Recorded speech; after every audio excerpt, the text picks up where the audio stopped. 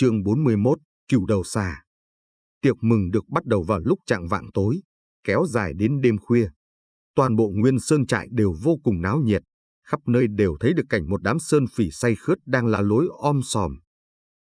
Phía bãi đất trống đã được dọn sẵn một cái bàn gỗ lớn, tiếng xúc xắc vang lên, tiếng chửi mắng hòa cùng tiếng trầm trồ khen ngợi thành một tràng ồn ào. Địa thế khu bếp núc so ra có cao hơn trong sơn trại một chút, cho nên khi đứng trên cọc gỗ tại nơi này có thể nhìn thấy được cả cổng lớn của sơn trại. Mãi gần đến nửa đêm, qua ánh đuốc phập phừng của cửa trại, bóng dáng lắc lư của Tam đương gia một mình rời núi được 10 tên sơn phỉ nghênh đón vào trong sơn trại. Món gà ăn mày chôn trong đống lửa đã chín. Nhìn thấy Lô Hải trở về, Từ Ngôn mới có được chút khẩu vị, bèn xé lấy cái đùi gà, ngồi trên cọc gỗ, bắt đầu cắn từng miếng nuốt vào. Trong bụng hắn vẫn không ngừng thăm dò thêm 10 mấy viên đá có hình dạng thuận tay cầm nhất. Cũng đã sắp có người bị độc phát ra ngoài, trong khi Lô Hải trở về quá muộn, cho dù gã có ăn chút thịt dê nướng và đám đồ ăn thì ít nhất tới sáng, độc trên người gã mới phát tác. Khoảng thời gian đó chính là lúc Từ Ngôn đối mặt với nguy hiểm nhất. Hắn còn muốn tiếp ứng Mai Tam Nương nữa. Hắn có thể bỏ đi, thế nhưng nếu bỏ đi thì tình cảnh Mai Tam Nương sẽ càng thêm nguy hiểm. Một nữ nhân không phải là đối thủ của lại võ giả tiên thiên như Lô Hải. Không ai là kẻ ngốc. Với tâm cơ của Lô Hải, chỉ cần gã phát hiện trong đám người bị độc chết, chỉ có Mai Tam Nương còn sống thì tất nhiên sẽ đoán ra được kẻ đã hạ độc. Từ Ngôn gặm lấy đùi gà, bắt đầu chuẩn bị một cuộc giao phong chính thức với võ giả tiên thiên. Hắn không cứu được nữ hài Triệu gia, cho nên lần này hắn cũng không muốn phải để Mai Tam Nương ở lại mảnh tử địa này. Cho dù thế nào đi nữa, hắn cũng quyết định thử một lần. Nếu không, cái gai nhọn đâm trong tâm hắn sẽ vĩnh viễn không cách nào nhổ ra được. Từ Ngôn đang suy tư, chuẩn bị xem có cách nào đối phó với Lô Hải thì vị Tam đương gia kia cũng đang suy nghĩ xem làm thế nào giết chết tên tiểu đạo sĩ đáng giận kia. Lô Hải tiếp chuyện với đại đương gia và nhị đương gia, uống vài chén ở viện tử đại đương gia, ăn 2-3 miếng đồ ăn rồi trở về viện tử của mình. Bản thân gã không ăn thêm một chút nào nữa, cũng không đụng đến phần dê nướng của mình mà đem phân phát hết cho đám thủ hạ bên dưới. Không phải Lô Hải nhìn ra trong đồ ăn có độc. Độc dược điều chế từ câu vẫn và tinh ngô thảo vô sắc vô vị. Trừ phi là người hiểu biết rất cặn kẽ về dụng độc mới có thể phát hiện ra chút dấu vết, còn như một võ giả cấp tiên thiên hoàn toàn không thể nhận ra được. Thật ra, căn bản là Lô Hải không đói. Lô Hải rời núi nhằm vào Trung Thu để đi gặp tình nhân cũ của gã, cơm nước no nê rồi mới trở về Nguyên Sơn trại. Ngồi trong viện tử một lúc, nghĩ tới một phen điên loan đảo phượng lúc ban sáng, Lô Hải nhếch miệng, trên mặt có chút phiền chán. Gã đã sinh lòng chán ghét tình nhân cũ kia rồi. Lúc này gã đang nghĩ tới những nữ tử xinh đẹp trẻ trung khác, nghĩ tới khuê nữ trong một gia đình giàu có hôm nay gặp trong thành. Vị cừu đầu xà này lập tức nhe răng cười một tiếng. Thật ra gã vô cùng hợp ý với khuê nữ Triệu gia lần trước, đáng tiếc đã bị nhị trại chủ nẫng tay trên cướp mất khiến gã hối hận không thôi. Lô Hải vốn ưa thích những hoàng hoa khuê nữ của các gia đình giàu có. Trước khi nương tựa ở Nguyên Sơn trại, thanh danh bên trên giang hồ của cừu đầu xà gã không hề tốt đẹp chút nào. Chỉ riêng nữ tử đã có không dưới 10 người bị gã lăng nhục chết rồi. Giang hồ đại phổ lấy chính phái làm chủ, đám tà đạo chỉ như chuột chạy qua đường. Sự tình Lô Hải phạm phải, những bộ khoái quan binh bắt không được gã, nhưng gã lại không thể ngăn được cao thủ chính phái đại phổ, cho nên đành phải tha hương đi xa. Cuối cùng gã mới gia nhập Nguyên Sơn trại, chiếm núi Xưng Vương. Nhớ đến chuyện cũ đầy khí phách của mình, Lô Hải cảm thấy có một luồng lửa nóng cháy trong lòng. Trong lúc đầy phiền muộn, gã cầm trường đao lên đi ra khỏi viện tử, một mình chậm rãi đi thẳng về phía khu bếp núc phía sau. Giết người mới có thể khiến vị cừu đầu xà này cảm thấy thoải mái được. Từ lần trước Từ Ngôn thả cho tiểu hắc chư chạy mất, Lô Hải đã quyết định làm thịt hắn.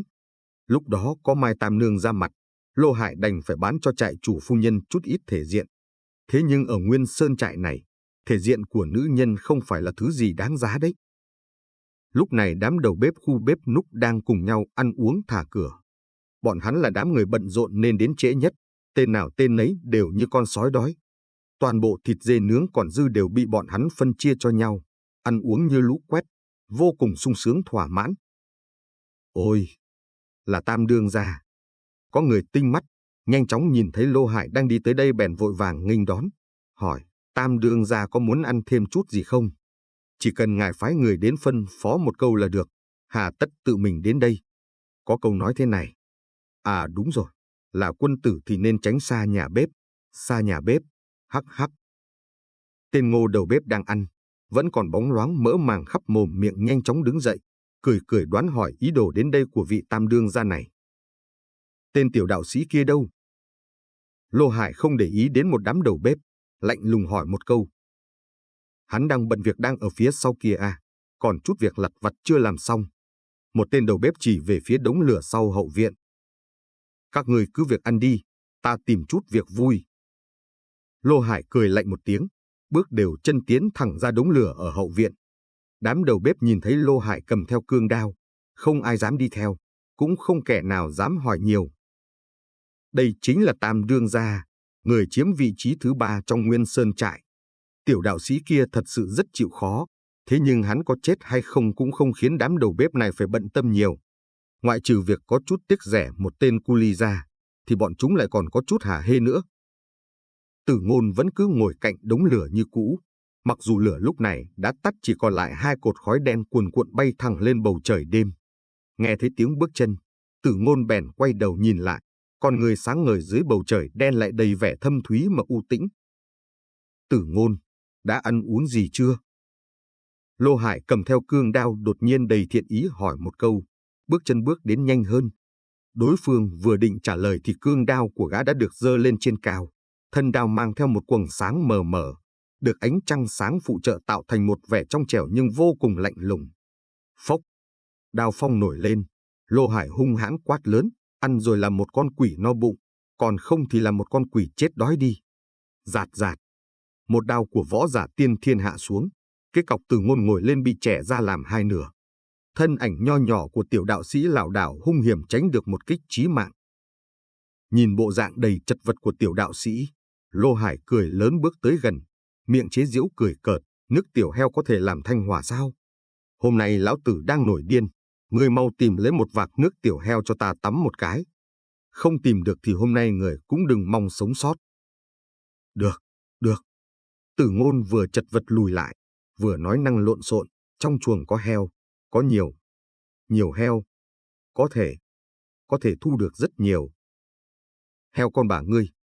Lô Hải giận dữ mắng chửi, đi chết đi. Một bước lao ra, Lô Hải cũng vừa vặn vung đao chém mạnh xuống. Lần này gã lại chém trúng một cái cây nhỏ cỡ bằng bắp đùi người. Một đao chém đứt ngang cả cây nhỏ này. Năng lực của võ giả tiên thiên nhất mạch có thể lấy một địch 10 hoặc 20 người. Đến 20 tên ác phỉ Nguyên Sơn trại lưỡi đao đều đã liếm máu có xông lên một lượt cũng không phải là đối thủ của loại võ giả tiên thiên như Lô Hải này, nên việc gã muốn giết một tên nhóc choai choai tay không tất sắt căn bản là một việc vô cùng dễ dàng. Vốn chỉ là một việc tiện tay mà thôi. Lô Hải không nghĩ tới mình chém ra 3 đao rồi mà đối phương vẫn tránh được. Đừng nhìn thấy tiểu đạo sĩ còn nhỏ, thế nhưng thân thể rất nhanh nhẹn, né trái tránh phải, trơn trượt không thua gì một con cá trạch. Có chút ý tứ, ha ha ha ha. 3 đao không trúng khiến sát tâm của Lô Hải nổi lên càng nồng đậm, bước chân càng lúc càng nhanh hơn. Võ giả luyện thân thể, tiên thiên thì luyện khí. Có thể thành công giải khai nhất mạch trong lục mạch thì Lô Hải cũng không phải là kẻ vũ phu tầm thường. Gã đã xuất toàn lực ra, có thể nói lực đạo gấp đôi một tên tráng hán bình thường bộc phát hết sức ra ngoài. Nhìn thấy đã sắp sửa đuổi kịp Tử Ngôn, thì tiểu đạo sĩ trước mắt lại đột ngột nhảy thẳng qua hàng rào sau bức tường rồi chạy trốn lên núi. Lô Hải lập tức giận dữ. Được a tiểu tử, còn biết chạy. Để xem người có thể chay trốn được không? Lô Hải chém ra một đao vào tường viện, sau đó nâng người nhảy lên nhanh chóng gắt gao đuổi theo phía sau. Chương 42, Cừu đầu xà, chung. Tử Ngôn bỏ chạy là hoàn toàn chính xác. Bởi vì còn chưa tới thời gian đám phỉ trong Nguyên Sơn chạy bị độc phát. Hắn không dám chắc chắn bản thân mình có thể ứng phó được một võ giả tiên thiên hay không, nhưng hắn chắc chắn được mình không thể nào ứng phó được từng đám Nguyên Sơn phỉ vây đánh. Lúc Lô Hải động thủ, một đám đầu bếp cũng kéo nhau chạy ra ngoài xem náo nhiệt. Tuy bọn họ cách rất xa, lại không được phép đến hỗ trợ, nhưng chỉ cần Lô Hải bị đánh trọng thương, đối phương ra lệnh một tiếng thì tất nhiên sẽ có vô số tên sơn phỉ nhanh chóng lao đến. Mục đích khi Từ Ngôn chạy lên núi là nhằm tránh đi tai mắt của đám người này. Bằng không mà nói, hắn chỉ có một con đường chết. Hai người một đuổi một trốn dần cách xa sơn trại. Nhờ quanh năm tu luyện, khí lực cường tráng hơn hẳn nên tốc độ đuổi bắt của Lô Hải rất nhanh, nhanh hơn tốc độ thông thường của đám sơn phỉ rất nhiều. Thế nhưng tốc độ của Từ Ngôn cũng không chậm, thiếu niên 15 tuổi, thân thể nhẹ nhàng. Hơn nữa nhiều năm luyện tập công phu phi thạch cũng khiến thể chất của Từ Ngôn càng vượt xa người thường. Mà điểm quan trọng nhất, chính là Từ Ngôn còn có nhãn lực.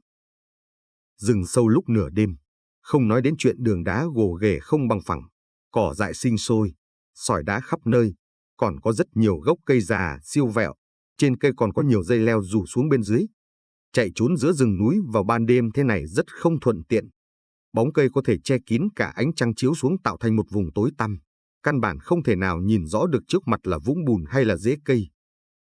Trong mắt người thường là hắc ám, trong mắt Từ Ngôn lại cũng không phải như vậy. Chỉ cần hắn đem toàn lực chú ý tập trung bên mắt trái là được. Mặc dù mắt trái của hắn không nhìn thấy rõ 5 ngón tay giơ lên trong đêm đen, thế nhưng cảnh tượng xung quanh cũng nhìn ra được tương đối rõ. Chẳng qua hắn không thể nào kéo dài quá lâu, khi sử dụng mắt trái quá độ lại vô cùng khó chịu. Bình thường Từ Ngôn cũng không dễ dàng dùng đến năng lực nhìn ban đêm của mắt trái, trừ những lúc mắc kẹt trong rừng sâu khi tìm sơn sâm cho sư phụ. Lúc đó hắn phải sử dụng để tránh những dã thú đi lại vào ban đêm, nếu không một đứa nhỏ choai choai như hắn ở lại trong rừng sâu vào nửa đêm chỉ có thể trở thành đồ ăn trong miệng dã thú mà thôi. Có rất ít dã thú xuất hiện xung quanh Nguyên Sơn trại, cho dù có cũng đã sớm bị săn giết làm thức ăn hết rồi. Thế nhưng Lô Hải đang đuổi theo sát sau lưng Từ Ngôn lại là một đầu mãnh hổ chân chính. Từ Ngôn rất bất đắc dĩ bèn phải vận dụng năng lực nhìn mọi vật mà chưa ai biết tới này. Hơn nữa hắn còn chọn lấy phương hướng tối tăm nhất, cho nên Lô Hải cũng không cách nào nhanh chóng tóm được hắn. Cho dù là võ giả tiên thiên tam mạch lúc này cũng không thể nhìn thấy mọi vật xung quanh một cách rõ ràng trong bóng tối đen kịt. Huống chi Lô Hải chỉ là một võ giả tiên thiên giải khai được nhất mạch. Cho nên lúc này Lô Hải gã cũng không nhìn rõ được những nơi tăm tối kia. Đuổi bắt co kéo trong hơn nửa canh giờ, hai người cũng đã cách xa Nguyên Sơn trại. Tốc độ Từ Ngôn càng lúc càng nhanh, Lô Hải bị tức giận càng điên cuồng đuổi theo không bỏ. Hai người quanh quanh quẩn quẩn trong núi, không ngừng đuổi bắt và chạy trốn. Trong lúc Từ Ngôn đang lâm vào nguy cơ bị đuổi giết, thì Nguyên Sơn trại cũng đã là nửa đêm. Một tiếng hét thảm đầu tiên xuất hiện. Tiếng kêu la thảm thiết đến từ gian phòng lớn phía tây. Một tên đầu lĩnh béo múp đang tụ tập đánh bạc cùng đám thủ hạ thì đột nhiên hét to lên rồi té ngã xuống đất, ôm bụng quằn quại. Tên này chính là kẻ uy hiếp bắt Từ Ngôn dọn sạch bô cho gã lúc ở sau khu nhà bếp trưa nay. Gã thích ăn cay nên Từ Ngôn cố tình bỏ thêm ớt vào riêng cho gã. Tất nhiên hỗn hợp độc dược trong ớt cay cũng vì thế mà nhiều hơn. Đám lâu la bên cạnh phát hiện thủ lĩnh đau bụng bèn xúm quanh gã. Lúc này, mặt mày tên đầu lĩnh béo múp đã méo sạch, từng hạt mồ hôi to như hạt đậu bắt đầu tuôn xuống. Gã ôm chặt lấy bụng đang quặn đau mà gào thét, nhanh, nhanh tìm lang trung về đây cho ta. CMN các ngươi mù hết cả rồi a, nhanh đi, đau chết mất, Trong Nguyên Sơn trại không có lang trung, mà khoảng cách từ Sơn trại tới thành trấn gần nhất cũng chừng hơn 100 dặm. Nhìn bộ dáng tên này như vậy, cho dù có tìm được lang trung về thì có lẽ gã đã sớm tắt thở rồi. Giờ đã hơn nửa đêm, đám sơn phỉ không ai muốn rời núi, từng tên đều do dự rửa nhau, ngươi giao cho ta, ta giao cho kẻ kia. Cuối cùng đến tay một tên sơn phỉ gầy gò không cách gì từ chối được đành miễn cưỡng ra ngoài tìm lấy một con ngựa. Chứ nếu phải đi bộ thì có lẽ đến khi trời sáng vẫn còn chưa tới nơi. Chân trước qua cửa, chân sau còn chưa bước ra thì tên sơn phỉ gầy gò chợt cảm thấy trong bụng truyền ra một tràng đau kịch liệt. Gã kêu thảm lên một tiếng rồi ngã lăn ra đất, quằn quại lăn lội y hệt như tên thủ lĩnh béo múp kia, nhìn qua thống khổ muôn phần.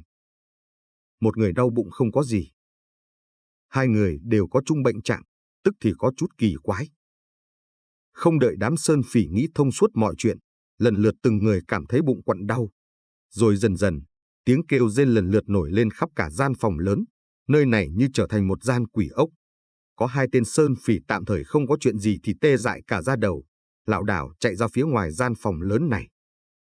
Vừa ra khỏi gian phòng lớn, Hai tên này mới phát giác ra, không phải chỉ gian phòng lớn kia biến thành quỷ ốc mà toàn bộ cả nguyên sơn trại đều lan tràn tiếng kêu rên, tiếng gào thét thống khổ, thê thảm đến tận cùng.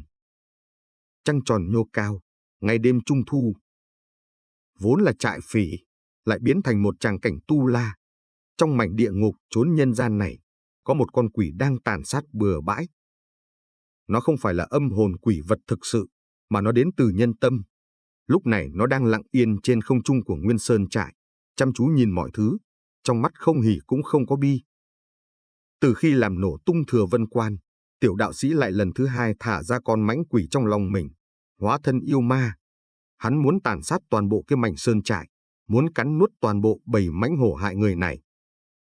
Nhân tâm như quỷ, nếu đám Nguyên Sơn phỉ này đã dám thả ma quỷ trong lòng bọn chúng ra ngoài, giết người hại người không kiêng dè gì cả thì cũng nên đi tìm chết là được rồi. Đây chính là sự tàn nhẫn giấu sâu trong lòng Từ Ngôn, cũng là oán niệm của nữ hài Triệu gia phải ở lại bên giếng nước. Tiếng sói chu ở đâu vậy? Trương Hà ôm bụng đi ra từ nhà xí bên cạnh, hai chân run rẩy. Gã không nhớ rõ hôm nay đã phải chạy vào nhà xí bao nhiêu lần nữa.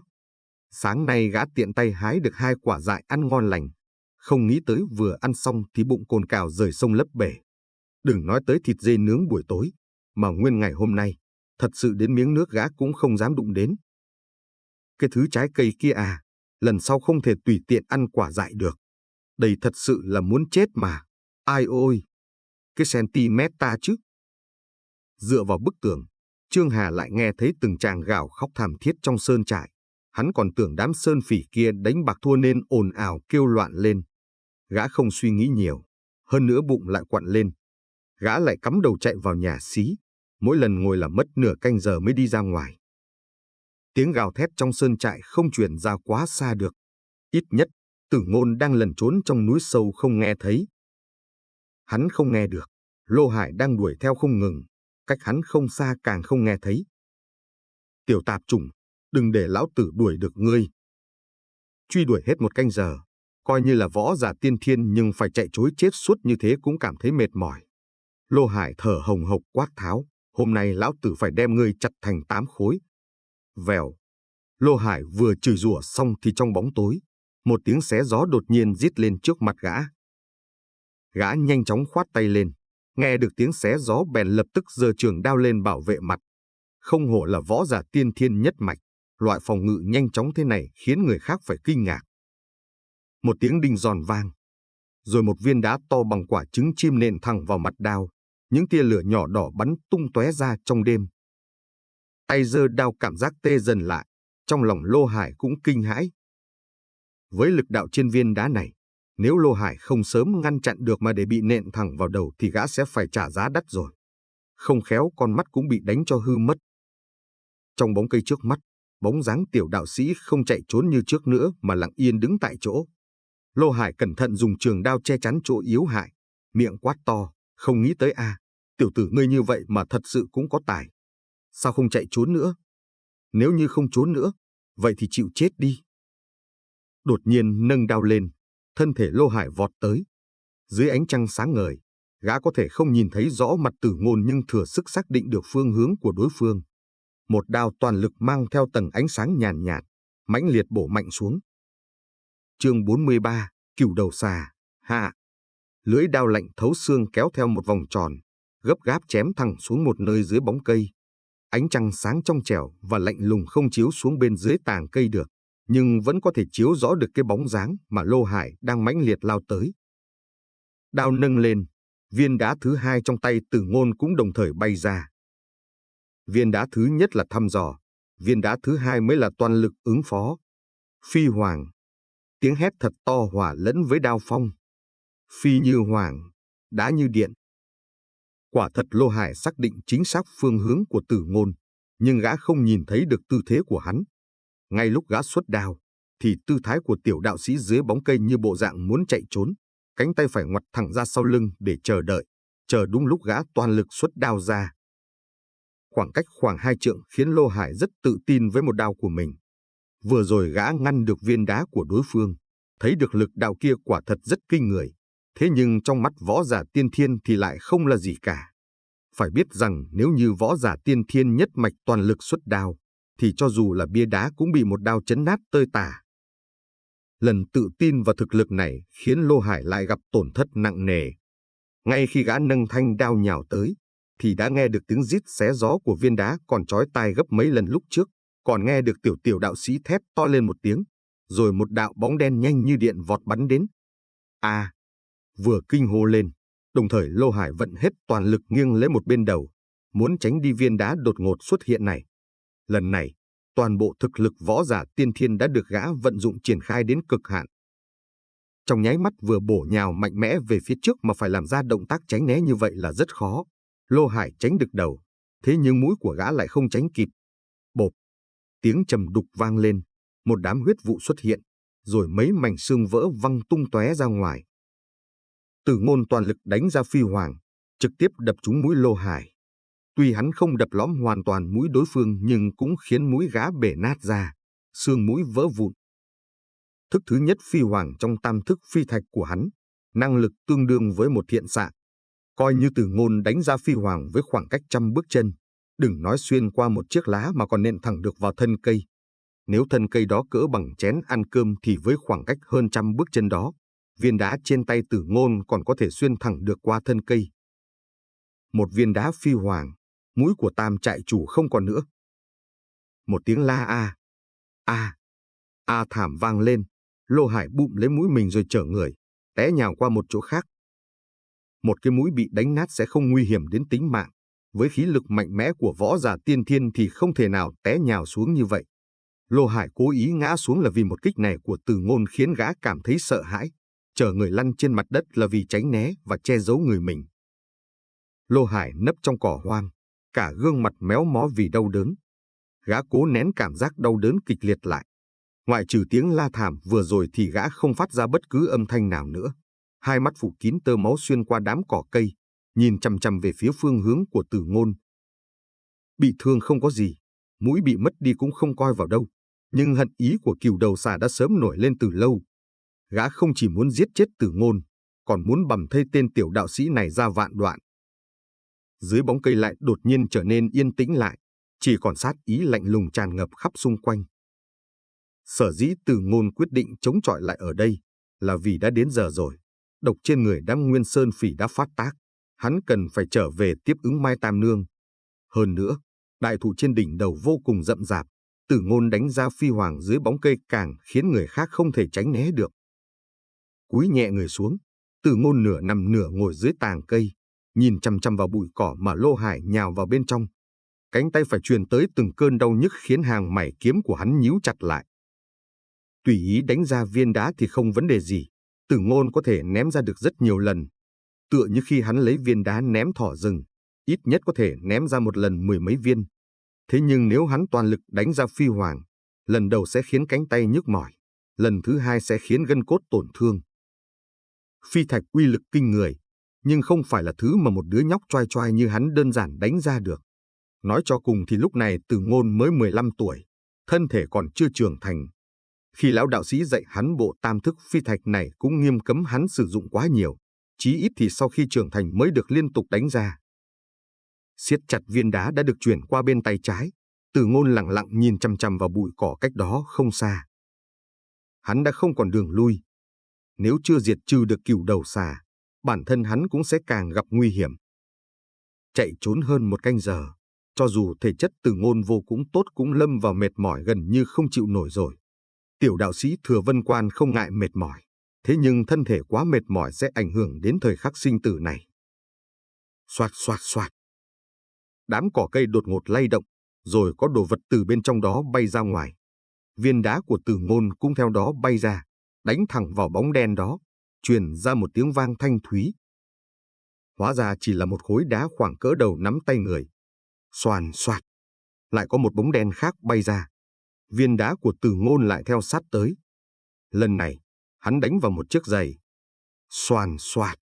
Sau khi liên tục ném ra lẫn lộn mấy thứ đồ vật, Lô Hải đầy hung thần ác sát nhào người ra lao tới.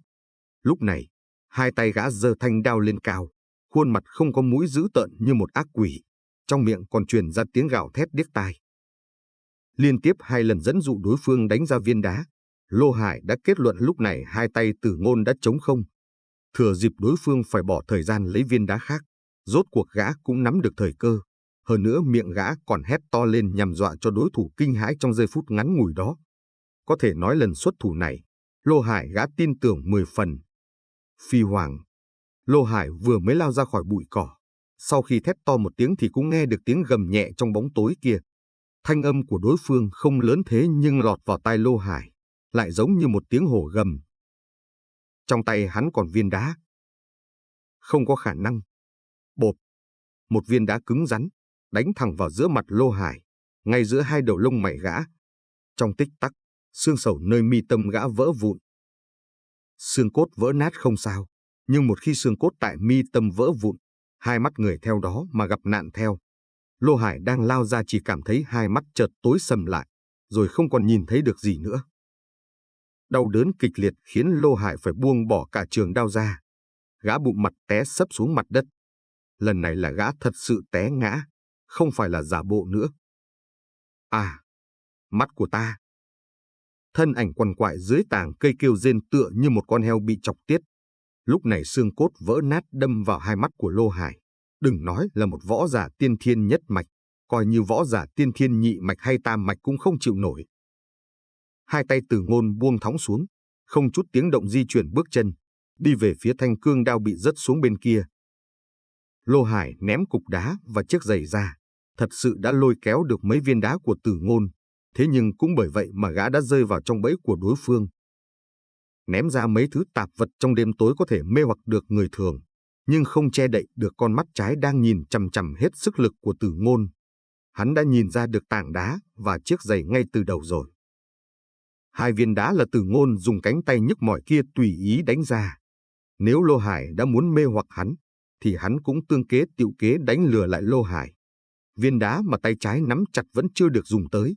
Ngay khi Lô Hải lao ra từ trong bụi cỏ thì Tử Ngôn mới toàn lực dùng cánh tay trái của mình đánh ra viên phi hoàng thứ hai. Một kích hủy đi hai mắt đối phương. Ta muốn giết ngươi. Tiểu tạp chủng, ta muốn giết ngươi. Lô Hải vật lộn lung tung mới đứng dậy được, đồng thời gã lần mò bốn phía, hai tay vung mạnh xoạt xoạt ra xung quanh. Dù sao gã vẫn là võ giả tiên thiên nhất mạch, cho dù không có đao trong tay nhưng nếu tay không tóm được Tử Ngôn thì vẫn thừa sức hoàn trả lại kẻ đã hủy mắt của gã. Cửu đầu xà như kẻ điên, lần mò lung tung dưới tàng cây. Gã đụng phải thân cây bèn vung tay oanh một quyền, tạo thành một dấu tay rõ ràng trên thân đại thụ. Tới đây cho lão tử. Tử Ngôn, ngươi có gan thì tới đây cho ta. Ta muốn giết ngươi. Bước chân lảo đảo đi loạn lung tung đó chợt ngừng lại sau một tích tắc. Lô Hải cảm giác được nơi ngực mình chợt như có người ấn một thứ đồ vật lạnh băng băng vào. Đó hẳn là mũi đao. Ha, ha ha ha ha. Lô Hải đã mù hai mắt điên cuồng cười to, rồi gã phóng ra phía trước một bước. Mũi đao đâm thẳng vào ngực gã, xuyên qua lớp da, vết máu bắt đầu rỉ ra. Giết à, tới giết à. Lô Hải giống như ác quỷ, quát lớn, tới giết ta à.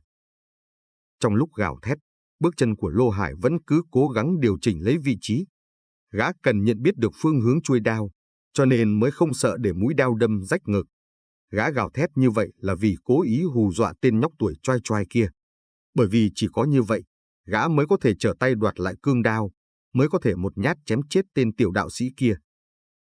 Cuối cùng, khi Lô Hải vừa xác định được vị trí của chuôi đao, chuẩn bị ra tay đoạt đao thì vị tam đương gia Nguyên Sơn trại cửu đầu xà này lại nghe thấy một câu nói lạnh lẽo vô tình nhất mà cả đời này gã được nghe.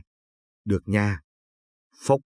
Không có chút do dự nào, cương đao trong tay Tử Ngôn không một chút run rẩy đâm thẳng vào ngực Lô Hải, rồi xuyên qua sau lưng đối phương thò ra ngoài. Heo thì không sợ bị hù dọa. Chương 44, muốn giúp đỡ không? Dưới bóng cây, trong đám cỏ dại, tam đương gia Nguyên Sơn trại há hốc miệng, mặt mũi đầy vẻ không thể tin được, thân thể giãy lên một cái. Cuối cùng, đành phải chịu chết oan uống. Trường đao nơi ngực gã bị Tử Ngôn rút ra, rồi tiểu đạo sĩ nho nhỏ lảo đảo đi về phía Nguyên Sơn trại. Ánh trăng trải đầy trên người hắn, càng lộ ra đầy vẻ thanh lãnh. Nhân tâm như quỷ, nếu như đã thả mãnh quỷ ra, thì nên để mặc nó thà sức tàn sát bừa bãi. Tiếng kêu rên trong sơn trại đã ngớt đi rất nhiều, thỉnh thoảng chỉ nghe vài tiếng rên thảm lẻ tẻ và tiếng khóc than hấp hối. Rất nhiều tên sơn phỉ giết người không chớp mắt đang còng cả người vào như bộ dạng của một em bé, rên khóc không thôi. Đau đớn kinh khủng có thể khiến không ít tên phỉ thà chọn cách vung đao tự sát còn hơn phải chịu đựng cái loại tra tấn kiểu này. Lúc Từ Ngôn trở về khu nhà bếp, sơn trại hơn 1.000 người chỉ còn khoảng gần 110 người còn sống. Gần 110 người này cũng chỉ còn lại hơi thở mong manh, nhìn qua đã thấy không thể nào sống nổi. Ánh mắt tiểu đạo sĩ không chút biểu cảm nào. Khi vào trong khu bếp, hắn vẫn cầm theo cương đao trên tay, lưỡi đao lóe lên vẻ lạnh lẽo kinh người.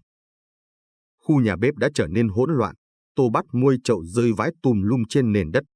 Có 2 tên đầu bếp đang cuộn mình nằm trên bếp lò, thân thể không còn cử động, còn vài tên ngã vào mấy tấm thớt bên cạnh nữa.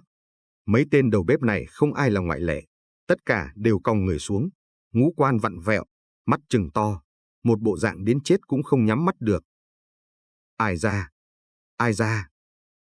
Có tiếng kêu rên thống khổ truyền ra từ nơi vạc nước, là thanh âm của tên đầu bếp béo. Tên này thân thể to béo, ăn thịt dê nướng còn nhiều hơn so với người khác rất nhiều, không hiểu sao còn gắng gượng được đến bây giờ. Lần tìm theo thanh âm đó, Từ Ngôn nhìn thấy tên đầu bếp béo đang ôm lấy bụng bự, từng giọt mồ hôi to như hạt đậu đang chảy tràn trên gương mặt gã. Vị này cũng đang đau đớn đến mức ngũ quan méo xẹo cả đi. Nghe thấy tiếng bước chân, tên đầu bếp béo gắng gượng mở mắt ra. Khi gã nhìn thấy tiểu đạo sĩ, lúc đầu còn nghi hoặc vì sao đối phương lại không bị gì cả. Thế nhưng gã nhanh chóng nghĩ thông suốt được mấu chốt vấn đề. Là ngươi. Hạ độc. Giọng nói của tên đầu bếp béo run rẩy, trong ánh mắt gã không còn nhiều thần thái và vẻ xem thường nữa, thay vào đó chỉ là đầy sự sợ hãi. Gã thật sự không thể tin được, một tên nhóc choai choai lại có thể hạ được độc chết toàn bộ người trong sơn trại, lại có thể dám hạ độc giết chết hơn 1.000 người. Có muốn giúp đỡ không? Từ Ngôn đứng trước mặt tên đầu bếp béo, hai mắt mở to, bộ dạng khờ ngốc đang tươi cười, hàm răng trắng sáng lấp lánh dưới ánh lửa khiến tâm tình người khác trở nên băng giá. Tựa như một con hung thú sắp há to miệng của nó ra. Ngươi trộn vào. Tên đầu bếp béo chưa kịp nói xong, thì cảm thấy một tràng quặn đau ở bụng. Cảm giác như lục phủ ngũ tạng bị xé nát ra khiến gã không dám nói năng mạnh bạo nữa, vội vàng cầu khẩn, giúp ta. Từ Ngôn, giúp ta. Được nha. Vẻ mặt tươi cười của tiểu đạo sĩ có chút biến hóa kỳ lạ.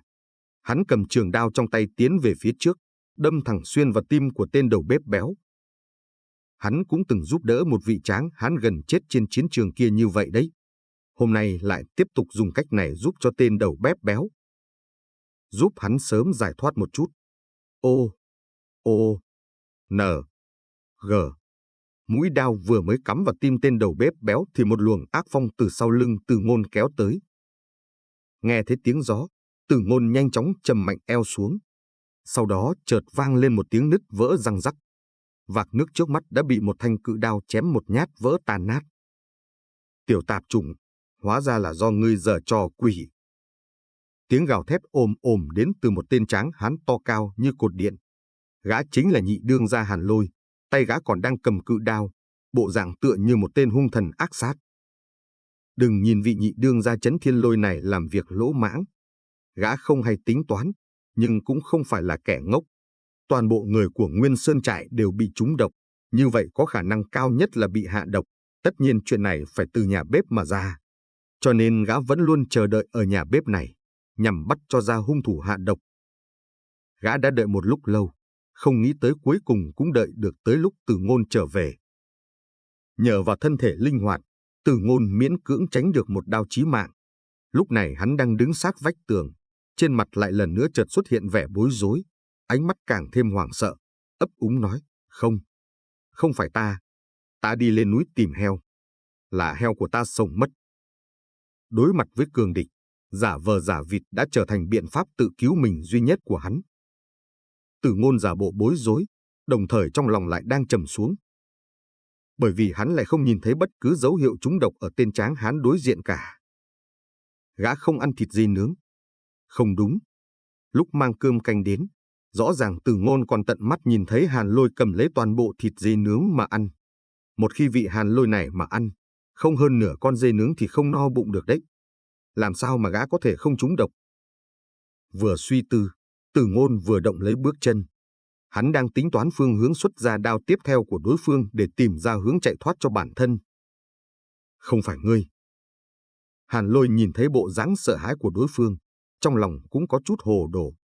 Dù sao gã cũng không phải là loại người nhiều tâm trí như Đại Đương gia và Tam Đương gia. Hơn nữa gã cũng không tin một tên tiểu đạo sĩ làm sao hạ độc giết chết hơn 1000 người chứ. Tuổi Từ Ngôn còn nhỏ khiến Hàn Lôi rất nghi hoặc. Gã chưa từng nghe nói qua có đứa nhóc choai choai nào có gan giết chết hơn 1000 người. Gã còn đang do dự, thì tiểu đạo sĩ nơi góc tường đã đạp huỵch một tiếng, chạy thoát ra ngoài nhà bếp. Chính xác là hắn đang bỏ trốn mất dạng.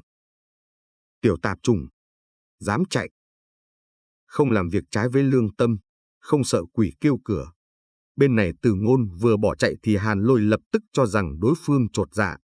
Cho dù tiểu đạo sĩ kia không phải là kẻ hạ độc thì cũng có thể có liên quan tới chuyện này. Là bị ai mua chuộc, hay là bị uy hiếp? Hàn Lôi không kịp ngẫm nghĩ nữa mà nhanh chóng đuổi theo. Vừa tới cửa, cánh tay gã nhoáng phóng ra, đem một bên cửa chặt gãy xuống. Vị Chấn Thiên Lôi này quyết định đánh nát cửa gỗ, liều lĩnh xông ra ngoài từ phía sau khu bếp núc này. Một cơn gió đêm lùa tới. Bên ngoài hiển nhiên là mát mẻ hơn trong nhà bếp. Hàn Lôi tỉnh táo lại không ít. Người đầu tiên gã nghi ngờ chính là Tam Đương gia Lô Hải. Tối nay Lô Hải có bái phỏng 2 vị đương gia bọn hắn. Thế như Lô Hải lại không ăn lấy một miếng đồ ăn nào trong viện tử của Hàn Lôi gã. Điểm này khiến Hàn Lôi vô cùng nghi ngờ. Bởi vì nghĩ tới nhà bếp đầu tiên nên gã đến mai phục ở đây, cho nên cũng chưa kịp đi qua thăm dò chỗ ở của Lô Hải và Đại Đương gia một phen. Lô Hải có thể nghĩ đến mức độ này đã là vận dụng toàn bộ cực hạn tâm trí rồi. Gã là một kẻ không dùng nhiều đến đầu óc, lần này cũng là bất đắc dĩ, vì chẳng những gã phải tìm ra hung thủ mà còn phải nhanh chóng đoạt được giải dược nữa. Hơn nửa con dê nướng vào trong bụng, cho nên Hàn Lôi trúng độc còn nặng nề hơn người khác nhiều. Sở dĩ gã có thể cầm cự đến bây giờ, hơn nữa có thể hành động tự nhiên là vì gã đã dùng chân khí tạm thời áp chế độc lực. Chân khí của võ giả tiên thiên nhất mạch có thể lưu truyền toàn thân, chẳng những có thể tăng cường uy lực cho đao pháp kiếm thuật mà còn hiệp trợ cho khí huyết và kinh mạch vận chuyển để đạt được đến mục đích của tu luyện. Đó là làm cho kinh mạch càng lúc càng lớn mạnh hơn, có thế mới có thể phá khai mạch tiếp theo, đạt tới võ giả tiên thiên nhị mạch. Từ Ngôn đang lẩn trốn ra khỏi khu nhà bếp, cũng đang nghĩ đến cái danh tự võ giả tiên thiên này. Sau khi gia nhập Nguyên Sơn trại, hắn mới được nghe nói về võ giả tiên thiên. Còn năng lực thật sự của võ giả tiên thiên thế nào thì Từ Ngôn hoàn toàn không biết một chút gì. Đến khi nhìn thấy hành động tự nhiên của Hàn Lôi, lúc đó Từ Ngôn mới giật mình. Hóa ra võ giả tiên thiên có khả năng áp chế được kịch độc trong cơ thể. Một tên Hàn Lôi có thể áp chế độc lực cho tới tận lúc này. Vậy không phải đại trại chủ Phi Thiên Ngô Công có thể áp chế độc lực càng thêm lâu hơn nữa sao? Kế sách hạ độc giết người này được Từ Ngôn suy trái tính phải kỹ càng qua vô số lần trong nửa tháng nay, còn nghĩ tới vô số biện pháp ứng đối nếu có chuyện xảy ra. Thế nhưng bởi vì kinh nghiệm chưa đủ, cuối cùng lại khiến Từ Ngôn tổn thất nặng nề. Vốn tưởng rằng trừ được Lô Hải đã là một việc đại cát, không nghĩ rằng nguy hiểm chính thức vẫn đang còn ở phía sau đó. Cái phía sau này càng thêm phiền toái. Chương 45, Hàn Lôi. Từ Ngôn lao ra khỏi nhà bếp, bước chân lảo đảo, không chạy được xa thì đã bị té nhoài ra, thiếu chút nữa là ngã vào trong 2 đống lửa giữa sân.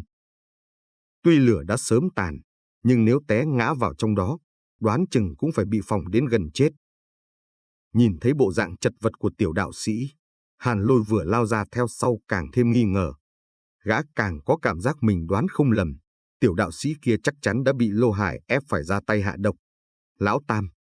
Hàn Lôi lửa giận bừng bừng, nghiến răng nghiến lợi gầm nhẹ một tiếng, vung mạnh đao đuổi tới. Coi như Lô Hải có là chủ mưu đi nữa thì Hàn Lôi cũng sẽ không bỏ qua tiểu đạo sĩ trước mặt này.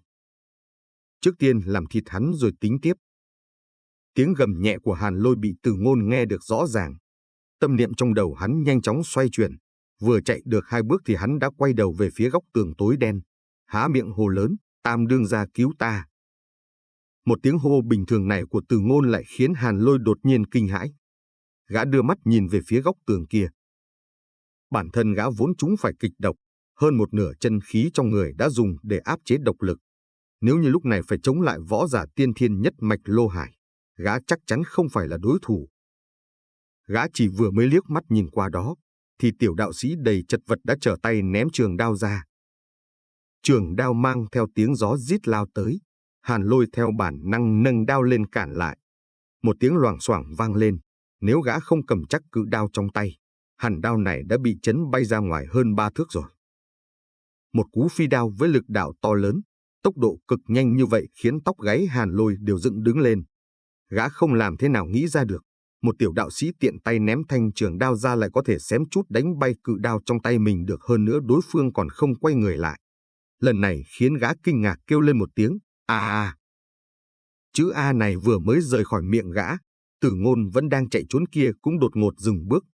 Cả thân thể hắn lập tức khựng người đứng lại, lực quán tính cực lớn xô đến khiến khuôn mặt nhỏ nhắn của hắn tái nhợt lại. Cánh tay phải vốn vung vẩy trước người cũng được hắn vung mạnh ngược về phía sau. Lần này, quả thật chính là mượn lực quán tính do thân thể đột ngột ngừng lại, cứng rắn dồn tất cả lực đạo vào toàn bộ cánh tay. Cánh tay nối liền với bàn tay phải, nơi đó đang nắm chặt lấy một hòn đá. Tiểu đạo sĩ cất bước khom người tựa như tư thế một xạ thủ đang giương cung lên. Trong tích tắc quay người đó, hòn đá trong tay cũng bay ra ngoài. Phi hoàng, vèo, bộp. Phi hoàng như điện xuyên thẳng vào trong vò miệng đang há rộng ra của Hàn Lôi, trực tiếp chui ra từ phía sau cổ. Một kích mất mạng. Mục đích của Tử Ngôn chính là chờ đến thời điểm đối phương há to miệng hô lên đấy. Tráng hán to lớn như cột điện, vẫn còn giữ nguyên tư thế nâng đao, hai mắt trợn tròn, nhìn qua 10 phần kinh người. Thế nhưng cũng bộ dạng đó, một khắc sau, vị nhị trại chủ Hàn Lôi đã không còn hít thở được nữa. Cổ vỡ nát, ngăn cách toàn bộ liên kết của cơ thể với đầu người. Một khi đầu và cơ thể bị chia tách, chính là lập tức mất mạng. Ngực phập phồng thể hiện rõ Tử Ngôn đã kiệt sức. Tay trái sử dụng phi hoàng một lần, tay phải sử dụng 2 lần đã khiến hai tay hắn nhức mỏi không thôi. Nhất là bên tay phải, chẳng những run lên mà còn âm ỉ đau nhức. Đó là do dùng lực quá giới hạn chịu đựng. Dùng tâm trí khiến không người nào có thể tưởng tượng ra được, cuối cùng Tử Ngôn cũng có thể thoát thân khỏi miệng cọp. Thế nhưng thân thể hắn dù sao vẫn chỉ là một thiếu niên choai choai. Tay phải sử dụng liên tiếp 2 lần phi hoàng đã tổn thương đến gân cốt. Hai tay hắn đã không thể đánh ra phi hoàng được thêm lần nào nữa. Ít nhất phải điều dưỡng chừng 5-3 tháng mới có thể khôi phục lại được. Nhặt thanh cương đao bên cạnh lên, Tử Ngôn ngồi bệt xuống cạnh 2 đống lửa đã tắt từ lâu, thở phì phò liên hồi. Bịch! Thân thể như cột điện của Hàn Lôi lúc này mới ngã xuống, không ngã quỵ mà chỉ quỳ rạp xuống đất. Nhìn qua tựa như đang quỳ trước mặt Tử Ngôn vậy. Còn phần cổ họng gã thì đang không ngừng ồng ộc tuôn ra máu tươi, chỉ trong chốc lát đã nhuộm đỏ hết cả mặt đất. Người chết đã không còn uy hiếp nên Tử Ngôn căn bản cũng không để ý tới thi thể của Hàn Lôi. Nghỉ ngơi trong chốc lát, hắn bèn tìm kiếm con gà ăn mày lúc nãy vùi vào trong đống lửa, phủ phủi cho rơm rạ, sau đó gặm lấy từng miếng một. Lúc Lô Hải tới đây, Tử Ngôn mới chỉ ăn được nửa cái đùi gà. Gần cả nửa đêm đuổi giết, sau khi trở về nhà bếp thì lại là một cuộc đánh cược tuyệt hiểm lần nữa. Lúc này Tử Ngôn đã không còn sức lực, bụng dạ trống trơn, hắn cần bổ sung đồ ăn rồi. Bởi vì hắn còn phải đối phó với một kẻ khó giải quyết nhất, đại trại chủ Phi Thiên Ngô Công. Nếu Hàn Lôi có thể áp chế kịch độc, thì Liêu Cửu Minh kia cũng có thể áp chế độc lực. Hơn nữa, thời gian áp chế còn lâu hơn so với Hàn Lôi nhiều. Bởi vì Hàn Lôi chẳng qua là võ giả tiên thiên nhất mạch, còn Liêu Cửu Minh chính là võ giả tiên thiên nhị mạch. Nhà bếp yên tĩnh, ngoại trừ thi thể Hàn Lôi vẫn còn đang không ngừng tuôn chảy máu tươi ra khỏi cổ, thì chỉ còn lại âm thanh tiểu đạo sĩ đang mạnh mẽ gặm thịt mà thôi. Trong đống lửa tàn lụi lại thỉnh thoảng bắn ra vài tia lửa nhỏ, hắt lên người Tử Ngôn khiến bóng dáng hắn như ẩn như hiện, tựa như một con ác quỷ đang cắn nuốt tươi sống lấy thịt người. Ục ục! Từ một chỗ tối nơi nhà bếp, tiếng nhúc nhích từ yết hầu vang lên. Có người nào đó đang cố sức bịt kín miệng lại, chỉ sợ phát ra chút ít âm thanh nào đó. Trương Hà cảm giác như sắp chết đến nơi. Không phải bị hạ độc mà chết, mà là bị dọa chết khiếp. Bụng gã hôm nay sôi réo phải ngồi xổm trong nhà xí cả một ngày trời. Cho nên trong toàn bộ Nguyên Sơn trại, gã là người duy nhất không trúng độc. Đến nửa đêm, Trương Hà đang ngồi xổm trong nhà xí đã dần cảm thấy không bình thường. Lúc trước, trong sơn trại truyền ra tiếng rên la, gã còn tưởng đám sơn phỉ kia đánh bạc thua đỏ mắt như thói quen thông thường mà gã biết. Thế nhưng người thua tiền không thể nhiều như vậy à. Tiếng kêu rên mà hôm nay gã nghe thấy, căn bản là tiếng kêu rên của toàn bộ mọi người trong sơn trại. Tất cả đều thua. Vậy tên nào thắng? Quỷ thắng sao? Trương Hà trong nhà xí càng nghe càng thấy kinh người. Đến khi gã vất vả chui ra khỏi nhà xí, bắt đầu vào xem xét tiếng kêu rên thì bị dọa cho thiếu chút nữa là xón ra quần. Bạt ngàn người chết. Hơn nữa tất cả đều chết như rất thê thảm. Trương Hà nơm nớp lo sợ, sau khi xem xét vài vòng cũng không dám rời đi. Gã nhìn thấy một tên sơn phỉ còn chưa chết, gập cong người lại, trong mắt trợn tròn, cắn nát cả đầu lưỡi mình khiến máu tươi đầy miệng. Trương Hà nhìn thấy thì run rẩy cả người. Không run rẩy không được a, đến khi tên kia chết thì trong mắt đã gần lòi hết cả ra ngoài hốc mắt rồi. Cảnh tượng địa ngục trốn nhân gian này hù cho hồn vía Trương Hà bay hết cả lên mây. Gã còn đang không biết phải làm gì nữa thì chợt nghe tiếng động như có người đang đánh nhau bên khu bếp núc. Trương Hà bèn cẩn thận từng ly từng tí dò dẫm đến nhà bếp. Khi đến nơi, gã không nhìn thấy được cảnh Hàn Lôi và Từ Ngôn giao thủ với nhau, mà chỉ nhìn thấy được cảnh thi thể Hàn Lôi quỳ trên mặt đất, máu trong cổ thi nhau tuôn ra. Còn tên tiểu đạo sĩ kia đang ngồi trước đống lửa, quay lưng về phía gã, không biết đang gặm cái gì nhưng nhìn qua ăn rất ngon miệng. Dưới ánh sáng hắt lên từ đốm lửa, Trương Hà có cảm giác như mình đang nhìn thấy một đầu ma quỷ thật sự. Ý nghĩ đầu tiên trong đầu gã chính là Từ Ngôn đang ăn thịt người. Lúc này gã mới bịt chặt miệng lại, kể ra hai chân gã còn đứng vững được đã coi như là cực hạn rồi. Trương Hà bị dọa đến xanh mét cả mặt mày. Gã hối hận sao bản thân lại đến khu bếp này. Gã đã biết trước tiểu đạo sĩ kia không dễ chọc vào, không nói tới lòng dạ hắn ác độc, còn là kẻ có bàn tay đen đấy. Lúc ở chiến trường trong khe núi, gã còn từng tận mắt nhìn thấy Từ Ngôn làm thịt một người còn sống, sau đó lại siêu độ cho người ta. Bước chân gã bắt đầu chậm rãi đi chuyển ra ngoài, từng chút một, không dám phát ra một chút âm thanh nhỏ nào. Trương Hà quyết định phải rời khỏi cái tràng tu la kinh khủng này. Cả đời này chắc chắn gã sẽ không bao giờ dám trở lại Nguyên Sơn trại nữa. Ngay khi Trương Hà đang di chuyển ra bên ngoài, ánh mắt Từ Ngôn dần trở nên lạnh lùng lại. Hắn không phát hiện ra Trương Hà nơi xa kia, mà là lạnh lùng nhìn chằm chằm khoảng không trước mặt. Trong mắt hắn, nơi đó đang có một con ác quỷ đen tối như mực đang giương nanh múa vuốt. Chương 46, Trương Hà sợ hãi. Bộ dạng ác quỷ trước mắt Từ Ngôn lúc này tương tự như Hàn Lôi. Chỉ có điều sau khi biến thành quỷ thì vị này cũng không có được thân thể to lớn như trước nữa, mà trở nên cao cao gầy gầy, mặt quỷ dữ tợn đầy khủng bố. Lạnh lùng nhìn chằm chằm ác quỷ trước mắt, vẻ dữ tợn trên mặt Từ Ngôn cũng dần dần hiện ra. Một cỗ sát khí từ trên thân thể nho nhỏ đó bắt đầu trào dâng. Chỉ riêng sát khí này thôi cũng đủ để hồn phách Hàn Lôi không cách nào lại gần hắn được cả. Mặt đối mặt không lâu, hai mắt Từ Ngôn trừng lớn lên. Tinh văn ảm đạm trong mắt trái lại lần nữa hiện ra. Từ Ngôn lại không biết đến biểu hiện của ấn ký tinh văn trong mắt trái mình lúc này. Hắn chỉ là đang phẫn nộ mà thôi. Ác phỉ giết người như ngoé mà còn chết không nhắm được mắt, thì nữ hài Triệu gia chết bên trong giếng nước kia làm sao có thể nhắm mắt. Các ngươi đều đáng chết. Thiếu niên gầm nhẹ lên, còn dữ tợn hơn cả ác quỷ kia nữa. Rồi Từ Ngôn đứng dậy, một phát kéo lấy thi thể Hàn Lôi đang quỳ rạp trên đất, nắm tóc lôi lấy cái xác này đi về phía đống lửa. Một tiếng phù phù vang lên, thi thể Hàn Lôi bị ném vào đống lửa chưa tàn lụi hẳn. Cho nên không lâu sau, vẻ ngoài của thi thể này hoàn toàn bị thiêu cháy. Bóng dáng nho nhỏ lại quay trở về ngồi trước đống lửa, đối diện với thi thể đang cháy khét lẹt, đối mặt với lệ quỷ đang quanh quẩn trước mắt, thản nhiên gặm lấy từng miếng gà nướng, không có lấy nửa phần không thoải mái. Khi Từ Ngôn chừng hai mắt nhìn, thì hồn phách Hàn Lôi cũng nhanh chóng bị xé nát ra rồi biến mất không chút tăm tích. Trương Hà núp trong bóng tối nhìn thấy cảnh này, tâm tình như muốn nhảy cả ra ngoài.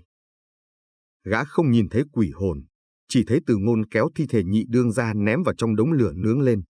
Ngồi bên cạnh vừa nướng vừa ăn. Quẹ! Trương Hà bóp chặt lấy cổ mình, chỉ sợ bản thân vô tình phát ra chút tiếng ồn nào đó kinh động đến ác ma kia. Ăn thịt người à, cả đời này đừng nói nhìn thấy, gã còn chưa từng tưởng tượng ra có loại chuyện kinh khủng như tình cảnh ngày hôm nay đấy.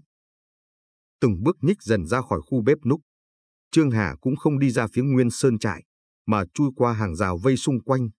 Sau đó gã chạy trối chết xuống dưới núi, nhanh chóng biến mất trong màn đêm. Kẻ này thật sự hiểu lầm Từ Ngôn ăn gà nướng là đang ăn thịt người. Cá lọt lưới, chỉ có duy nhất một con. Chẳng qua đến Từ Ngôn cũng không biết. Sau khi ăn sạch con gà nướng, Từ Ngôn nghỉ ngơi một chút rồi ngẩng đầu nhìn sắc trời. Hiện tại đã quá nửa đêm, còn khoảng 2 canh giờ nữa trời sẽ sáng. Tiểu đạo sĩ ngồi trước đống lửa, cau mày suy tư. Còn sót lại một tên đại trại chủ Phi Thiên Ngô Công kia, Từ Ngôn có thể kết luận nhất định là Liêu Cửu Minh còn chưa chết. Nếu Hàn Lôi có thể nhìn ra được thủ phạm hạ độc là từ khu nhà bếp, thì tại sao Liêu Cửu Minh lại còn chưa xuất hiện ở khu nhà bếp này? Từ Ngôn đoán mãi cũng không ra tung tích của Liêu Cửu Minh. Hắn là người thông minh, thế nhưng người thông minh đều có một điểm chung, chính là suy nghĩ quá nhiều. Nghĩ càng nhiều thì càng có nhiều băn khoăn. Từ Ngôn không nghĩ ra được ý định của Liêu Cửu Minh, mà Liêu Cửu Minh cũng không nghĩ ra được rốt cuộc là ai đã hạ độc. Phi Thiên Ngô Công có thể nắm Nguyên Sơn trại trong tay, ngoại trừ thực lực cao nhất thì tâm cơ của y chắc chắn cũng thâm trầm 10 phần. Lúc giành được tài vật của Triệu gia, y đã nhận thấy Lô Hải không hài lòng với Hàn Lôi nhưng lại không chút để tâm, để mặc hai thủ hạ đắc lực nhất tự nảy sinh khúc mắc với nhau. Chỉ bằng điều này có thể thấy được tâm cơ Liêu Cửu Minh còn cao hơn Lô Hải nhiều, càng không cần phải so với Hàn Lôi lỗ mãng được. Phi Thiên Ngô Công không thể không nghĩ tới người hạ độc đến từ nhà bếp, nhưng y còn đang suy đoán xem ai mới là hung thủ chính thức sau tấm màn này. Nhà bếp có người nào mà y không biết. Tên đầu bếp họ Ngô không phải võ giả tiên thiên, chỉ dựa vào vài điểm khí lực xưng vương xưng bá khu bếp núc, thêm 2 tên đầu bếp khác có thân thủ tốt. Còn tên tiểu đạo sĩ tên Từ Ngôn kia thì Liêu Cửu Minh căn bản không cần nghĩ tới. Y đặt toàn bộ chú ý lên người Tam đương gia. Cũng tương tự như Hàn Lôi, y cho rằng chỉ có Lô Hải là thủ phạm chính sau màn này. Đã chết thảm, lại còn thay Từ Ngôn gánh hết tội. Quả thật Lô Hải rất không may. Ai bảo gã ăn một bụng no căng ở bên ngoài, đến khi bái phỏng đại đương gia thì cũng chỉ uống thêm 2 chén rượu, cơ bản là không động đến đôi đũa. Hành động vô tình của Lô Hải lại trở thành lý do chính khiến Liêu Cửu Minh kiêng kỵ. Một mình Lô Hải thì đương nhiên Liêu Cửu Minh không sợ, thế nhưng nếu còn khoảng 800, 1000 tên sơn phỉ nữa thì sao? Nếu như đã tính toán từ lâu, ai biết gã đã thu nạp thêm bao nhiêu bộ hạ để tranh đoạt vị trí đại đương gia lần này. Võ giả tiên thiên hoàn toàn chính xác có vũ lực mạnh mẽ, nhưng không mạnh đến mức không có giới hạn như vậy. Một võ giả tiên thiên nhất mạch có thể thoải mái đánh được 10 người, 20 người vây cũng có thể đơn giản thoát thân. Nhưng bị 3 hay 50 sơn phỉ có thân thủ không tệ vây giết thì võ giả tiên thiên nhất mạch cũng có nguy cơ bị chém chết. Bản thân là võ giả tiên thiên nhị mạch, Liêu Cửu Minh thừa sức tung hoành ngang dọc giữa 30 đến 50 người, thậm chí y có thể giết chết tất cả không chừa lại mảnh giáp lành lặn. Nếu nhiều người hơn mà nói, thì y phải gắng sức hơn nhiều. Còn như nếu bị hơn 100 người, hoặc mấy trăm người vây giết thì chỉ một mình võ giả tiên thiên nhị mạch, chưa chắc có thể sống sót được. Dù sao võ giả không phải là tu hành giả, không có năng lực phi thiên độn địa hay công phu đao kiếm tan bia nát đá, không thể nào chống nổi nhiều người. Nên khi phát hiện mình bị trúng độc, Liêu Cửu Minh không dám ra khỏi sân viện của mình.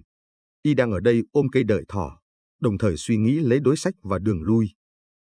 Trong khu nhà bếp, Từ Ngôn đã nghỉ ngơi đủ rồi bèn bận rộn tiến hành mọi chuẩn bị. Hắn đào một cái hố to tại vườn rau lầy lội, sau đó cắm ngược chừng 10 thanh cương đao bên dưới hố. Đất trồng rau mềm xốp, nên đào một cái bẫy lớn cũng không mất bao nhiêu thời gian. Làm xong xuôi cái bẫy, Từ Ngôn còn tìm một tấm ván mỏng che miệng hố lại, còn cẩn thận phủ lên trên một lớp rơm rạ nữa. Cái bẫy đầu tiên này mới chính thức được hình thành. Một cái bẫy thì chưa đủ để đối phó được với võ giả tiên thiên nhị mạch, cho nên tiểu đạo sĩ nho nhỏ trong sơn trại rất bận rộn. Hắn gài ngang một thanh cương đạo tại chỗ thi thể này, cột chặt mấy sợi dây thừng giữa 2 cây đại thụ chỗ kia. Thậm chí ngay cả nồi sắt lớn của nhà bếp cũng được hắn trưng dụng, dùng cương đao chém thủng đáy nồi, chôn ngoài cửa nhà bếp. Dưới đáy nồi tròn là từng thanh cương đao được dựng đứng lên, nếu chỉ cần một cước giẫm phải, đảm bảo huyết nhục phải lẫn lộn với nhau. Tốc độ của Từ Ngôn rất nhanh. Tiểu đạo sĩ thường xuyên vào núi sâu tìm sơn sâm, việc bố trí cạm bẫy của thợ săn quen thuộc như xe nhẹ đường quen. Hiện tại hắn cần phải làm thêm thật nhiều cạm bẫy chí mạng, hơn nữa còn phải làm nhanh chóng trước hừng đông. Bởi vì cạm bẫy chỉ chí mạng khi còn ở trong đêm tối. Nếu như có mặt trời sáng ngời, Liêu Cửu Minh là võ giả tiên thiên, liếc mắt cũng đã dễ dàng nhìn ra mấy cái cạm bẫy này của Tử Ngôn. Sau một canh giờ bố trí, khi chân trời gần xuất hiện mảng mây bóng cá đầu tiên, Tử Ngôn cũng ngừng tay mà bắt đầu cẩn thận dò dẫm bước về phía viện tử của Phi Thiên Ngô Công.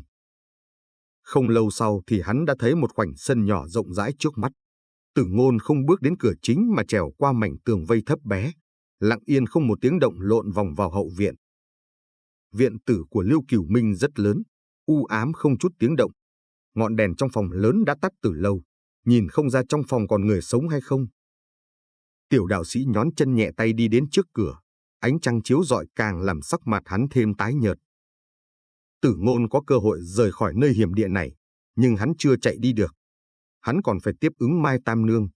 Đám Phỉ Nguyên Sơn trại chết thảm đã khiến cái gai đâm trong lòng hắn như được rút ra hơn phân nửa. Chỉ có đem Mai Tam Nương rời đi thì mới coi như đã rút được cây gai ấy ra. Vứt bỏ bằng hữu ở lại chịu chết mà đi là chuyện Tử Ngôn không làm được. Cho dù hắn biết phải chui lại vào trong đầm rồng. Cọt kẹt. Thông tin truyền thông. Cảnh cửa gỗ với tấm giấy dán mỏng tanh bị bàn tay hắn nhẹ nhàng đẩy ra. Ánh trăng trắng bạc tràn vào trong phòng, soi rõ bóng dáng của một nữ tử đang nằm dài bên cạnh bàn gỗ giữa phòng, hơi thở mong manh, cả người cũng cong lại. Nhìn thấy hình ảnh Mai Tam Nương đáng lẽ không phải trúng độc mà vẫn dính phải kịch độc, trong khi lại không phát hiện chút tung tích nào của Liêu Cửu Minh, Tử Ngôn bèn trở nên nóng vội. Vừa lúc hắn tung cước bước vào trong phòng, một lưỡi đao sắc bén đã được kê sẵn trên đỉnh đầu hắn, không chút tiếng động mà chém thẳng xuống. Chương 47, ai hạ độc? Thanh kiếm không chút tiếng động hạ xuống như muốn chém lìa đầu Tử Ngôn, còn tiểu đạo sĩ lại dường như không chút cảm giác gì cả. Thế nhưng một khắc sau đó, Tử Ngôn đang thế nghiêng về phía trước chuẩn bị bước vào trong phòng lại khựng bước lại, cả người nhanh chóng lùi về phía sau. Hừ! Một kiếm chém vào khoảng không, Liêu Cửu Minh đang nép bên trong phòng khẽ giật mình. Sau đó y giống giận lao ra ngoài cửa. Thật ra Tử Ngôn không phát hiện được có thanh kiếm phía trên đỉnh đầu mình, nhưng hắn sớm đoán trước được căn phòng yên tĩnh này chắc chắn có ẩn nấp sát cơ. Giả vờ bước vào rồi lùi nhanh lại chẳng qua chỉ là hành động cẩn thận mà thôi, không nghĩ tới lại tránh thoát được một kích chí mạng. Tử Ngôn lùi nhanh ra sân rồi đứng lại đó. Trước mặt hắn là Liêu Cửu Minh với vết sẹo kéo dài trên mặt càng thêm dữ tợn. Ngươi là tên tiểu đạo sĩ kia. Liêu Cửu Minh mới nhớ ra được một chút. 3 tháng trước, khi đánh cướp một nhà lão nhân kia thì tiểu đạo sĩ này chính là kẻ nhảy ra kêu rằng mình chỉ là người đi nhờ xe. Là ngươi hạ độc. Liêu Cửu Minh giơ kiếm ngang trước ngực. Tầng sáng chớp động trên thân kiếm sáng hơn rất nhiều so với của Lô Hải và Hàn Lôi. Y vừa hỏi Tử Ngôn, ánh mắt vẫn luôn quan sát vùng bóng tối xung quanh. Một tiểu đạo sĩ không thể nào có năng lực hạ độc được toàn bộ Nguyên Sơn trại. Liêu Cửu Minh càng thêm chắc chắn sau lưng Tử Ngôn còn có một kẻ chủ mưu, mà đối tượng nghi ngờ chính của y chính là Lô Hải hoặc Hàn Lôi. Không phải ta. Giọng nói của Tử Ngôn đầy bình tĩnh. Hắn vẫn luôn để ý biểu lộ trên mặt của Liêu Cửu Minh, nhìn thấy đối phương không đặt hết toàn bộ chú ý lên mình. Tử Ngôn lập tức đoán ra vị đại trại chủ này đang kiêng kỵ cái gì. Là ai? Nói ra, ta tha cho chết cho ngươi. Liêu Cửu Minh không phát hiện ra có mai phục nào bên trong chỗ tối tăm kia. Mũi kiếm chỉ thẳng hướng Tử Ngôn, lạnh lùng hỏi.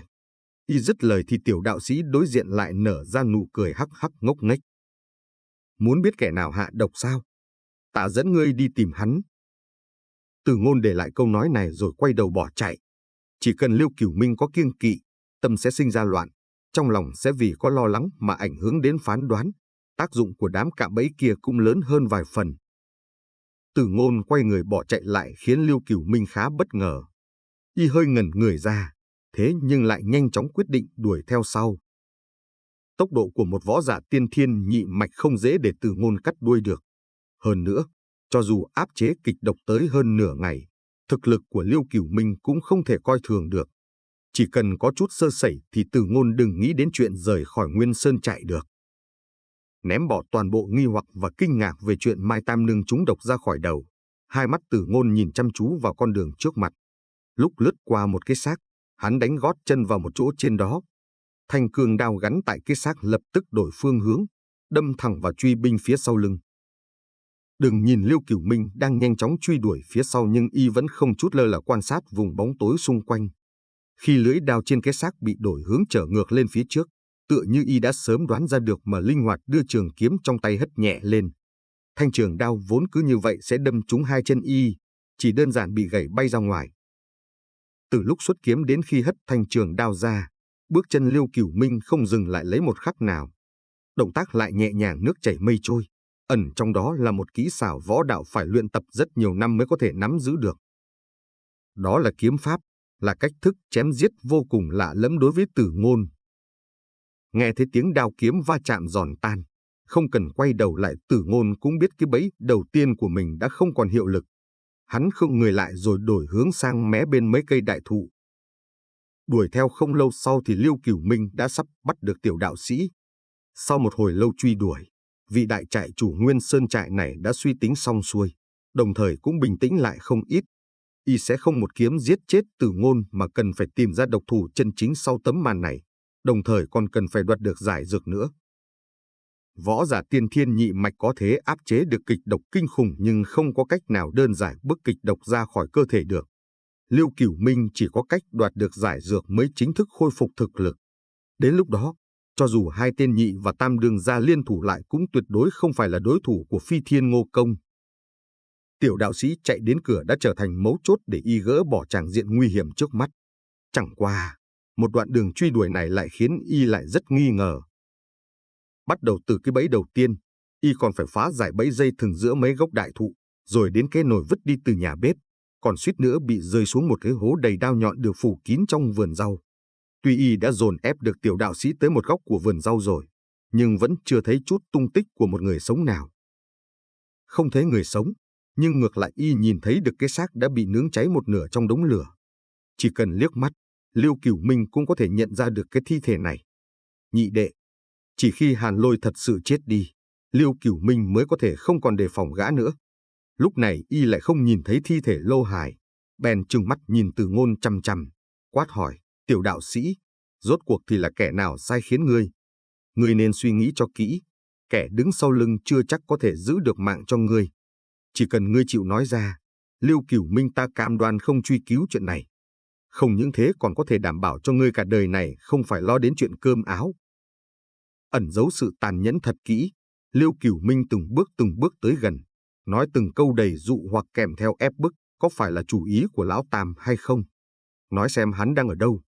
Tiểu đạo sĩ, nói ra thì ta sẽ tha cho ngươi, không nói ta sẽ xẻ ngươi ra thành 8 mảnh.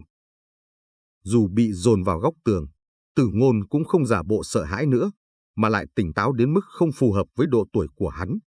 Khóe miệng hắn vẫn luôn mỉm cười quỷ dị, nhìn qua đầy một bộ dạng đã tính toán kỹ càng trước. Hắn càng như thế, Liêu Cửu Minh càng nghi hoặc. Hai hàng lông mày vẫn cau lại biểu lộ sự tập trung toàn bộ tinh thần của y. Hắn ở chỗ này. Đột nhiên Tử Ngôn hô to lên. Trong lòng Liêu Cửu Minh giật mình, tim đập thót lên một nhịp.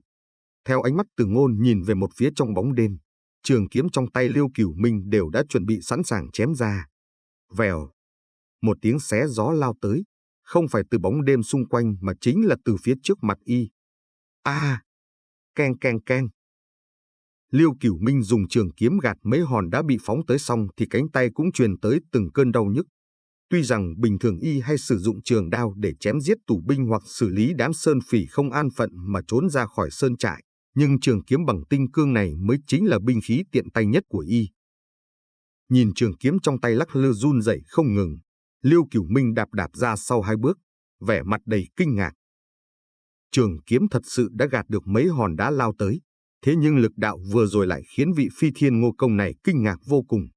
Là võ giả tiên thiên nhị mạch, y thừa hiểu nếu vừa rồi bị hòn đá đánh trúng sẽ gặp phải hậu quả gì. Ít nhất cũng là xương gãy gân đứt. Vườn rau yên tĩnh, 2 bóng người, một lớn một nhỏ cũng hoàn toàn yên tĩnh. Bầu không khí trầm mặc trong lần đối mặt khiến người khác gần như nghẹt thở.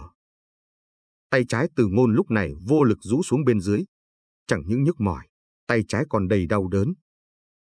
Thời điểm giết chết Lô Hải, hắn đã dùng tới chiêu phi hoàng trên cả 2 tay. Lần đối phó với Hàn Lôi vừa rồi, hắn đánh ra phi hoàng từ tay phải. Lần vừa rồi là hắn dùng tay trái xuất ra lần thứ hai. Mỗi tay đều đã dùng qua 2 lần. Hai tay Tử Ngôn tất nhiên đã thương tổn tới gân cốt. Đối mặt không lâu, hai bóng người gần như đồng thời chuyển động. Sắc trời gần sáng, Lưu Cửu Minh đã xác định được không có tung tích của Lô Hải xung quanh đây, cộng thêm Hàn Lôi đã chết trước mặt khiến y càng thêm yên tâm. Không phải là Hàn Lôi. Nếu thật sự không phải là Lô Hải, thì thủ phạm đầu độc giết chết toàn bộ Nguyên Sơn trại chính là tên tiểu đạo sĩ cổ quái trước mặt này sao? Cho dù là thế nào thì Lưu Cửu Minh cũng không thể bỏ qua cho Tử Ngôn. Thân hình y vừa khẽ động, Tử Ngôn cũng đồng thời di chuyển. Tiểu đạo sĩ nho nhỏ một phát phi vào trong khu nhà bếp. Chương 48, nghe tiếng gió, đoán phương vị. Hai tay Tử Ngôn đã không còn nhiều sức lực. Trải qua một đêm chém giết vừa rồi, thể lực của hắn cũng càng thêm hư nhược. Căn bản không có khả năng tránh bị Lưu Cửu Minh đuổi giết. Ánh mặt trời đang ló dạng, Tử Ngôn còn ở lại bên ngoài mà nói thì không có lấy nửa phần sống sót, cho nên hắn phải phóng vào trong nhà bếp tối đen như mực. Chỉ có trong đêm tối, dựa vào năng lực có thể nhìn xuyên bóng đêm của mắt trái thì hắn mới có thể có được một đường sống. Bằng không mà nói, hôm nay hắn phải chết không nghi ngờ gì. Nhìn thấy tiểu đạo sĩ không trốn ở đâu mà lại phóng vào nhà bếp, Lưu Cửu Minh tuy không buông tha, nhưng cũng thấy không cần phải dùng toàn lực để đuổi theo nữa. Nhà bếp này rất lớn, không những có rất nhiều vật dụng lẫn lộn mà còn tối đen như mực. Nếu Lô Hải thật sự núp trong này, Lưu Cửu Minh y lao thẳng đầu vào cầm chắc sẽ nhận lấy tổn thất nặng nề. Đuổi tới trước cửa, Lưu Cửu Minh dừng lại. Nhà bếp chỉ có một cửa lớn, không có cửa thông ra sau. Tiểu đạo sĩ cổ quái kia không trốn thoát được. Nhớ tới hòn đá mang theo lực đạo rất lớn lúc trước, ánh mắt Lưu Cửu Minh càng thêm âm trầm, đưa kiếm ngang trước người. Gã chém đứt một bên khung cửa lớn còn lại, mới sải bước men theo cạnh cửa mà vào. Cửa gỗ bị chém đứt chậm chậm đổ xuống. Vốn cánh cửa bên trái đã bị Hàn Lôi phá mở đi ra, nay Lưu Cửu Minh lại chém nát khung cửa bên phải, khiến đại môn nhà bếp nhìn qua không khác gì cửa miệng của một con cự thú, còn những mảnh gạch vỡ xung quanh như răng nanh trong miệng nó. Lưu Cửu Minh vừa bước vào trong nhà bếp thì nơi này cũng trở nên yên tĩnh lại. Tử Ngôn ẩn thân tại một góc nhà bếp, tay nắm chặt hòn đá nhưng cũng không phóng ra. Trong mắt hắn, Lưu Cửu Minh đang ngồi sụp xuống nơi cửa ra vào, không nhúc nhích.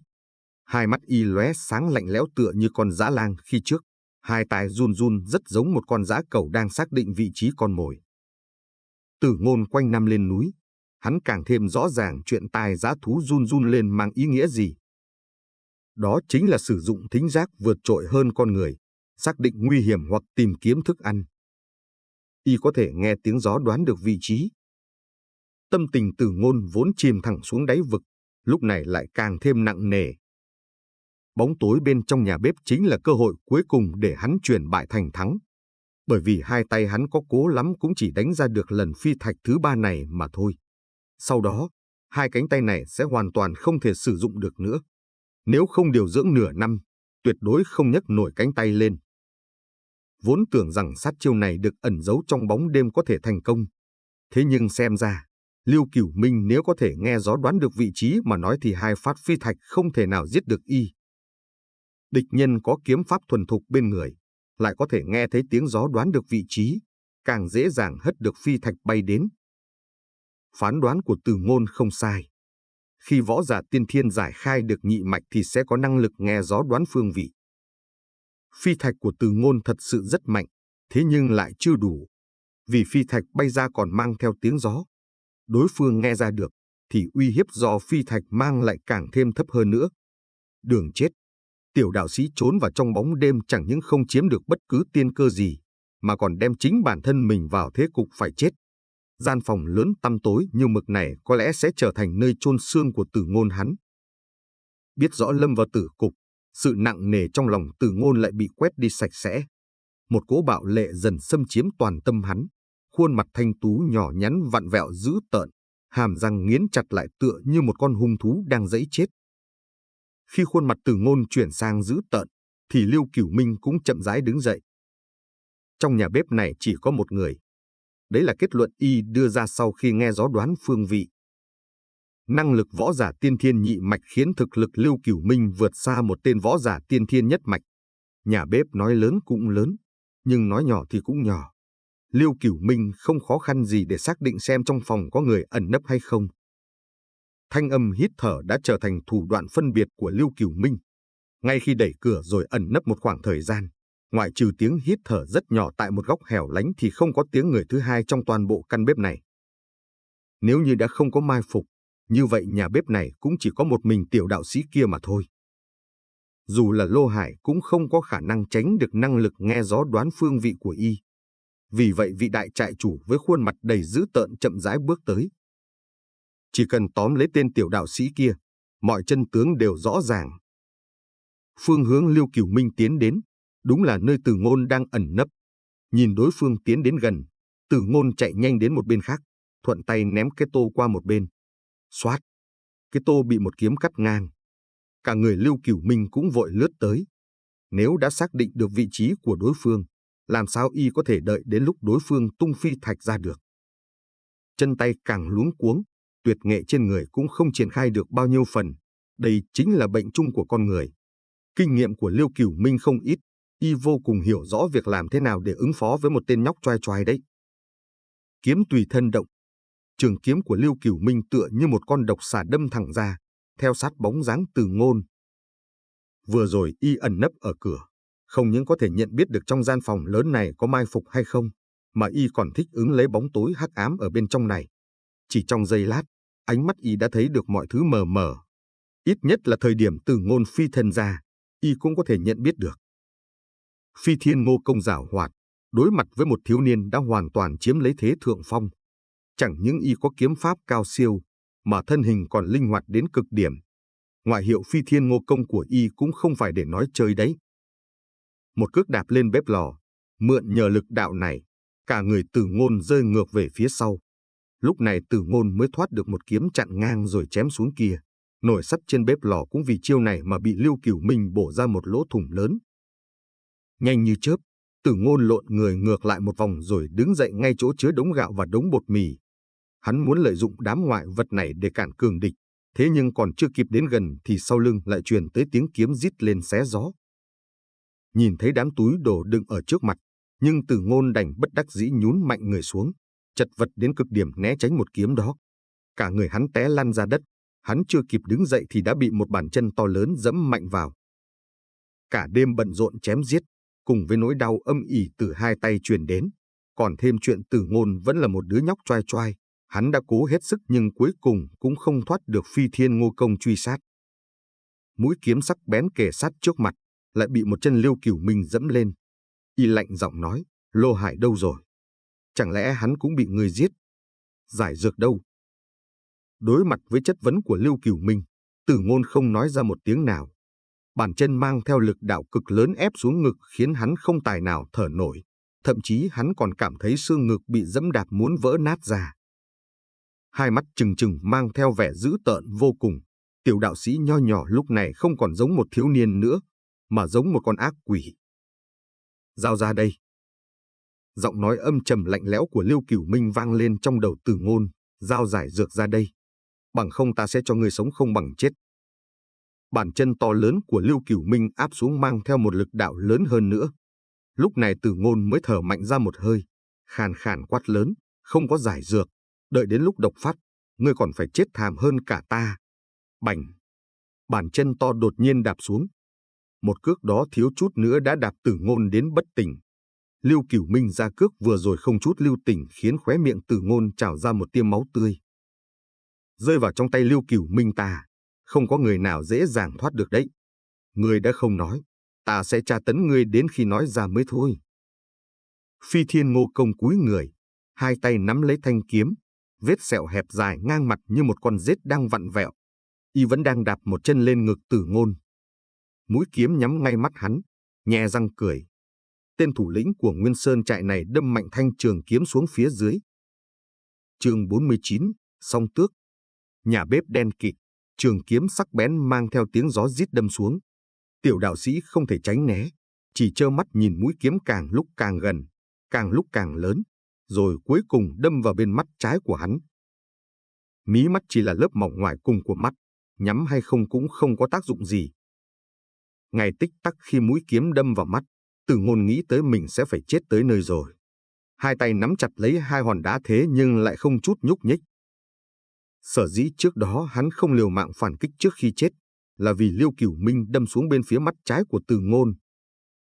Khi còn bé, tiểu đạo sĩ tại Thừa Vân Quan luôn phải sống trong sợ hãi, bởi vì mắt trái hắn có thể nhìn thấy được rất nhiều cảnh tượng kinh khủng, có sơn linh tinh quái, có yêu ma quỷ vật. Hài tử mới mấy tuổi đầu, không chịu nổi ánh nhìn đáng sợ này. Trước khi chưa luyện thành phớt lờ mọi thứ, Từ Ngôn đã từng nghĩ tới chuyện móc mắt trái của mình ra. Hắn cũng từng làm qua, đáng tiếc khi thanh sắt kia đâm vào mắt trái, hắn lại không thấy đau đớn gì mà con mắt cũng không có vấn đề gì cả. Đó không giống với con mắt, mà giống với một viên kim cương được khảm nạm trong hốc mắt hắn. Keng! Thanh âm trong trẻo tựa như đao kiếm va chạm vào nhau vang lên trong nhà bếp lờ mờ tăm tối. Cùng với tiếng vang này là tiếng hô lên ngạc nhiên của Liêu Cửu Minh, đồng thời là tiếng hét to đầy dữ tợn của Từ Ngôn. Ngay khi lưỡi kiếm đâm vào, thì lưng eo Từ Ngôn được dụng hết toàn lực nhấc cao lên, vặn vẹo một cách đáng sợ. Thật ra là hắn muốn duỗi dài người ra để có thể vận lực thật tốt. Lưỡi kiếm cắm vào mắt, Từ Ngôn cũng đã đem hết toàn lực chầm lưng và eo mạnh xuống. Thân thể hắn tựa như có một cỗ nhiệt lưu bắt đầu hình thành, rồi lao vọt về phía hai cánh tay ngay khi hắn dùng toàn lực vung mạnh ra. Hai hòn đá trong tay không bay ra, mà dính chặt trong lòng bàn tay. Hai bàn tay vung lên, mang theo tiếng gió rít vòng qua sau lưng áo Liêu Cửu Minh. Song tước, bộp, bị dị tượng một kiếm vậy mà không đâm thủng được mắt đối phương khiến y đầy kinh ngạc. Một chân Liêu Cửu Minh còn đang dẫm lên người Từ Ngôn, hai tay còn cầm lấy thanh trường kiếm. Cả người cúi xuống như vậy khiến y có muốn cũng không kịp trốn. Hai bàn tay thiếu niên đã trực tiếp vỗ thẳng vào hai huyệt thái dương của y. Hai luồng máu cũng đồng thời từ hai bên đầu Liêu Cửu Minh phun ra. Phi thạch tam thức, thức thứ nhất là phi hoàng, mà song tước chính là tên gọi của thức thứ hai. Hai tay đồng thời phát ra, song tước tuyệt sát. Hai cánh tay gầy gò như bị chặt đứt, vô lực rơi xuống. Hai hòn đá thì vĩnh viễn nằm lại trong đầu Phi Thiên Ngô Công, mỗi viên đá đi sâu vào 3 tấc trong đầu, trực tiếp đánh toác đầu của Liêu Cửu Minh ra. Leng keng, thanh trường kiếm vô lực rơi qua một bên. Liêu Cửu Minh vẫn còn mang một nét mặt không thể tin được. Đến lúc cuối cùng y vẫn không thể tin, một đạo sĩ nho nhỏ bị y hoàn toàn áp chế lại có thể ngay lúc đó phát động ra một lực lượng khổng lồ như thế. Đến tột cùng con mắt kia có phải là kim loại hay không mà cả tiên thiên kiếm khí cũng không thể đâm xuyên vào được. Dùng bàn tay mang theo hòn đá và vung cánh tay đánh hòn đá đi ra không phải là cùng một khái niệm đấy. Có thể dùng lòng bàn tay mang theo hòn đá, từ đó nện vào không thua gì dùng tảng đá cứng rắn nện vào xương đầu. Như vậy đã không phải là điều động sức mạnh, mà chính là chân khí. Miệng chảy ra từng ngụm máu lớn, xương đầu bị đánh vỡ, chân khí trong cơ thể Liêu Cửu Minh lập tức tàn rã. Chân khí tản ra, kịch độc bị y áp chế trong một thời gian dài mạnh mẽ lao thẳng vào tâm mạch. Trọng thương trong ngoài một lúc khiến vị Phi Thiên Ngô Công của Nguyên Sơn trại này hít vào thì nhiều, nhưng thở ra lại ít. Thần thái trong mắt dần tan biến nhanh chóng. Kích thạch, nhập bi, ngũ. Từng ngụm máu tươi ùng ục phun ra, ánh mắt Liêu Cửu Minh đầy phức tạp, có sợ hãi, có không cách nào giải thích được, cuối cùng dần biến thành trống rỗng. Thi thể y đổ quỵ xuống. Câu nói của y trước khi chết khiến Từ Ngôn nghe thấy không hiểu chút nào cả. Thật ra Liêu Cửu Minh nói gì Từ Ngôn cũng không nghe rõ được nữa. Hắn đang bụm lấy mắt trái, đau đớn lăn lộn, nồi chảo xung quanh cũng bị hắn va đổ lung tung trên mặt đất. Quả thật lúc nhỏ Từ Ngôn đã từng dùng thanh sắt đâm vào mắt trái của mình. Thế nhưng lúc đó hắn mới chỉ mấy tuổi mà thôi, lực đâm cũng có hạn. Còn một kiếm của Liêu Cửu Minh lại mang theo chân khí của võ giả tiên thiên nhị mạch, đến bia đá còn có thể đâm thủng huống chi là con mắt người. Từ Ngôn cảm thấy mắt trái lúc này đau nhức kịch liệt đến không thể nào chịu đựng nổi. Hắn có thể chắc chắn mắt trái không mù bởi vì không có bất kỳ vết máu nào xuất hiện. Thế nhưng cơn đau đớn kịch liệt này khiến hắn gần như muốn ngất xỉu đi. Rất lâu sau đó, cơn đau nhức kịch liệt nơi mắt trái cũng nguôi ngoai. Từ Ngôn tiếp tục nhắm chặt mắt lại, nằm dài trên mặt đất há miệng hít thở. Mắt trái phía trong mí mắt hắn lại phát sinh ra một màn quỷ dị. Vô số sát khí được mắt trái hấp thụ trong chiến trường nơi khe núi hình thành nên ấn ký tinh văn kia dần chậm rãi tiêu tán đi cùng với cơn đau đớn của Tử Ngôn. Khi Tử Ngôn hoàn toàn không còn thấy đau đớn gì nữa mà mở mắt ra, ấn ký tinh văn trong mắt trái hắn cũng hoàn toàn biến mất không chút dấu vết. Tử Ngôn gian nan bỏ dậy, lảo đảo rời khỏi nhà bếp. Hai tay hắn buông thõng tựa như bị gãy, không còn chút sức lực rủ xuống bên người. 2 lần phi hoàng cùng 1 lần song tước đã làm cánh tay hắn bị thương đến tận gân cốt bên trong. Tử Ngôn có thể xác định là tay hắn không bị đứt rời, nhưng không cách nào đoán được cánh tay có khôi phục lại được hay không. Thân ảnh nho nhỏ thất tha thất thểu bước tới gần giếng nước. Chân trời lúc này đã nổi lên từng dáng mây bong bóng cá, rồi từng tia sáng mặt trời ló dạng nơi phía đông bầu trời tựa như mang theo một đường sinh cơ, thổi bay đi tất cả hắc ám nơi vùng đất này. Ngồi trên miệng giếng, Tử Ngôn nghỉ ngơi một lúc rồi nở một nụ cười. Tiếng cười vang khắp cả sơn trại như tiếng ngâm nga của Dạ Kiêu, lại đầy dáng vẻ không tim không phổi. Ta giúp ngươi ăn sạch bọn họ rồi, có vui không? Hơi ngửa đầu, đạo sĩ nho nhỏ đưa lưng về phía miệng giếng, không biết phải thổ lộ cùng ai nữa. Hắn không còn cười, mà là lặng yên rơi xuống 2 hàng nước mắt. Hồn phách nữ hài Triệu gia kia đã sớm tiêu tán. Nàng không nghe thấy rồi, mà cũng không nhìn thấy được nữa. Thân ảnh mệt mỏi rời khỏi miệng giếng, đi về phía viện tử của Liêu Cửu Minh. Phi Thiên Ngô Công cuối cùng đã bị giết chết, tuy rằng cái giá phải trả là không sử dụng được 2 tay nữa. Tử Ngôn cảm thấy rất đáng giá, nếu như Mai Tam Nương còn chưa chết, vậy thì càng đáng giá hơn nữa. Lảo đảo phá cửa phòng, Tử Ngôn nhìn thấy Mai Tam Nương co quắp người, ngã xuống đất, toàn thân run rẩy, mồ hôi đầm đìa, khuôn mặt xinh đẹp vô cùng đau đớn. Tam tỷ, Tam tỷ. Tử Ngôn la lớn, vẻ mặt đầy lo lắng, dùng 2 tay vô lực nhẹ nhàng lắc lắc đối phương. Tiểu đạo sĩ. Mai Tam Nương miễn cưỡng mở mắt ra. Khi nàng nghe thấy tiếng động của Liêu Cửu Minh lao ra ngoài thì đau đớn ngất đi, lúc tỉnh dậy thì trời đã sáng mất rồi. Nhìn thấy Tử Ngôn còn sống xuất hiện trước mắt, khuôn mặt nữ tử đầy đau đớn trở nên vui vẻ, yếu ớt nói, đệ không chết là tốt rồi. Đi đi, không cần phải để tâm đến Tam tỷ. Ta ở lại đây, phụng bồi Tiểu Thành. Vì sao lại ăn mấy thứ đồ ăn kia? Tử Ngôn đầy khó hiểu hỏi nàng. Ta không ăn, hắn sẽ nghi ngờ. Nữ tử yếu ớt trả lời. Tử Ngôn nghe xong thì đã hiểu tiền căn hậu quả. Tuy rằng Mai Tam Nương gần như không ăn đồ ăn do đám nhà bếp làm, thế nhưng hôm qua là Trung Thu, toàn bộ Sơn Phỉ đều chè chén say sưa, mùi vị thịt dê nướng lại cực kỳ thơm ngon. Chắc chắn Liêu Cửu Minh đã gắp thịt dê cho Mai Tam Nương ăn, nếu nàng không ăn thì sẽ khiến đối phương nảy sinh nghi ngờ trong lòng. Biết rõ thịt dê có độc, Mai Tam Nương vẫn cứ nuốt vào bụng. Nàng ăn rất ít. Đã qua một đêm, chỉ là mấy miếng thịt dê nhưng vẫn có thể hạ độc chết được một người lớn đang sống sờ sờ. Nếu để thêm nửa buổi nữa, hồn phách Mai Tam Nương hẳn cũng phải đến địa phủ rồi. Tất cả độc vật trên đời đều có cách thức giải độc. Chẳng qua Tử Ngôn lại không có giải dược. Không phải hắn không muốn chế ra thuốc giải, mà trong tay căn bản không có đủ thảo dược phối chế. Nếu muốn giải trừ hỗn hợp kịch độc của Câu Vẫn Thảo và Tinh Ngô Thảo, phải cần ít nhất 100 loại dược liệu phối chế ra. Đừng nói là tiểu thôn tiểu trấn, cho dù tìm khắp các tiệm bán thuốc trong đại thành chưa chắc có đủ hết được. Hiện tại không có biện pháp giải độc, nhưng Tử Ngôn lại có biện pháp tạm hoãn thời gian độc phát.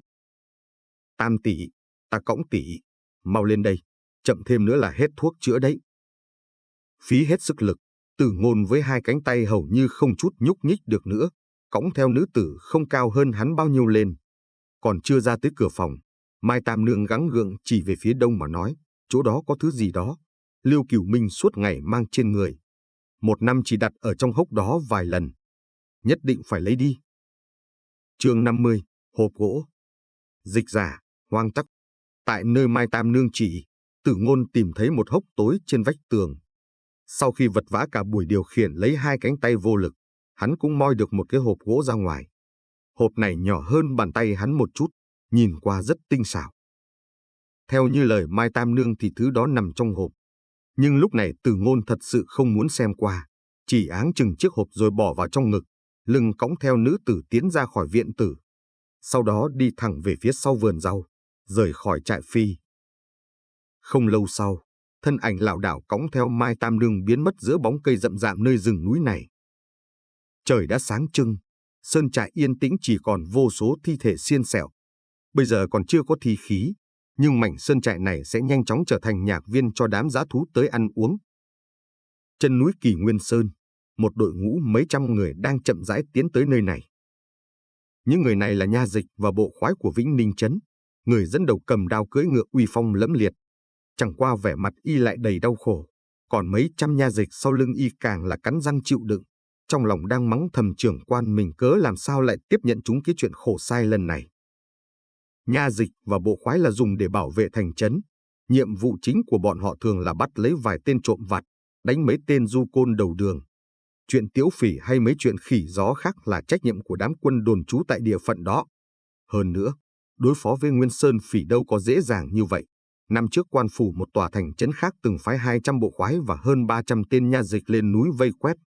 Lúc đi có 500 người, thế nhưng còn chưa tới 100 người trở về. Bọn chúng đều là đám ác phỉ giết người không chớp mắt. Trong khi đám quan binh này còn vướng bận người nhà, không ai nguyện ý phải dốc sức liều mạng ra cả. Vương bộ đầu, ngài có thể đi nhanh lên chút được không? Nhiều ngày như vậy rồi, con gái yêu của ta không biết còn sống hay đã chết rồi đây. Đi tuốt phía trước chính là một viên ngoại béo núc. Lúc này đầu lão đầy mồ hôi, vừa hối thúc Vương bộ đầu, vừa lo lắng nhìn quanh bốn phía tìm kiếm tung tích của Nguyên Sơn trại. Đi theo sau viên ngoại béo núc còn có hơn 100 tên hộ vệ riêng nữa. Triệu viên ngoại đừng nóng vội. Tiếu phỉ là sự việc trọng đại. Nếu không biết rõ số lượng phỉ hay hang ổ của bọn chúng ở đâu, cứ tùy tiện lao đầu vào thì tuyệt đối không phải là thượng sách. Chúng ta nên biết mình biết người mới được. Vương bộ đầu lại tiếp tục chậm rãi thúc ngựa đi như trước. Thật ra, sai bảo Vương bộ đầu y đi bắt giặc còn miễn cưỡng làm được. Thế nhưng đi tiếu phỉ thì quả thật chính là không có trâu bắt chó kéo cày. Đám Nguyên Sơn phỉ hung hãn ra sao, bộ đầu nơi ngóc ngách nào mà không nghe đến. Nếu không phải Chi huyện đại nhân không chịu nổi cảnh cả ngày phải nghe Triệu viên ngoại khóc lóc van cầu trong nhà môn, thì sẽ không phái mấy trăm nha dịch và bộ khoái bọn chúng ra làm gì. Nói là tiếu phỉ, nhưng thực ra trong lòng Vương bộ đầu tính toán là chỉ dẫn người lên núi dò đường, chỉ cần tra rõ địa điểm chính xác của Nguyên Sơn trại chỗ nào thì đã coi như đại công cáo thành, rồi trở về báo cáo kết quả công tác lần này là được rồi. Sau đó, Chi huyện đại nhân sẽ báo lên triều đình, còn triều đình phái đại quân ở đâu tiến công Nguyên Sơn trại thì Vương bộ đầu y không quan tâm tới. Thủ đoạn bo bo giữ mình này không chỉ là đạo lý riêng của đám bộ đầu, mà của cả Chi huyện, thậm chí là cả tầng lớp cao hơn nữa. Vương bộ đầu vậy mà rất cẩn thận, đoạn đường lên núi này đi một đoạn lại ngừng lại một chút. Khi qua mỗi một sườn núi đều phái thủ hạ đi trước dò đường, xác định không có nguy hiểm thì y mới tiếp tục hành quân. Y không gấp, nhưng Triệu viên ngoại bên kia lại gấp gáp đến mức đổ mồ hôi đầy đầu, không ngừng hối thúc. Cứ như vậy, một đội ngũ 500-600 người lề mề, xuất phát từ lúc sáng sớm, mãi đến trưa cũng nhìn thấy được bóng dáng Nguyên Sơn trại từ phía xa xa. Đại nhân, trong sơn trại không có động tĩnh gì. Một bộ khoái dò đường vừa đến gần phía rìa ngoài sơn trại, không dám đi vào tiếp mà quay lại bẩm báo tin tức hắn thăm dò được. Đúng là không có chút tiếng động nào cả. Không có động tĩnh. Vương bộ đầu chở người leo xuống ngựa rồi đứng từ xa nhìn lại. Y không thấy rõ có người trong sơn trại hay không, nhưng cũng không dám tiến về phía trước thêm bước nào nữa. Bộ đầu đại nhân, xin hay hạ lệnh tấn công đi. Triệu viên ngoại bên cạnh gấp gáp đến mức hai tay chà sát vào nhau. Nhìn thấy bóng dáng trại phỉ trước mắt, lão càng thêm nôn nóng. Sơn trại lớn như vậy mà không có chút tiếng động nào. Nhất định có lừa gạt trong này. Vương bộ đầu làm ra vẻ nghiêm túc mà nói, tùy tiện tấn công là không ổn thỏa. Không ổn thỏa a. Rầm rầm rầm. Vương bộ đầu còn đang định thuyết giảng cho Triệu viên ngoại nghe chút ít chuyện tối kỵ trong binh ra, rồi tranh thủ lôi kéo lão trở về. Đột nhiên đúng lúc này, một bên dãy núi bị rung chuyển ầm ầm, rồi vô số chim chóc như bị kinh sợ mà bay tứ tung. Như có một đàn thú lớn xuất hiện trong khu rừng. Đội ngũ mấy trăm người vừa mới phát hiện ra tiếng động này thì hồn vía như bay mất. Cả đám không cần đến cấp trên ra lệnh, đều đồng loạt quay đầu bỏ chạy. Động tác tựa như đã từng diễn luyện qua trăm ngàn lần, vô cùng đều nhịp. Kể cả Vương bộ đầu cũng ở trong đám đó. Bọn chúng vốn là nha dịch bộ khoái bảo vệ cho dân chúng, Thế nhưng lúc này lại mặc kệ Triệu Viên Ngoại, cứ thế không quay đầu lại lấy một cái mà cắm cúi phóng ra ngoài núi. Triệu Viên Ngoại bị hành động của đám quan sai này làm cho choáng váng. Đến khi lão lấy được tinh thần, chuẩn bị chạy trốn thì nhìn thấy một con chiến mã lao ra từ trong rừng sâu, sau đó là con thứ hai, con thứ ba. Trọn vẹn 500 thiết kỵ. Kỵ binh toàn thân được bao phủ trong thiết giáp, vừa mới xuất hiện đã lập tức phóng tới Nguyên Sơn trại. Dưới bước chân đám ngựa phi này, toàn bộ bức tường rào đơn sơ của sơn trại bị đạp nát vụn. Từng kỵ sĩ kia đều đã chuẩn bị sẵn sàng cung trên dây, đao rời vỏ tựa như 500 tu la sát khí đầy người. Vương Bộ Đầu đã chạy thật xa, mới thầm thấy may mắn rồi quay đầu thoáng nhìn lại. Khi y nhận ra đám kỵ binh kia mặc trang phục của biên quân, không phải là Sơn Phỉ mới ổn định lại tâm tình, vội vàng tập hợp đám bộ hạ lại, sau đó dẫn cả bọn phóng ngược về sơn trại. Đã có biên quân mở đường, đám Nguyên Sơn Phỉ chắc chắn không nếm được trái ngon. Loại công lao này không chiếm thì quá lãng phí. Đến khi một đám quan binh chưa chiến đã bại ào ào quay trở lại tiến vào sơn trại, cảnh tượng trước mắt lại khiến cả bọn kinh ngạc đến không ngờ. 500 thiết kỵ đứng yên như tượng, đội hình công kích vẫn được giữ nguyên. Còn trước mặt đám thiết kỵ là bạt ngàn xác chết chạy khắp đồi núi. Hơn 1000 xác chết Nguyên Sơn Phỉ đều cong người xuống. Dáng vẻ khi chết của bọn chúng vô cùng khủng bố. Không những mũi miệng méo sạch mà còn có không ít kẻ vẫn trợn trừng cả hai mắt lên. Tướng quân là bị giết bằng độc. Khi có thám mã xách đao đến báo lại cho một người dẫn đầu 500 thiết kỵ này.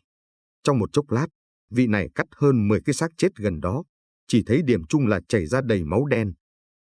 Giết bằng thuốc độc.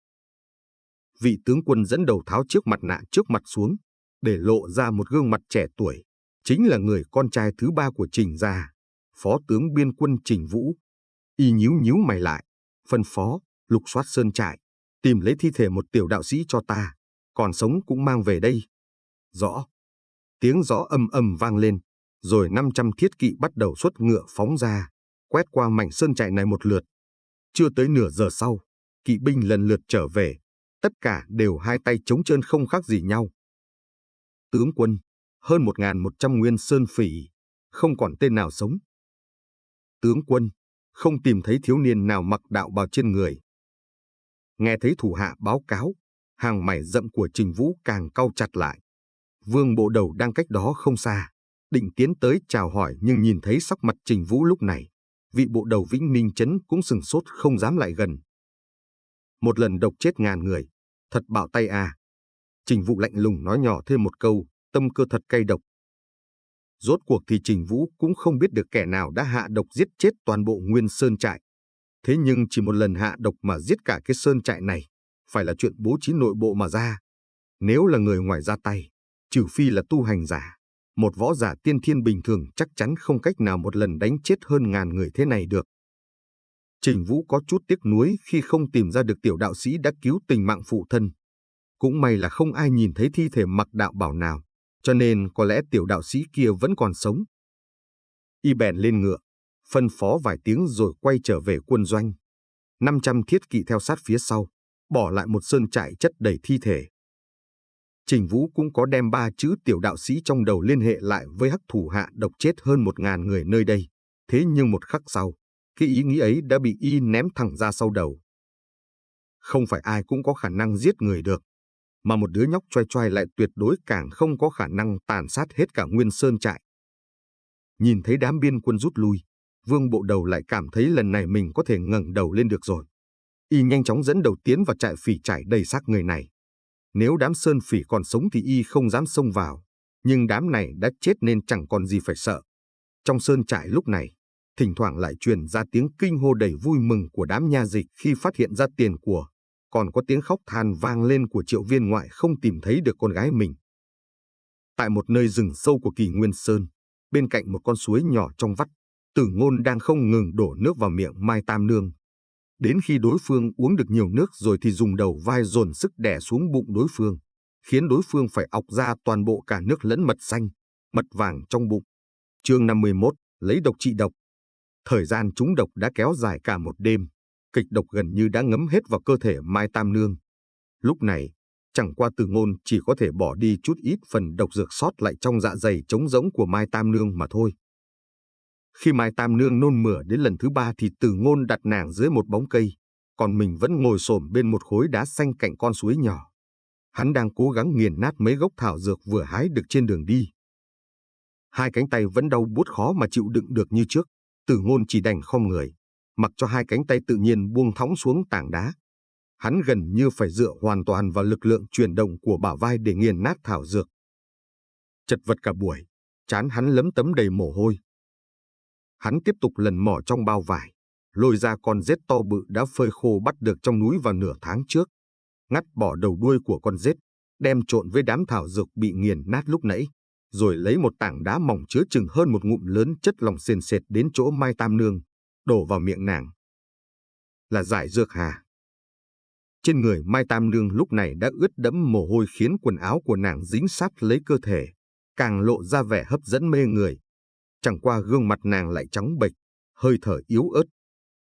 Nàng vẫn còn đang tỉnh táo, bèn cố gắng nuốt lấy hỗn hợp thảo dược mà Từ Ngôn phối chế ra, sau đó mệt nhọc hỏi một câu. Độc dược. Từ Ngôn lắc đầu, nhẹ giọng nói một chút về thứ mình vừa mới điều chế ra. Người lo lắng Tam tỷ chết chậm chạp quá hay sao? Thật là một tiểu đạo sĩ không có lương tâm. Gian nan chọc ghẹo hắn một câu, hàng mi thanh tú của Mai Tam Nương lại bắt đầu cau chặt lại.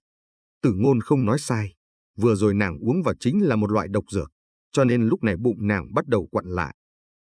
Không có cách nào, đành phải lấy độc trị độc. Từ Ngôn quay người ngồi xổm xuống, đợi đến lúc Mai Tam Nương bỏ lên lưng hắn xong rồi mới vừa đi vừa nói chuyện. Độc lực của câu vẫn quá mạnh bạo, chúng ta căn bản không thể tìm được thảo dược điều chế giải dược trong thời gian ngắn vậy được. Chỉ đành dùng cách này tạm kéo dài thời gian độc phát. Đứng phân biệt phương hướng tại một nơi trên dãy núi, khuôn mặt Từ Ngôn dần trở nên mờ mịt. Hắn không biết phải đi về đâu. Một người quanh năm đi lên núi, rất hiếm khi lạc đường. Từ Ngôn thừa sức phân biệt được phương hướng, thế nhưng hắn lại không biết phải đến đâu mới có thể tìm được đầy đủ thảo dược để phối chế giải dược. Lâm Sơn trấn cách nơi này chỉ khoảng 5-3 ngày đi đường, còn Vĩnh Ninh trấn thì hắn chưa từng tới đó qua, chỉ biết đại khái phương hướng đi đến. Tuy nhiên, Từ Ngôn có thể chắc chắn không thể nào tìm được đầy đủ thảo dược mà hắn cần ở hai trấn này.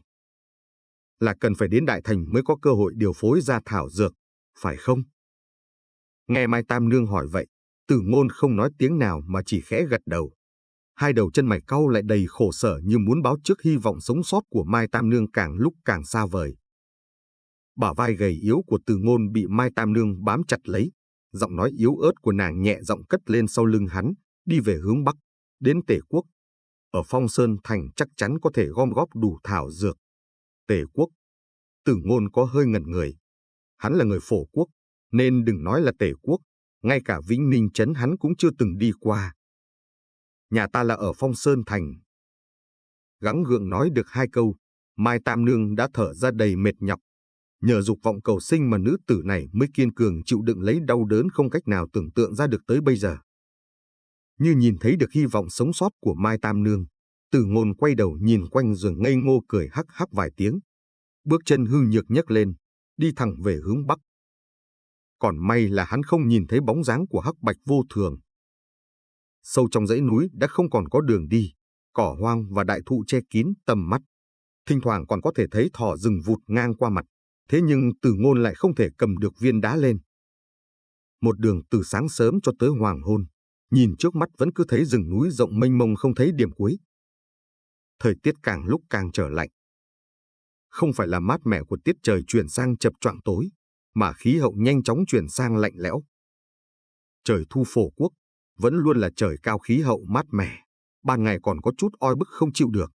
Nhưng từ lúc Từ Ngôn đi vào sâu trong rừng rậm này, hắn còn nhìn thấy nơi sườn núi phía xa phủ đầy tuyết trắng. Quả thật phía nam của dãy núi Vạn Hằng luôn ôn hòa như xuân, thế nhưng phía bắc của dãy núi thì lại là vùng đất băng lạnh. Hai loại thiên tượng cực hạn này đã trở thành cảnh trí quanh năm của dãy núi Vạn Hằng. Từ Ngôn đã nghe nói nhưng chưa từng tận mắt nhìn thấy. Đến khi hắn một cước dẫm vào đống tuyết cao quá gối thì gương mặt nho nhỏ của tiểu đạo sĩ đã đầy tuyệt vọng. Trước mặt là một vùng tuyết trắng phủ kín. Tuyết phủ kín cả một dãy núi, tựa như một thế giới băng tuyết. Sinh tử cấp bách, Mai Tam Nương không muốn chết. Nàng nghĩ đến chuyện quay về nhà mình ở Phong Sơn Thành là vì nhà nàng bán dược thảo mà sống. Cho nên chỉ cần về tới nhà là có thể thu thập được đầy đủ các loại thảo dược cần thiết điều chế giải dược. Thực ra tuy rằng Mai Tam Nương bị cướp về Nguyên Sơn Trại đã được mấy năm, nàng vẫn luôn nghĩ tới đường lui cho mình, cho nên cũng biết được đại thành ở gần Kỳ Nguyên Sơn nhất chỉ có Phong Sơn Thành mà thôi. Tuy cần đến gần nửa tháng đi đường, nhưng quả thật chỉ có duy nhất Phong Sơn Thành là đại thành gần biên cảnh giữa hai nước nhất. Khoảng cách không sai, phương hướng cũng không sai. Sai là việc hai người hầu như quên bẵng đi chuyện tuyết trắng miên man khắp mặt phía bắc của dãy núi Vạn Hằng. Giao thông chủ yếu giữa hai nước Tề Phổ hầu như chỉ có con đường qua Kỳ Uyên Hạp. Hai bên hạp cốc đều có trọng binh hai nước canh gác nên thương gia bình thường muốn qua lại phải chịu tầng tầng bóc lột. Biên quân hai bên đều muốn có vài chỗ tốt, không cấp nổi thì phải cút về, cho nên chỉ có những đại gia đại nghiệp mới đủ lực đi qua, còn những tiểu thương hàng rong không cách nào đi qua Kỳ Uyên Hạp nổi. Thật ra cũng có cách khác, đó là băng qua dãy núi này.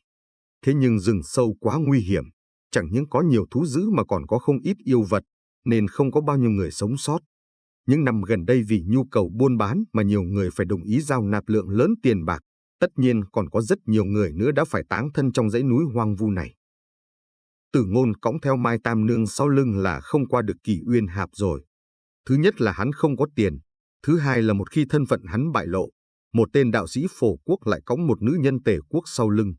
Loại chuyện lạ lùng này nếu không giải quyết rõ ràng, chỉ sợ kết cục là hắn không bị biên quân Tề Quốc làm thịt thì cũng bị biên quân Phổ Quốc trục xuất. Nhìn tuyết trắng trải dài trước mắt, Tử Ngôn thở dài ra một hơi. Hắn đặt Mai Tam Nương xuống dưới đất, bản thân cũng ngồi nghỉ ngơi dưới tàng cây. Muốn vào trong Tề Quốc thì phải băng qua dãy núi tuyết, mà quan trọng nhất là phải qua được dãy Vạn Hằng này. Vì tuy khí hậu Tề Quốc có rét lạnh đi nữa nhưng lại không có tuyết rơi, đi đường cũng không còn gian nan nữa. Dãy núi tuyết trước mặt lại trở thành vấn đề nan giải nhất hiện nay của Tử Ngôn. Đi, hay là không đi? Trong lúc Tử Ngôn còn đang suy tính đường đi thì Mai Tam Nương đã mệt nhọc ngủ thiếp đi. Tiểu đạo sĩ bèn cởi đạo bào ra đắp lên người nữ nhân. Nhìn Mai Tam Nương cắn chặt lấy khóe môi, hắn cố gắng hết sức nhấc hai cánh tay vô lực lên, nhưng lại không cách nào làm được đành phải từ bỏ. Trong thời gian ngắn tới, có lẽ hai cánh tay hắn tạm thời bỏ đi rồi, lại còn muốn mang theo một nữ nhân bị trúng độc nặng như vậy, đường núi trước mặt thì gập ghềnh, núi tuyết trước mặt lại không biết kéo dài đến bao nhiêu. Một cảm giác đầy bất lực chợt dâng lên trong lòng Tử Ngôn. Đó là cái cảm giác thường hay xuất hiện nhất trên người thiếu niên này. Vì bất lực cho nên phải lùi bước, vì bất lực mà phải mất đi một vài bằng hữu và thân nhân vốn không nên mất đi. Cảm giác bất lực này vừa mới dâng lên, ánh mắt mãnh liệt của Tử Ngôn đã nổi dậy, sự cố chấp trong lòng hắn nhanh chóng cứng rắn đánh bay cái tâm tình này ra ngoài. Hắn không cần cái loại tâm tình khiến người ta phải thương tâm tuyệt vọng này. Mục tiêu của hắn là làm một con heo cho dù sắp chết vẫn còn muốn tranh giành ăn thêm chút đồ ăn, chứ không phải là một con dã cẩu cuộn mình run rẩy trong góc nhà. Kiên cường, chưa hẳn chỉ thuộc về đám mãnh thú kia, đôi khi còn thuộc về những sinh linh tưởng chừng như hèn mọn nhất. Chương 52, rắn sợ heo. Đường đều do người đi nhiều mà thành. Lời này Tử Ngôn thường được nghe từ lão đạo sĩ. Trước mặt hắn thật sự hoàn toàn không có đường, chỉ có một mảnh tuyết trắng nhìn không tới cuối. Thế nhưng chỉ cần đi tới, sau lưng không phải cũng thành một con đường hay sao? Đạo lý đơn giản này có lẽ heo hiểu được, nhưng có rất nhiều người lại không hiểu. Cắn răng, hắn quyết định thử băng qua dãy núi tuyết này. Không qua được thì hắn có thể quay trở về, dù sao cũng không thể ở đó chờ độc trên người Mai Tam Nương tái phát lần nữa mà chết được. Trong 3 tháng vừa qua, vị áp trại phu nhân này đã rất chiếu cố đến Tử Ngôn. Nếu như đã là bằng hữu của Tử Ngôn thì hắn tuyệt đối không thể vứt bỏ nàng được. Đang muốn cõng Mai Tam Nương lên, Tử Ngôn bỗng giật mình phát hiện ra. Phán đoán của mình đến lúc này, cho dù có đi về phía trước hay trở về phía sau, thì cuối cùng cũng vô dụng. Bởi vì cho dù có đi hướng nào, cũng chỉ có một con đường chết. Hai người đang nghỉ chân dưới gốc cây thì chợt một nhánh rễ cây đột nhiên nhúc nhích, uốn éo chuyển động rồi không chút tiếng động dựng người lên. Một cái đầu rắn đỏ ngòm như máu, to như đầu một con nghé con ngóc lên. Đó là một con cự mãng đang nghỉ dưới tàng cây, có màu sắc giống hệt với đám rễ cây. Chỉ cần nó nằm im thì không ai nhận ra được, Cự mãng to cỡ bằng thùng nước đang há miệng đỏ lòm trên đầu hai người Tử Ngôn và Mai Tam Nương. Nếu là cự mãng bình thường, Tử Ngôn còn có cơ hội chạy trốn. Nhưng khi hắn nhìn thấy một vòng tròn đỏ máu trong con người của cự mãng, tâm tình Tử Ngôn chìm sâu xuống đáy vực. Đây không phải mãng xà, mà là một con yêu xà. Mùi tanh nồng đậm từ trong miệng rộng của nó xộc ra, cái lưỡi liên tục phì phèo tựa như đang lựa xem nên nuốt con mồi nào đầu tiên. Thanh âm phì phì vang lên đánh thức Mai Tam Nương dậy. Khi nàng ngẩng đầu nhìn lên, xém chút nữa đã bị dọa bất tỉnh. Nàng bịt chặt lấy miệng, không dám phát ra chút tiếng động nào vì lo sợ gây kinh động khiến đối phương lập tức phát cuồng lên. Khó khăn nhích lấy người, Mai Tam Nương chặn trước người Tử Ngôn.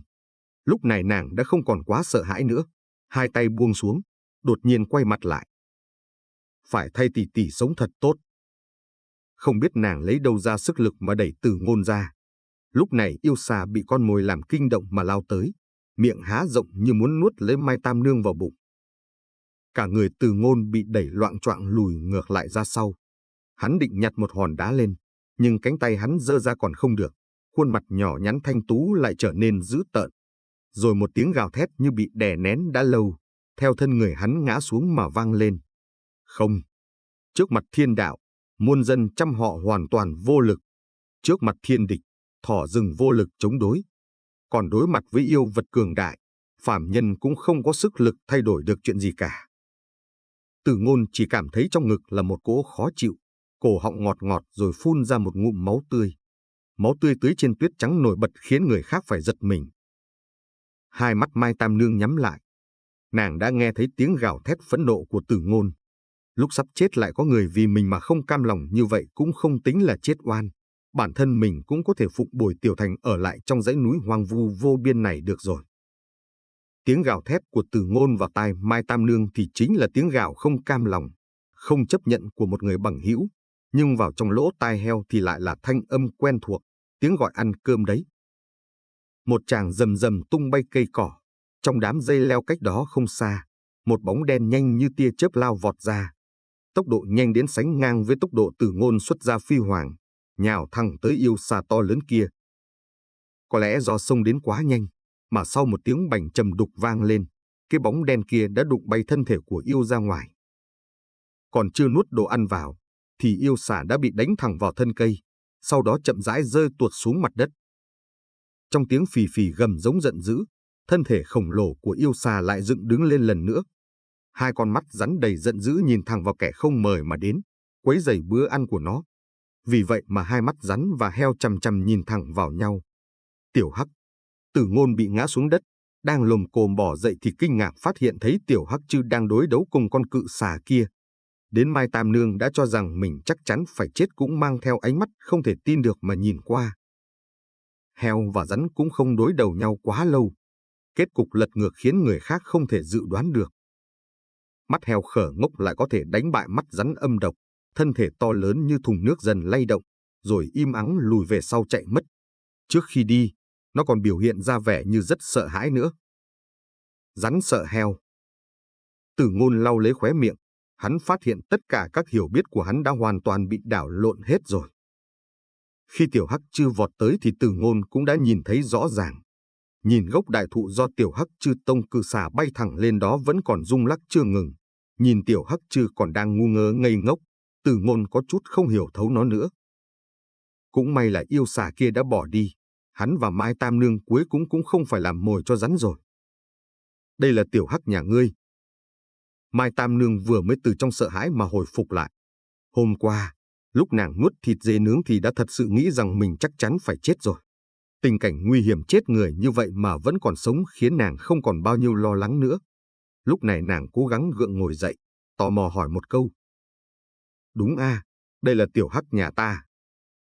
Nhìn cánh tay buông thõng xuống yếu ớt đến mức không nắm nổi vạt áo rơi xuống đất, cũng không cách nào đưa lên ôm lấy Tiểu Hắc Trư đang lùi vào ngực mình. Tử Ngôn đành cười khổ nói, tay của ta gãy rồi, không ôm nổi ngươi rồi. Khò khè, khò khè. Tựa như có thể nghe hiểu được tiếng người, Tiểu Hắc Trư đi vòng quanh Tử Ngôn một vòng, rồi hếch cái mũi lên khò khè một tràng dài. Nhìn qua như nó đang rất phẫn nộ, còn như đang muốn hỏi kẻ xấu kia ở đâu, nó sẽ đi báo thù cho Tiểu đạo sĩ. đưa cánh tay đã mất hết sức lực khẽ đụng đụng vào lưng Tiểu Hắc. Tử Ngôn nghiêng đầu một hồi, sau đó hai mắt sáng lên. Hắn quay sang nói với Mai Tam Nương, Tam tỷ, có cách rồi. Tiểu Hắc rất khỏe mạnh, điểm này Tử Ngôn đã biết từ trước rồi. Lúc trước vẫn còn ở Thừa Vân Quan, có lần Tiểu Hắc chạy băng băng trong núi đã từng tông gãy cả một gốc cây có đường kính to cỡ cái tô cơm. Cây gãy, còn nó lại không chút hư tổn tới một cọng lông. Dù sao Tiểu Hắc cũng không phải là heo nhà, lực lượng heo rừng tính ra còn vượt qua cả gấu. Hồ, nếu Tiểu Hắc cố hết sức mình thì cũng có một tia hy vọng băng qua đỉnh núi tuyết kia. Thu nhặt được vài nhánh dây leo chắc chắn trong rừng cây, Tử Ngôn cùng với Mai Tam Nương đang rất suy yếu phải gian nan mất công sức cả buổi trời mới làm thành một chiếc xe trượt tuyết đơn giản, chỉ đủ cho hai người nằm sấp lên trên mà thôi. Một đầu đám dây leo được biện chặt lại với nhau, cột chắc chắn trên cổ Tiểu Hắc Trư, khiến Tiểu Hắc khó chịu khò khè không thôi. Sau khi đỡ Mai Tam Nương lên chiếc xe, đến phiên mình cũng nằm chắc trên xe thì Tử Ngôn mới hô lên một tiếng ra hiệu cho Tiểu Hắc Trư xuất phát. Chỉ cần có thể băng qua núi tuyết là có thể đến được Tề Quốc, quãng đường còn lại thì tương đối dễ đi hơn nhiều rồi. Phương pháp lấy độc trị độc để tạm thời trì hoãn thời gian phát độc trong cơ thể Mai Tam Nương chỉ kéo dài không quá nửa tháng. Có lẽ chỉ khoảng 10 ngày sau, độc trên người Mai Tam Nương phát tác ra càng thêm nghiêm trọng hơn nữa, bởi vì khi đó hai loại kịch độc không còn đối chọi lẫn nhau nữa mà đã tiến hành dung hợp lại làm một. Lúc đó nàng coi như lập tức mất mạng. Không có đủ thời gian chính là vấn đề khiến Tử Ngôn lo lắng nhất. Tiểu đạo sĩ lo lắng, không có nghĩa là Tiểu Hắc Trư cũng phải gấp gáp theo. Mắt heo đảo đảo không chịu làm việc, uốn trái uốn phải như muốn chui ra khỏi sợi dây bện chặt được lồng vào cổ. Khi nó nhận ra không thể nào chui ra được thì dứt khoát nằm rạp xuống đất, khò khè rồi khép mắt lại chuẩn bị ngủ gật. Tiểu Hắc đi mau. Van người đấy Tiểu Hắc. Tiểu Hắc, ngươi muốn làm heo nướng rồi phải không? Sau này đừng mơ đến chuyện ta cho ngươi ăn cơm nữa. Cũng may câu cuối cùng có chút tác dụng. Khi Tiểu Hắc Trư nghe nói không được ăn cơm thì vội vàng đứng dậy, khò khè nhưng vẫn không chịu kéo xe. Nhìn một người một heo nói chuyện với nhau mà Mai Tam Nương cũng phải nở một nụ cười khổ. Tử Ngôn tức giận phát điên lên nhưng lại không có cách nào khác, đành phải lôi đòn sát thủ cuối cùng ra. Chỉ nghe thấy hắn quát to lên một tiếng, qua được Tuyết Sơn, chúng ta liền ăn cơm. Khò khè. Cuối cùng, chỉ cần băng qua núi tuyết xong là được ăn cơm đã trở thành động lực lớn nhất của Tiểu Hắc Trư. Vì vậy, một cái bóng đen lướt đi nhanh như một cơn gió lao vọt vào ngọn tuyết sơn mênh mông. Tốc độ nhanh như tuấn mã băng ngang qua bầu trời đầy tuyết. Hai người một heo cứ như vậy mất hút nơi phần cuối chân trời của ngọn núi tuyết này. Quyển 2, chương 53, Thiên Nam 16 nước. Thông thiên hà, quanh năm sóng lớn bão cát, cuộn trào không ngừng, xỏ xuyên qua rồi lại phân tách Tinh Châu đại địa thành hai bờ nam bắc con sông. Không ai biết rõ thượng du của con sông lớn này bắt nguồn từ đâu, chỉ biết phần cuối con sông là biển rộng và có các chi nhánh trải rộng khắp nơi. Cho dù dãy núi Vạn Hằng có mênh mông bát ngát đến thế nào, so với sông này cũng không khác gì một mầm nhỏ trên thân cây, một nhánh cỏ nhỏ trên ngọn núi cao. Tinh Châu vô biên vô hạn, mà thông thiên hà lại như một dải gấm vắt ngang qua cả vùng đại địa, mang đến sinh cơ để con người sinh sống nơi đây. Đồng thời theo đó, cũng mang cả tai nạn đến. Cứ cách khoảng trăm năm thì sẽ xuất hiện một lần thiên hà tràn đê. Nước sông thông thiên hà mãnh liệt tràn vào nhấn chìm toàn bộ nhà cửa ốc xá, nhấn chìm toàn bộ đại quân và hoàng thành. Sau khi thủy tai rút đi, đại địa chỉ còn là một mảnh hoang vu, thời tiết cũng càng thêm rét lạnh. Phía nam thông thiên hà có 16 quốc gia, được gọi là Thiên Nam 16 nước.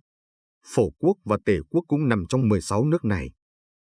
Đại Phổ may mắn là vì được dãy Vạn Hằng chắn ngang, chẳng những cản được khí hậu rét lạnh và địch nhân từ phương Bắc tràn xuống mà còn tạo thành một tường thành tự nhiên chặn lấy nước sông thông thiên hà tràn vào.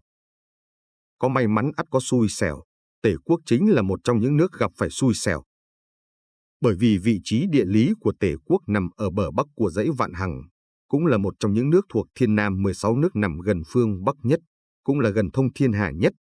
Nếu thông thiên hà tràn đê không nhấn chìm được Đại Phổ nhưng có thể trong tích tắc biến Tề quốc thành một vùng biển nước.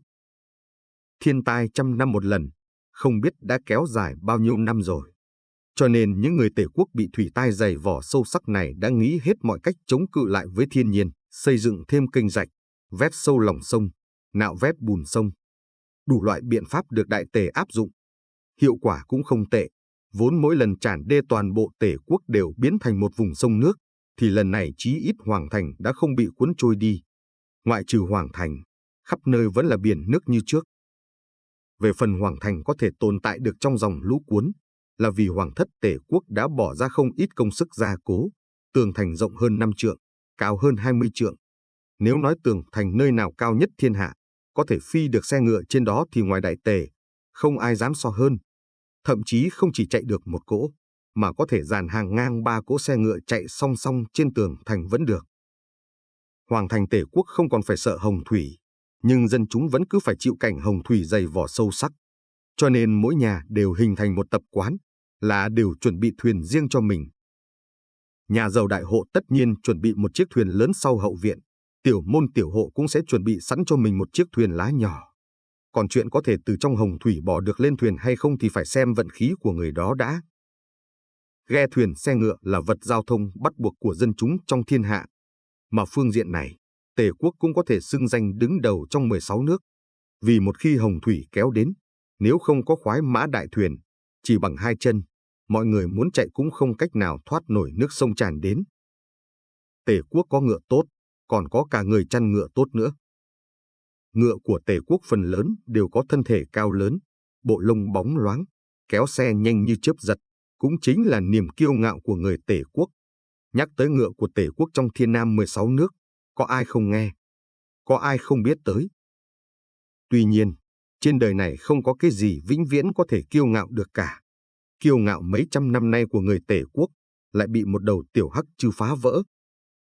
Tiểu hắc chạy một đường từ bờ núi Bắc dãy Vạn Hằng tới, dưới lực hấp dẫn của đồ ăn đã đâm thẳng vào trong nội địa Tề quốc.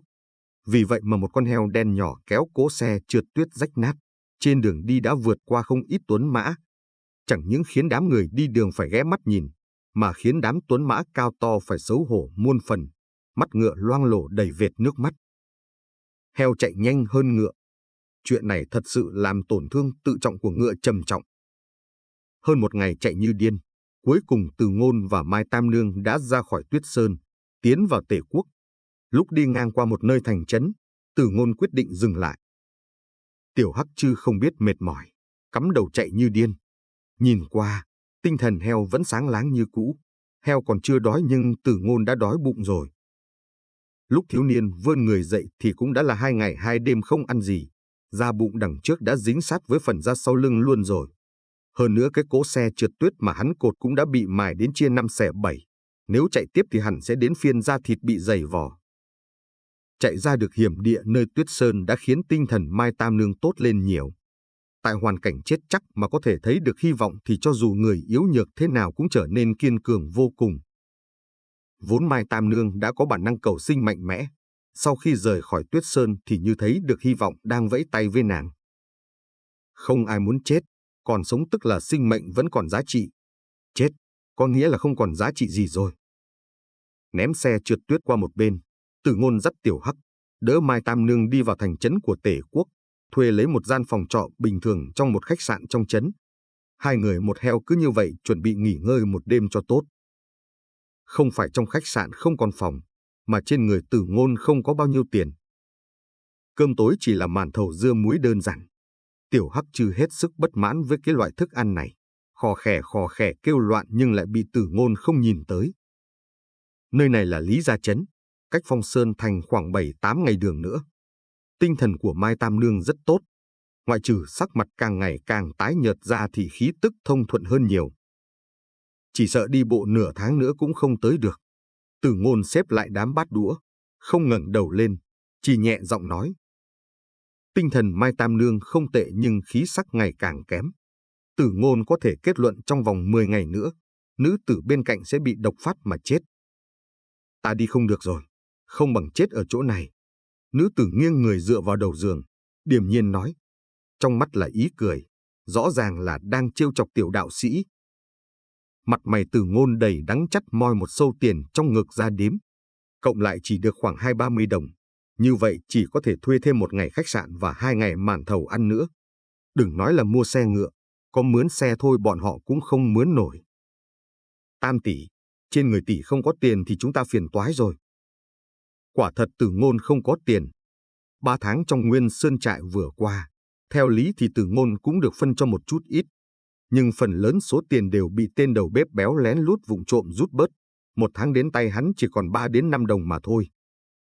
Đi vội quá, thật sự Tam tỷ cũng không mang tiền theo. Nữ tử trời sinh mị cốt một khi cười rộ lên có thể khiến xương cốt người khác đều mềm đi. Mai Tam Nương vừa cười vừa hỏi, tiểu đạo sĩ, không nỡ bỏ Tam tỷ chết ở đây phải không? Đến lúc nào rồi mà Tam tỷ ngươi còn trêu ghẹo ta nữa chứ? Lông mày Từ Ngôn đã cau cau lại đầy phiền lòng, nhìn tiểu hắc chư đang vảnh đuôi thị uy nơi góc tường, bất đắc dĩ nói, cũng không thể để cho tiểu hắc kéo xe tiếp được. Mà chúng ta lại không mua nổi xe nha. Khò khè khò khè. Vừa nghe đến 2 chữ kéo xe, tiểu hắc chư với cái bụng xẹp lép đột nhiên mặc kệ mọi thứ mà khò khè kêu to. Nó muốn nói cho chủ nhân của nó biết, nó là heo, không phải là ngựa. Ha ha ha ha. Mai Tam Nương nhìn Từ Ngôn và heo đang so cao thấp bèn bật cười, cười mà nổi lên cơn ho khan. Từ Ngôn vội vàng chạy tới vô vô sau lưng nàng, ánh mắt đầy lo lắng.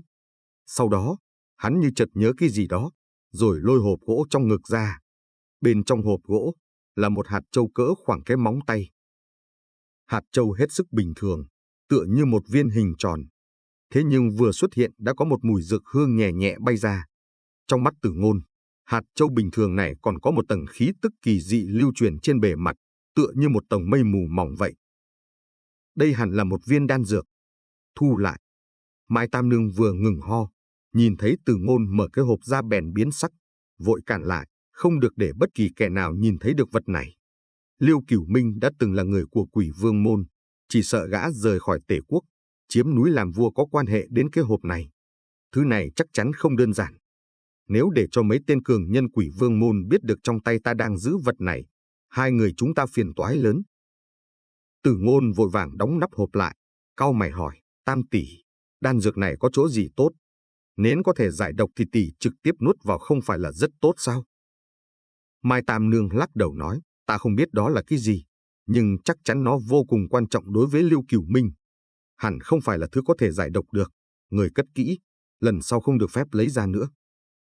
Nhìn Từ Ngôn cất kỹ hộp gỗ nhỏ đi, Mai Tam Nương mới thở nhẹ ra một hơi, nói, trước tiên cứ nghỉ ngơi một đêm, ngày mai chúng ta đến mấy cửa bán thuốc trên trấn. Trên trấn hình như có cửa hàng bán thuốc của Mai gia ta mở đấy, đến cửa hàng đó rồi thì khỏi lo chuyện tiền bạc. Hóa ra Mai gia cũng mở một cửa hàng bán thuốc tại Lý Gia trấn. Biết được tin này, Từ Ngôn cuối cùng cũng vui vẻ trở lại. Cửa hàng bán thuốc chẳng những có tiền, còn có cả thảo dược nữa. Có thể chưa chắc gom được đủ hết các loại để điều chế giải dược, nhưng cơ hội này Từ Ngôn tuyệt đối không bỏ qua. Hơn 110 loại thảo dược, thu thập được thêm loại nào thì Mai Tam Nương có cơ hội được cứu lớn hơn một phần nữa. Bên ngoài đã tối đen một màu, 2 người một heo bị mệt mỏi bao vây. Vì vậy Mai Tam Nương quyết định ngày mai mới đến cửa hàng bán thuốc của Mai gia. Nàng dịch người vào phía trong thì phát hiện Từ Ngôn đang chuẩn bị trải chăn đệm xuống dưới mặt đất. Ngủ trên đất không lạnh sao? Đạo sĩ ngốc, lên đây ngủ. Nam nữ thụ thụ bất thân. Một đứa bé choai choai, không nên có tật xấu như vậy. Sư phó thường nói ra ngoài không gần nữ sắc. Đệ tử tục gia Phật môn còn lấy vợ sinh con, huống chi ngươi chỉ là tiểu đạo sĩ. Còn về nữ sắc, ngươi hiểu nữ sắc là cái gì? Từ bi. Hô, hô. Bị Mai Tam Nương cứng rắn kéo lên giường, tiểu đạo sĩ không nói thêm bao nhiêu câu thì đã dần yên lặng ngủ thiếp đi. Hắn quá mệt mỏi.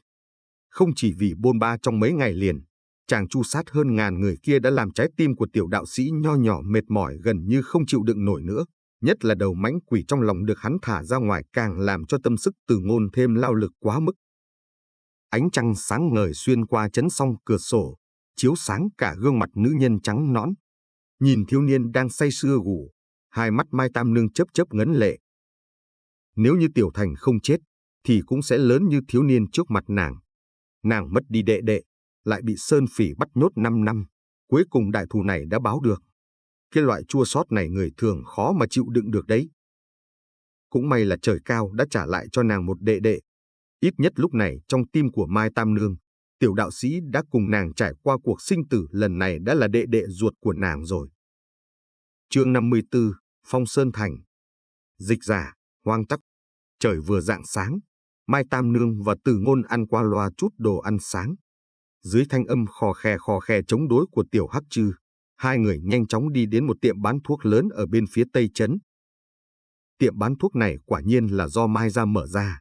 Vừa nhìn qua, Từ Ngôn đã nhận ra ngay bởi trên bảng hiệu của cửa tiệm là 4 chữ to hiệu thuốc Mai gia. Sáng sớm, Tiểu Đồ trong cửa hàng mới đẩy cửa, vươn vai duỗi người chuẩn bị quét rác trước cửa thì chợt ngẩng đầu lên, nhìn thấy trước mặt là một nữ tử mặt mày tái nhợt đi cùng với một tiểu đạo sĩ lôi thôi lếch thếch. Hai vị đây là muốn khám bệnh hay bốc thuốc?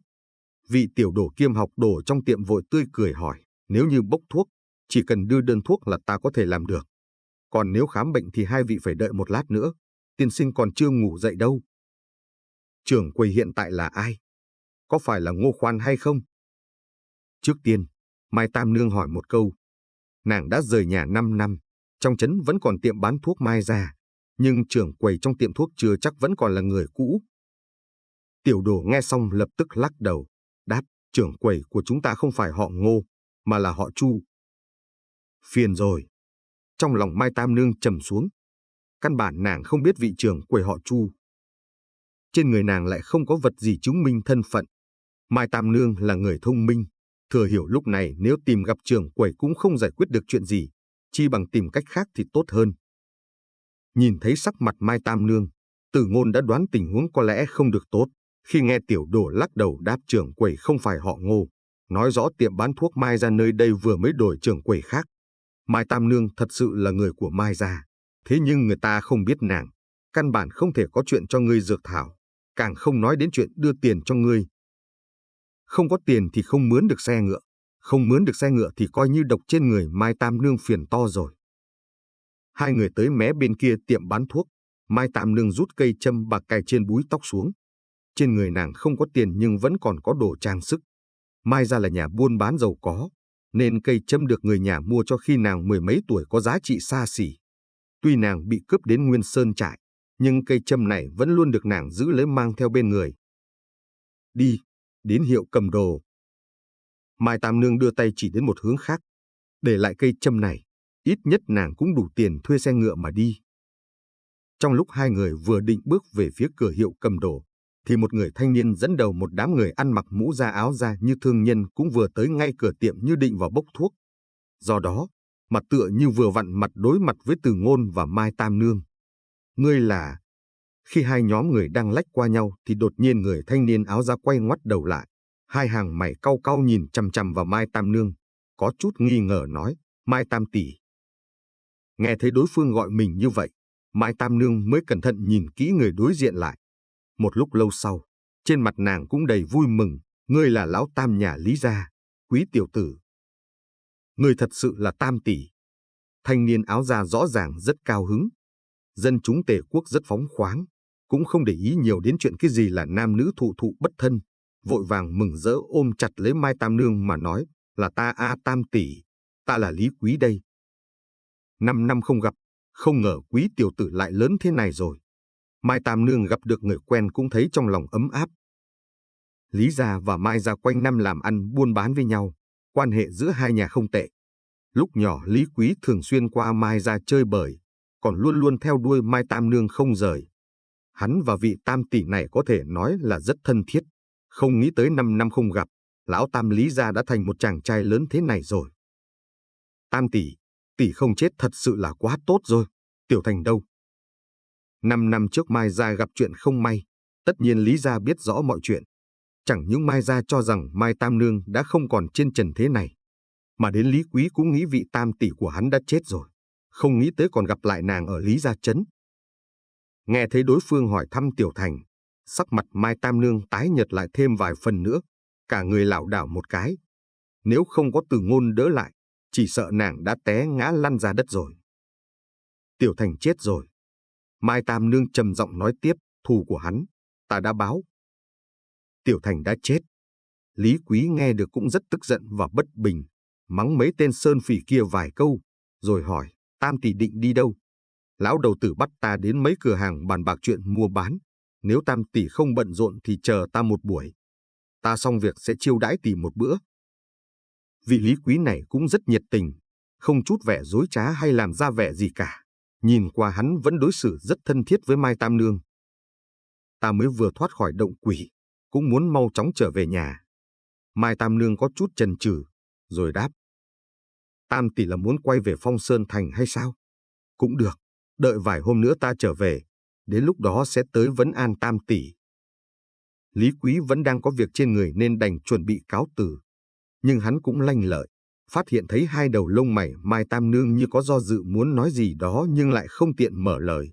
Hơn nữa bên người nàng cũng không mang theo bọc hành lý gì, lập tức phân phó mấy tên thủ hạ bên cạnh đưa ra 10 quan tiền, nói Tam tỷ vừa mới chạy ra khỏi chỗ chết, chút tiền này coi như quý tiểu tử đưa cho Tam tỷ làm lộ phí. Mai Tam Nương không nỡ từ chối, đành phải nhận lấy, hai người cứ như vậy mà tạm biệt. Như vậy coi như khỏi phải bán cây châm rồi. Từ Ngôn bèn nở nụ cười hắc hắc, xem ra trên đời này thật sự có quý nhân, nếu không thì sao người ta lại được gọi là Lý Quý chứ? Tiểu đạo sĩ thấy tiền là sáng mắt. Tâm tình Mai Tam Nương cũng tốt lên một chút, bèn cười mắng. Hai người vào trong tiệm bán thuốc Mai ra mua thêm chút thảo dược, tuy chưa thu thập được một nửa số thảo dược cần thiết nhưng có ít còn hơn không. Sau đó mới chạy tới bãi xe ngựa thuê lấy một cỗ xe, đồng thời chọn một sa phu có bàn tay to lớn trầm ổn đánh xe. Đến khi chuẩn bị đầy đủ lương khô, hai người mới rời khỏi Lý Gia Trấn, chạy tới Phong Sơn Thành. Còn có hơn một nửa thảo dược chưa gom được, thế nhưng Phong Sơn Thành là tòa đại thành quan trọng nhất nhì Tề quốc, hẳn có thể gom đủ thảo dược cần thiết. Xe ngựa Tề quốc chạy rất nhanh, người đánh xe càng là có kinh nghiệm phong phú nên đường dài tuy mệt mỏi bụi bặm nhưng cũng bình yên vô sự. Lộ trình dài 7-8 ngày đường, nhưng chỉ mất hơn 6 ngày đã tới nơi. Càng vào sâu trong Tề quốc, Từ Ngôn càng phát hiện thành trấn dọc đường đều càng trở nên to lớn. Thành trấn càng lớn, thì tường thành lại càng cao. Khi hắn đứng dưới chân Phong Sơn Thành ngẩng đầu nhìn độ cao hơn 10 trượng của tường thành, khuôn mặt nhỏ nhắn đã đầy kinh ngạc. Nơi này có chỗ nào là tường thành a? Rõ ràng là một ngọn núi mới đúng nha. Người thiếu niên mới đi ra tu trong thôn trấn nhỏ, tất nhiên không có nhiều kiến thức. Người đánh xe phải cười cười giải thích thêm, cái này không tính là cao, tường thành của Hoàng thành Đại Tề mới gọi là cao, trời sập xuống còn có thể đứng chống lại được đấy. Từ Ngôn không tin có chuyện dùng tường thành chống trời, nhưng dùng núi người biển người chống trời thì chắc có thể được. Xuyên qua cửa thành cực lớn, đập vào mắt hắn là cái cảnh trí phồn hoa, cửa hàng san sát nhau như rừng, người đi lại như mắc cười. Còn có không ít người bán hàng rong đứng bên đường giao hàng, tiếng hò giao bán hàng như một bài ca bình thường. Còn có người gánh hàng đi bán dạo, lời giao thành từng tràng dài như trâu, nhưng Từ Ngôn qua lại không hiểu được tiếng nào, chẳng qua đồ ăn từ quang gánh bay lên thơm lừng. Hắn còn thấy có đứa trẻ nhỏ ỷ vào thân thể nhỏ nhắn linh hoạt, luồn lách không ngừng trong đám người, đụng chỗ này chui chỗ kia như bị lạc đường thế nhưng lại nhanh như chớp lật tay móc lấy hầu bao trong túi người khác. Ai nha, hóa ra kẻ trộm trong lời kể lại chính là đây. Phong Sơn Thành còn được gọi là Phong Đô. Người trong thành tấp nập mang đến cho Từ Ngôn vẻ ồn ào náo nhiệt, còn mang đến cho hắn rung động thật sâu. Người trong Lâm Sơn trấn không ít, nhưng đến đại thành Phong Sơn Thành nổi danh nhất nhì Tề quốc này thì Từ Ngôn mới phát hiện, Lâm Sơn trấn trước mặt Phong Sơn Thành chỉ như cỏ hoang dưới chân đại thụ mà thôi, căn bản không thể so sánh được. Chỉ sợ 100 Lâm Sơn trấn cũng không bằng một nửa tòa Phong Đô này. Cỗ xe xuôi theo con đường cái rộng hơn 10 trượng vốn đã dần đi chậm chậm lại, Từ Ngôn cũng đã thấy đầy đủ cảnh trí náo nhiệt trên đường. Đến khi hắn định quay đầu lại hỏi Mai Tam Nương vì sao cửa hàng lớn nhất trong thành không phải là khách sạn tiểu lâu mà lại là một nhà buôn bán thuyền bè, thì hắn đột nhiên giật mình nhận ra nữ tử vừa mới về đến quê cũ đã ngất đi, khóe miệng vẫn còn một dòng máu đỏ tươi. Chương 55, Mai Gia. Dịch giả, Hoang Tắc. Đại trạch Mai Gia nằm ngay tại phía nam Phong Sơn Thành, tùy tiện nghe ngóng một chút là có thể tìm được. Sa phu điều khiển xe ngựa đi vào Mai Gia. Quản sự bên trong vừa nhìn thấy Mai Tam Nương trở về, lập tức vội vàng hối hả kêu đám hạ nhân tới. Mai Tam Nương bị hôn mê bất tỉnh được mấy nữ tỳ nhanh chóng dìu vào trong nhà. 5 năm không có tin tức, người nhà Mai Gia gần như đã quên sạch sẽ về nàng rồi. Chỉ có một số ít con cháu Mai Gia chạy đến hỏi thăm, Thế nhưng ngoại trừ quần áo trên người đẹp đẽ quý giá ra thì bọn họ chẳng có chút lo lắng nào cả, có chăng chỉ là hơi tò mò mà thôi. Phụ thân Mai Tam Nương là Mai Tân Cử có 4 người thê thiếp tất cả. Mai Tam Nương là con gái thứ 3, trước nàng có 2 vị huynh trưởng, sau nàng con cô thêm 2 muội muội và 1 đệ đệ. Kể từ sau chuyện không may 5 năm trước, Mai Tân Cử còn nạp thêm 2 người thiếp xinh đẹp nữa. Trong 5 năm này cũng vừa kịp sinh thêm 4 người con gái nữa. Gia đình giàu có, tiền tài vô số. Thiếu mất 1 người con trai và 1 con gái, người ta nhanh chóng bổ sung lại thiếu hụt, lại còn nhiều hơn thêm 2 người nữa. Mai Tam Nương đã được đưa vào hậu trạch Mai gia, quản sự trong nhà cũng đã sớm kêu người đi mời đại phu. Còn Từ Ngôn vẫn bị lưu lại phòng canh cổng, trước mặt hắn là một con chó đen to bự đang ngồi đó. Người ngoài không được phép đặt chân vào hậu trạch, trừ phi là thông gia có quan hệ rất tốt với nhau. Từ Ngôn là một tiểu đạo sĩ lôi thôi lếch thếch, không bị đuổi ra khỏi nơi này đã tính là Mai gia có thiện tâm lắm rồi. Sau khi thăm dò lai lịch, biết Từ Ngôn và Mai Tam Nương cùng rơi vào trong trại phỉ, trong lòng quản sự càng thêm xem thường. Nhưng biểu hiện bên ngoài của gã cũng không tỏ vẻ gì cả, chỉ kêu Từ Ngôn đứng chờ ngoài cửa, còn gã cần phải thông báo cho lão gia.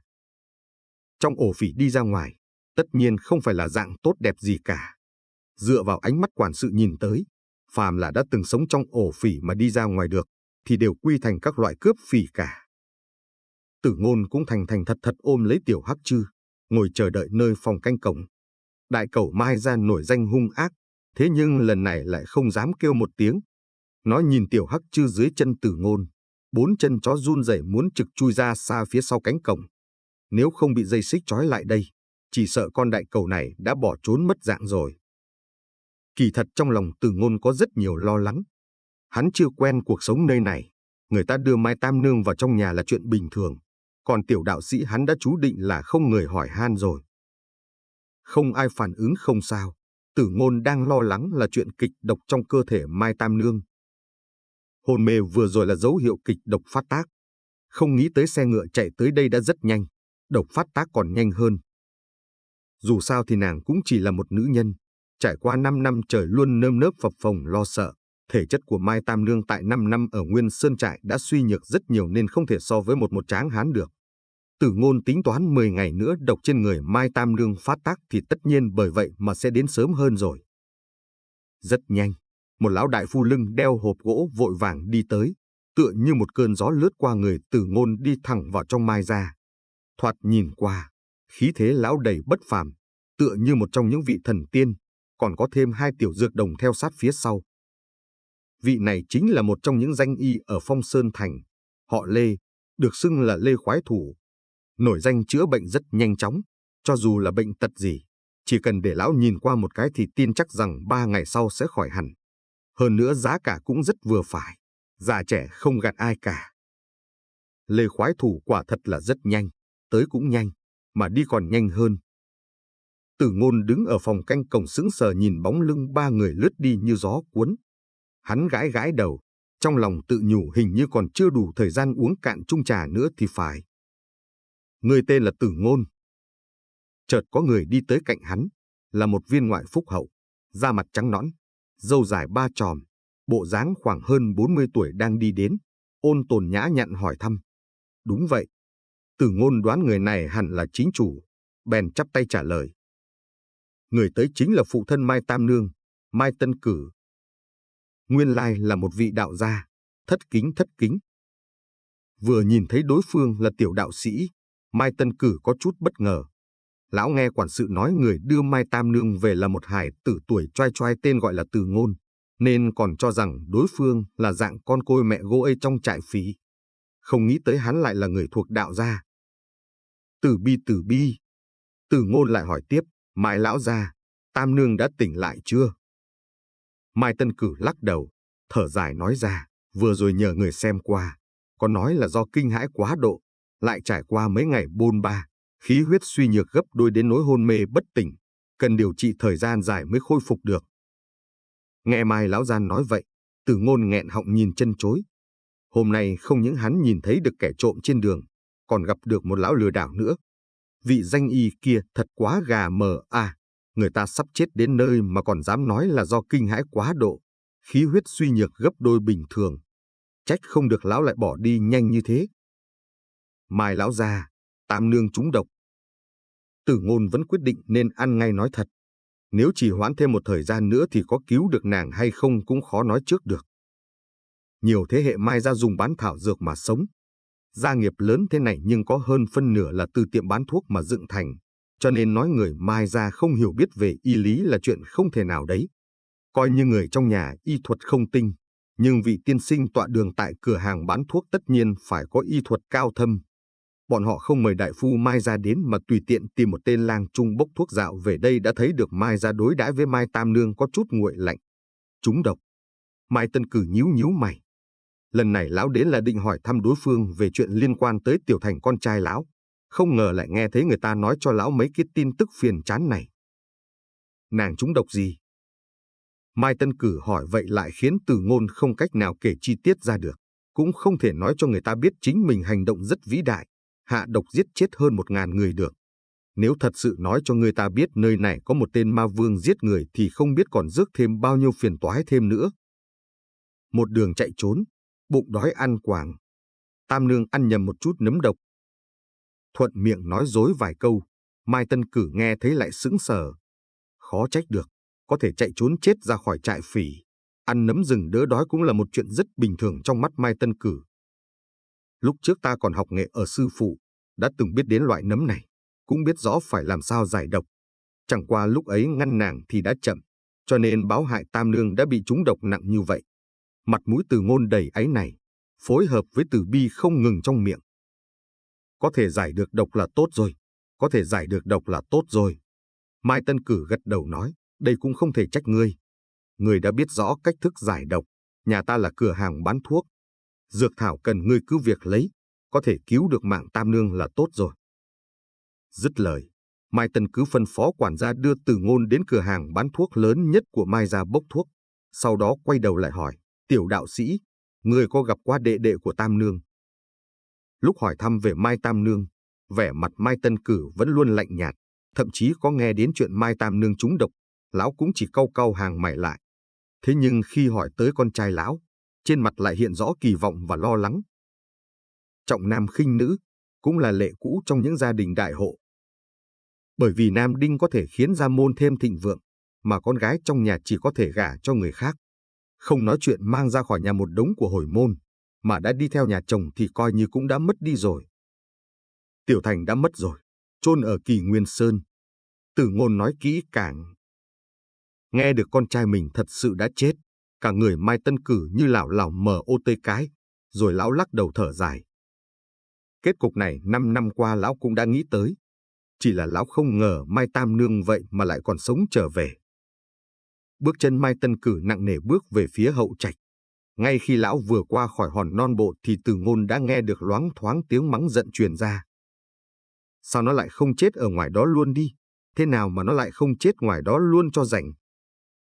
Thật sự là Mai Tân Cử hoàn toàn tức giận không nguôi. Lão hận những tên sơn phỉ kia đã giết mất con trai của lão, càng hận Mai Tam nương năm đó đã mang Tiểu Thành ra ngoài mới dẫn tới họa sát thân cho nó. Mất đi một vài khuê nữ không tính toán gì, thế nhưng mất đi một đứa con trai, trong mắt những gia đình đại hộ kia mới coi là thật sự tổn thất. Đối thoại ngắn ngủi lại khiến Từ Ngôn mơ hồ nhìn ra được một sự thật, chính là Mai Tam nương trở về, chỉ sợ cũng không nhận được sắc mặt tốt lành gì từ đám người trong nhà. Hắn không suy nghĩ nhiều nữa, lúc này điều quan trọng nhất chính là điều chế giải dược.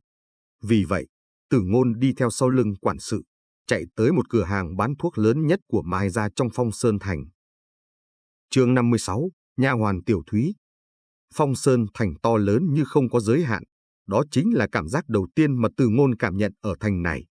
Đến khi hắn nhìn thấy cửa hàng bán thuốc chính của Mai gia tại Phong Sơn Thành thì chợt sửng sốt, hắn còn nghĩ đây là một cái khách sạn cực lớn hoặc một tiểu lâu nào đó. Cửa hàng có 3 tầng, trưng bày không biết bao nhiêu thảo dược. Cửa hàng thuốc Mai gia thật sự có rất nhiều chủng loại thảo dược. Từ mấy ngàn loại thảo dược này, Từ Ngôn cũng tìm ra được đầy đủ thảo dược điều chế được giải dược. Chẳng những hắn cầm đủ thảo dược điều chế, mà còn cầm dư thêm vài loại nữa. Tổng cộng đến mấy trăm loại thảo dược, khiến ánh mắt của quản sự Mai gia cũng trở nên đăm đăm. Chỉ là ăn chúng nấm độc, sao phải dùng tới nhiều loại thảo dược đến như vậy? Dù sao thì cũng là xem bệnh cho tiểu thư nhà mình nên quản sự cũng không nhiều lời. Lão chỉ đứng đợi đến khi Từ Ngôn lấy đủ thảo dược rồi dẫn hắn quay trở về Mai phủ. Thu thập đủ thảo dược, chế dược cũng coi như đơn giản rồi. Chỉ cần đặt ấm thuốc lên bếp lò nóng cháy, đợi cho sôi sục rồi tản ra rồi mùi thuốc nồng đậm là được rồi. Nơi nấu thuốc là ở một gian phòng khách của Mai gia.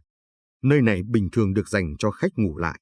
Trên giường là Mai Tam Nương vẫn còn đang hôn mê bất tỉnh như trước. Tử Ngôn còn tưởng Mai Tam Nương được chăm sóc tại hậu trạch, không ngờ lại được đặt ở một nơi như thế này. Một lần nữa, hắn lại cảm nhận được sự lạnh lùng và lạ lẫm mà người nhà Mai gia đối xử với Mai Tam Nương, tựa như nữ nhân này đã không còn thuộc về Mai gia nữa. Thật ra lúc đầu quả thật Mai Tam Nương được đưa đến hậu trạch, nhưng sau đó nàng lại bị hai bà chị dâu đẩy ra ngoài. Còn bị nói là nữ nhân trong ổ phỉ không lấy gì làm sạch sẽ, là một thân xúi quẩy. Mai gia là đại hộ, nếu để cho người khác biết chuyện thì làm sao còn mặt mũi đặt chân ở Phong Đô, có còn muốn giữ lấy bảng hiệu trên 100 năm của Mai gia nữa hay không? Tử Ngôn thu thập đầy đủ thảo dược trở lại vừa vặn nghe thấy hai vị phu nhân quần áo đẹp đẽ quý giá, châm cài đầy đầu đang chống eo răn dạy mấy nàng nô tỳ không hiểu chuyện. Hai người ăn mặc một thân tơ lụa, khắp người đầy quý khí kia là hai chị dâu của Mai Tam Nương. Vốn là người thân của nàng, nhưng không ngờ vừa mở miệng ra lại đầy lời âm độc. Cái gì là nữ nhân trong ổ phỉ vì muốn được sống mà phải thành kỹ nữ? Cái gì mà đã hầu hạ đám sơn phỉ suốt 5 năm trời mà còn có mặt mũi trở về nhà, không sợ láng giềng chê cười? Rằng là nếu các nàng bị kẻ cướp bắt đi thì đã tự cắt cổ mình từ lâu rồi, không có mặt mũi nào trở về đâu. Càng mắng càng hăng, một phu nhân lớn tuổi hơn chỉ thẳng mặt một nữ tỳ, mắng nàng không có mắt, dám đem một nữ nhân dơ bẩn thế này vào trong hậu trạch. Không cần nhìn kỹ cũng thấy trên người nữ hài kia đã có thêm nhiều vết bầm tím. Tử Ngôn đi thẳng vào trong gian phòng khách dưới lời nói đầy ác độc và ánh mắt khinh bỉ của hai phu nhân này. Tiểu đạo sĩ bưng lấy thảo dược không liếc mắt nhìn hai người này một cái. Chọc cho hai người lắm điều này lại gán cho Mai Tam Nương thêm một cái tội trạng không minh bạch với một đạo sĩ. Lại lần nữa mắng chửi độc địa một phen, rằng là đạo nhân ngày nay cũng có đủ loại, rồi sau đó mới lắc lư eo mập rời đi. Nếu là chửi bới, tất nhiên Tử Ngôn cũng mắt điếc tai ngơ. Hai người này còn kém xa đám quỷ vật nhiều lắm, hắn không cần phải mất công tập luyện cũng có thể dễ dàng làm như không thấy. Ngay khi Tử Ngôn đang nấu thuốc, thì một bóng người lảo đảo lao vọt vào bên trong. Cách ăn mặc trên người nàng là của nữ tỳ trong nhà, tóc tai lại bới lên theo kiểu phú nu đã có chồng, vừa vào cửa đã bật khóc. Tiểu thư, tiểu thư, ô ô ô ô.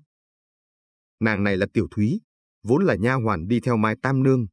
Tiểu thư gặp nạn, nha hoàn cũng trở thành kẻ không có chủ nhân, bèn bị nhị phu nhân điều đi, chịu trách nhiệm hầu hạ chị dâu thứ của Mai Tam Nương.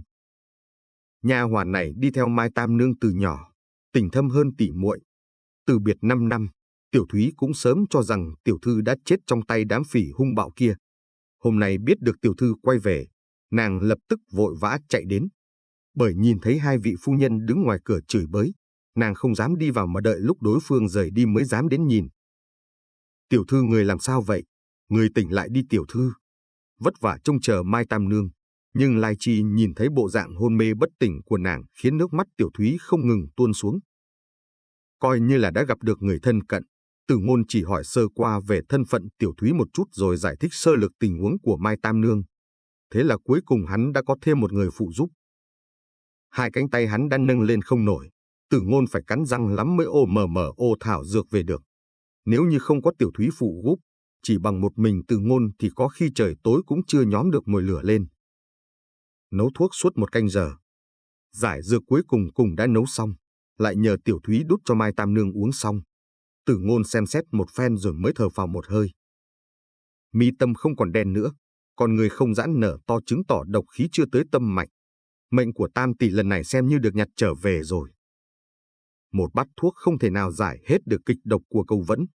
Độc lực trong người Mai Tam Nương chỉ tạm thời bị giải dược áp chế, tạm thời không phát tác ra được.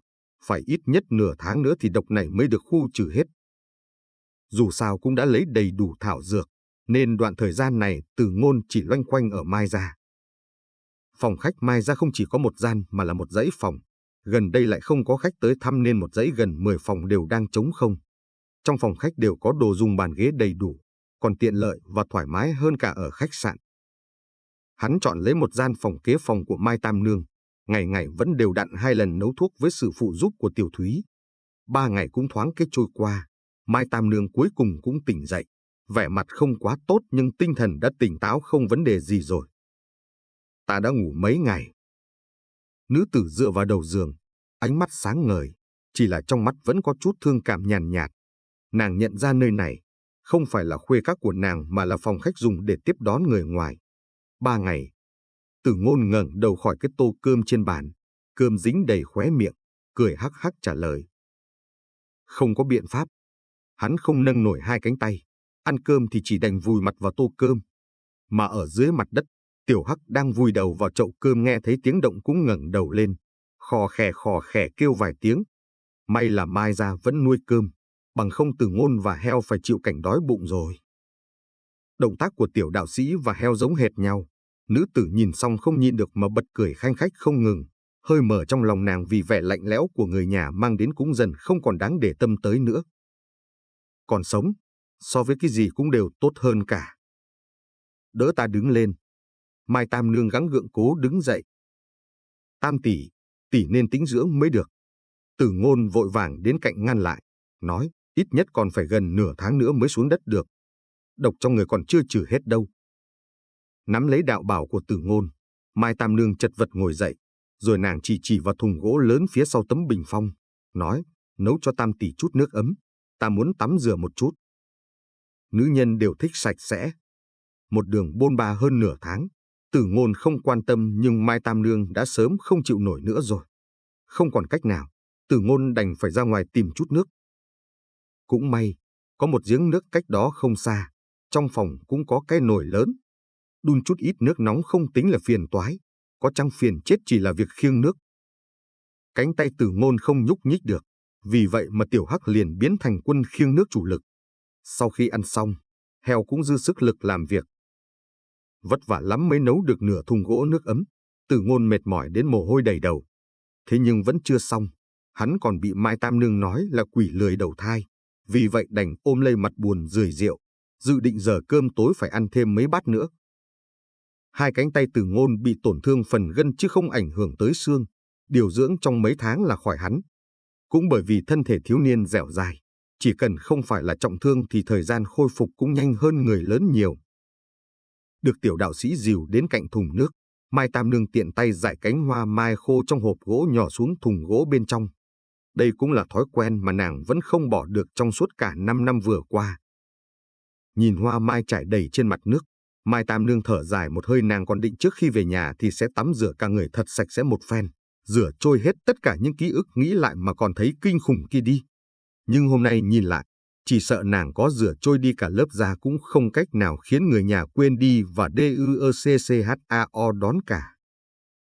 Kéo nhẹ đai lưng, một bờ vai trắng muốt như mỡ cứ vậy mà đột nhiên hiện ra.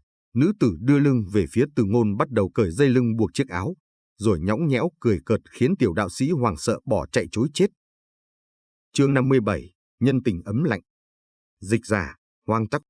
Không nhìn điều xấu, không nghe điều xấu, không nói điều xấu, không làm điều xấu. Thánh nhân đã nói vậy, thế nhân không phân biệt là đạo hay Phật đều có thể nghe và hiểu được. Còn về phần thế nhân có làm được theo mấy lời chỉ dạy kia hay không, thì cũng không phải là chuyện của thánh nhân nữa. Thì thầm từ bi suốt nửa ngày tại cửa ra vào, Tử Ngôn mới cảm thấy khá hơn chút ít, thế nhưng trong lòng vẫn sợ hãi như cũ. Rốt cuộc hắn cũng hiểu được một cái đạo lý, có đôi khi nữ nhân còn đáng sợ hơn cả quỷ vật. Tiểu Thúy lúc này lại cũng lén lút đi tới, như lo lắng có người để ý đến chuyện nàng chiếu cố đến Mai Tam Nương, không kịp chào hỏi Tử Ngôn mà vội vã bước vào trong phòng. Đã có người chiếu cố Mai Tam Nương tắm gội, Tử Ngôn an lòng quay trở về phòng của hắn, tranh thủ uống hết một ấm trà lớn cho đỡ sợ hãi. Rồi sau đó hắn mới lấy ra một vài loại thảo dược đem về từ cửa hàng thuốc Mai ra, bỏ vào ấm thuốc bắt đầu nấu lên. Hắn cũng cần điều trị thương thế của mình. Dù sao thì dược liệu ở cửa hàng Mai ra chất thành núi, có sẵn thảo dược như thế, không đung thi quá lãng phí. 3 ngày nay, cha ta tới mấy lần. Mai Tam Nương đang ngâm mình trong thùng gỗ, nhẹ giọng mang theo vẻ bình tĩnh nhưng lại không chút tình cảm nào hỏi Tiểu Thúy. Nàng nữ tỳ sau lưng nàng lại không nói gì, chẳng qua chỉ yên lặng lắc đầu. Mai Tam Nương nhẹ nhàng thở dài ra một hơi.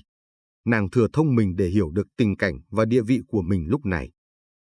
Bị sắp xếp ở lại trong phòng khách, không người chăm sóc, phụ thân không tới thăm nom, đến lão đại phu chủ trì cửa hàng thuốc Mai gia cũng không được mời đến khám cho nàng.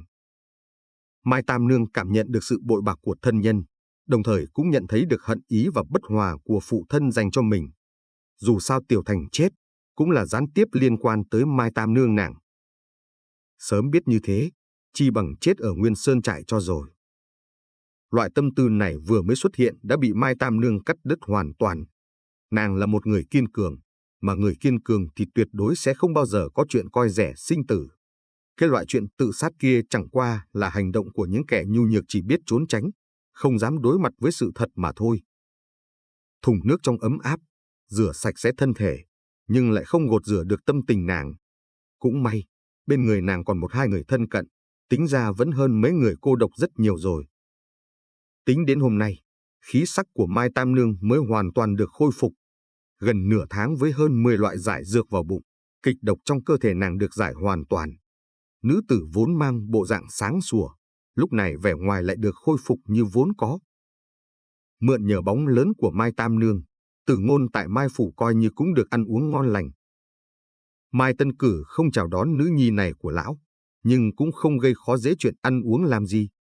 Mai gia khổng lồ như vậy cũng không quan tâm đến mấy ngụm cơm canh, cho nên Tử Ngôn và Tiểu Hắc Trư coi như đã tìm được một nơi tốt, hết ăn no lại ngủ, ngủ dậy lại ăn no, cuộc sống cả ngày thật sự rất giống như heo. Cuộc sống hạnh phúc cũng sẽ không kéo dài lâu, nhất là đối với loại nữ nhân phận bạc như Mai Tam Nương. Về nhà được 1 tháng, tổng cộng Mai Tân Cử gặp nàng được 2 lần. Lần đầu tiên lão hỏi về thương thế của nàng, nói không tới 3 câu. Lần thứ hai là lão đến thông báo cho Mai Tam Nương biết, trong nhà đã quyết định xong hôn nhân cho nàng, 1 tháng sau nhà trai sẽ đến rước dâu. Nữ nhân không được phép bước vào hậu trạch, đã chú định là sẽ bị gả qua loa ra khỏi nhà. Đây cũng chính là thủ đoạn đuổi những đứa con gái không được chào đón ra khỏi nhà của các gia đình giàu có. Khi Tử Ngôn biết được chuyện đám người Mai gia bội bạc như vậy, gương mặt hắn đầy phẫn nộ. Tiểu Hắc Trư ở góc tường cũng ngẩng đầu kêu hừ hừ biểu đạt bất mãn. Cũng không phải Tử Ngôn phẫn hận đám người Mai gia tuyệt tình, mà tiếc hận lấy một ngày 3 bữa ăn uống ngon lành. Cái loại khách sạn miễn phí, ăn uống miễn phí thế này, còn có thể tìm đâu trong khắp cả thiên hạ. Còn tưởng rằng tiểu đạo sĩ bất bình giùm mình. Đến khi Mai Tam Nương nghe được Tử Ngôn đang lầm bầm lầu bầu tìm đâu ra nơi có cơm trắng mà ăn, thì toàn bộ bất cam và phẫn nộ trong lòng nàng đều bị cơn giận lấp hết. Nàng bèn kéo tiểu đạo sĩ nho nhỏ vào ngực mình trà đạp cả buổi.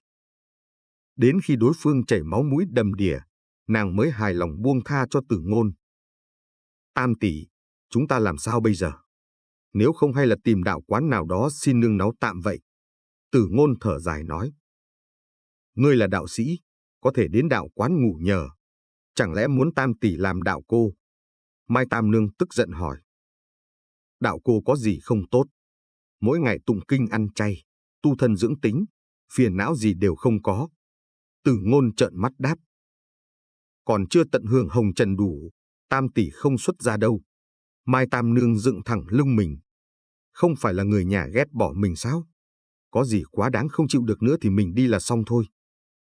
À vậy Tam tỷ xuất giá thật sao? Vậy ta đành tìm đạo quán ngủ nhờ vậy. Tử Ngôn gãi gãi đầu, hắc hắc cười ngây ngô. Tam tỷ không lấy chồng, có lấy cũng không gả cho cái tên du côn Thẩm Lục kia. Vừa nhắc đến cuộc hôn nhân Mai gia an bài cho mình, Mai Tam Nương lại hận đến mức nghiến răng nghiến lợi. Thẩm Lục là người thế nào? Là một tên thọt du côn cờ bạc. Cũng không phải trời sinh mà Thẩm Lục đã tàn tật. Gã đi cả nhắc một chân bên kia là vì đánh bạc thiếu nợ người ta không trả, người ta bèn đánh cho gãy chân đấy. Tên này hơn 30 tuổi, cả ngày chơi bời lêu lổng, hết ăn lại nằm dài. Hơn nữa gã lại mê đánh bạc hơn mạng, đến chân còn có thể đặt cược thì ngày nào đó gã đem vợ mình đi cầm cố cũng không lạ. Gả cho loại người đó thì đời nào Mai Tam Nương đồng ý. Mai Tam Nương không đồng ý, nhưng toàn bộ trưởng bối của nàng lại ưng thuận. Nhất là hai bà chị dâu vợ cả vợ bé kia còn hận không đem nữ nhân bẩn thỉu ra khỏi đại trạch Mai ra ngay trong ngày mai luôn đấy. Không nhìn thấy ánh mắt đám con cháu nhìn nàng đều không bình thường hết hay sao? Ai lại chịu đựng được nàng này chứ? Có Mai Tân Cử làm chủ, coi như Mai Tam Nương không đồng ý cũng hết cách. Gia chủ hiện tại đã mở miệng, đừng nói gả một đứa con gái cho một tên du côn, coi như gả cho một con heo cũng không ai dám phản đối, hơn nữa có phản đối cũng vô dụng. Cho nên cuộc hôn nhân này đã được xác định chỉ bằng một câu nói của Mai Tân Cử. Mẫu thân Mai Tam Nương mất sớm, hơn nữa tuổi tác nàng đã không còn nhỏ, sắp đến 30 tuổi mà chưa kết hôn thì sẽ bị người khác chê cười. 5 năm trước, lúc nàng mới 20 mấy, cũng vì chuyện hôn sự mà nàng đã gây ra một trận huyên náo ầm ĩ với phụ thân, Mai Tân Cử không còn cách nào khác đành bỏ mặc không để ý tới. Nhưng lúc này lão quyết tâm muốn nhanh chóng gả ngôi sao chổi này ra khỏi nhà, cho nên cũng không chút thương lượng nào mà tự mình làm chủ cuộc hôn nhân này. Biết được chuyện chung thân đại sự của mình, Mai Tam Nương cũng không phản đối hay chống đối lại, chỉ yên lặng cười thảm một tiếng. Nàng không có ý định bỏ nhà mà đi, lại như cam chịu số phận, chờ đợi 1 tháng sau nhà trai đưa người qua cưới về. Nữ nhân nhìn như cam chịu số phận, thế nhưng trong mắt Từ Ngôn lại tuyệt đối không phải như vậy. Bằng không mà nói, có khuê nữ nhà ai gần đám cưới rồi mà vẫn ngồi mài dao cả ngày không? Mỗi lần nhìn thấy Mai Tam Nương ngồi mài lấy con dao mà Tiểu Thúy đã mua dùm, Từ Ngôn cảm thấy phía sau gáy lại lạnh lẽo. Cũng khó trách, nữ tử có thể cùng hắn hạ độc giết chết hơn 1000 tên sơn phỉ, có thể là ngọn đèn cạn dầu được sao? Mai Tam Nương không có ý định rời khỏi Mai gia vì nàng rất cần tiền, cần lấy khoản hồi môn mà Mai gia chuẩn bị cho mình. Một khi rời khỏi Mai gia, là phải tự lực cánh sinh, không có tiền thì không cách nào sinh tồn được tại Phong Sơn thành này. Tiểu Thúy thì đã lấy chồng, được gả cho một người chăn ngựa tại Mai phủ, không cách nào cùng đi với Mai Tam Nương. Cho nên chỉ cần gả ra khỏi cửa Mai gia thì nàng sẽ chính thức biến thành một người cô độc. 2 tháng tĩnh dưỡng, sức khỏe của Mai Tam Nương đã được khôi phục lại như trước, hai tay Từ Ngôn cũng có thể động đậy nhấc lên nhấc xuống. Tuy hắn vẫn chưa dám dùng quá sức nhưng chuyện đi đứng nằm ngồi bình thường cũng thoải mái tự nhiên hơn trước rất nhiều. Có dược liệu Mai gia bồi dưỡng, lại thêm có năng lực phục hồi của bản thân thiếu niên, Từ Ngôn có thể chắc chắn trong 2 tháng nữa, tay hắn lại có thể đánh ra phi hoàng được. Thân thể hắn ngày càng chuyển biến tốt đẹp, mà thời gian ước hẹn đến tháng thứ 2 cũng ngày càng tới gần. Ngày hôm nay, ngoài đại môn Mai gia, một chiếc xe được lửa kéo đi tới, chở theo chú rể khập khiễng, mặt mày hớn hở cuối cùng cũng bước vào cổng nhà. Chương 58, hủy hôn. Dịch giả, Hoang Tắc. Thẩm Lục đón dâu, không làm rình rang phô trương. Sáng sớm mướn một cỗ xe lửa, khoác áo hoa đỏ lên người, hào hứng bừng bừng đứng ngoài đại môn Mai gia. Không có thêm nghi thức gì, cũng không có bao nhiêu người ra tiễn. Thậm chí Mai Tân Cử còn không ra mặt, chỉ có 2 vị ca ca của Mai Tam Nương ra tiễn biệt, đưa nàng ra khỏi Mai phủ. Nhị ca Mai Tam Nương còn lén lút đưa cho nàng một cái túi vải nhưng lại bị chị dâu lườm nguýt một cái rồi đoạt lại. Việc này chọc cho đám thân thích khác cười vang. Nhìn một màn tiễn đưa ra cửa thế này khiến Từ Ngôn khẽ nhíu mày. Người ta thường nói nhà phú hào thâm sâu tựa biển cả, những lời này quả nhiên không giả. Biển rộng là lạnh băng, cũng là vô tình. Cũng may Mai Tam Nương sẽ phải rời khỏi Mai gia, từ nay sẽ không phải chịu cảnh bị khinh thường như vậy nữa. Đại ca, nhị ca. Ngoài đại môn, Mai Tam Nương quay người cúi đầu, nói, lần này Tam muội đi, chỉ sợ không trở về nữa.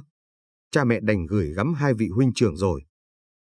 2 vị ca ca của Mai Tam Nương chẳng qua chỉ nhu nhược, bị bà nương nhà mình quản giáo chỉ biết khúm núm. Nghe thấy muội tử nói vậy, 2 người thổn thức không thôi, vội vàng gật gật đầu để khiến muội tử yên tâm.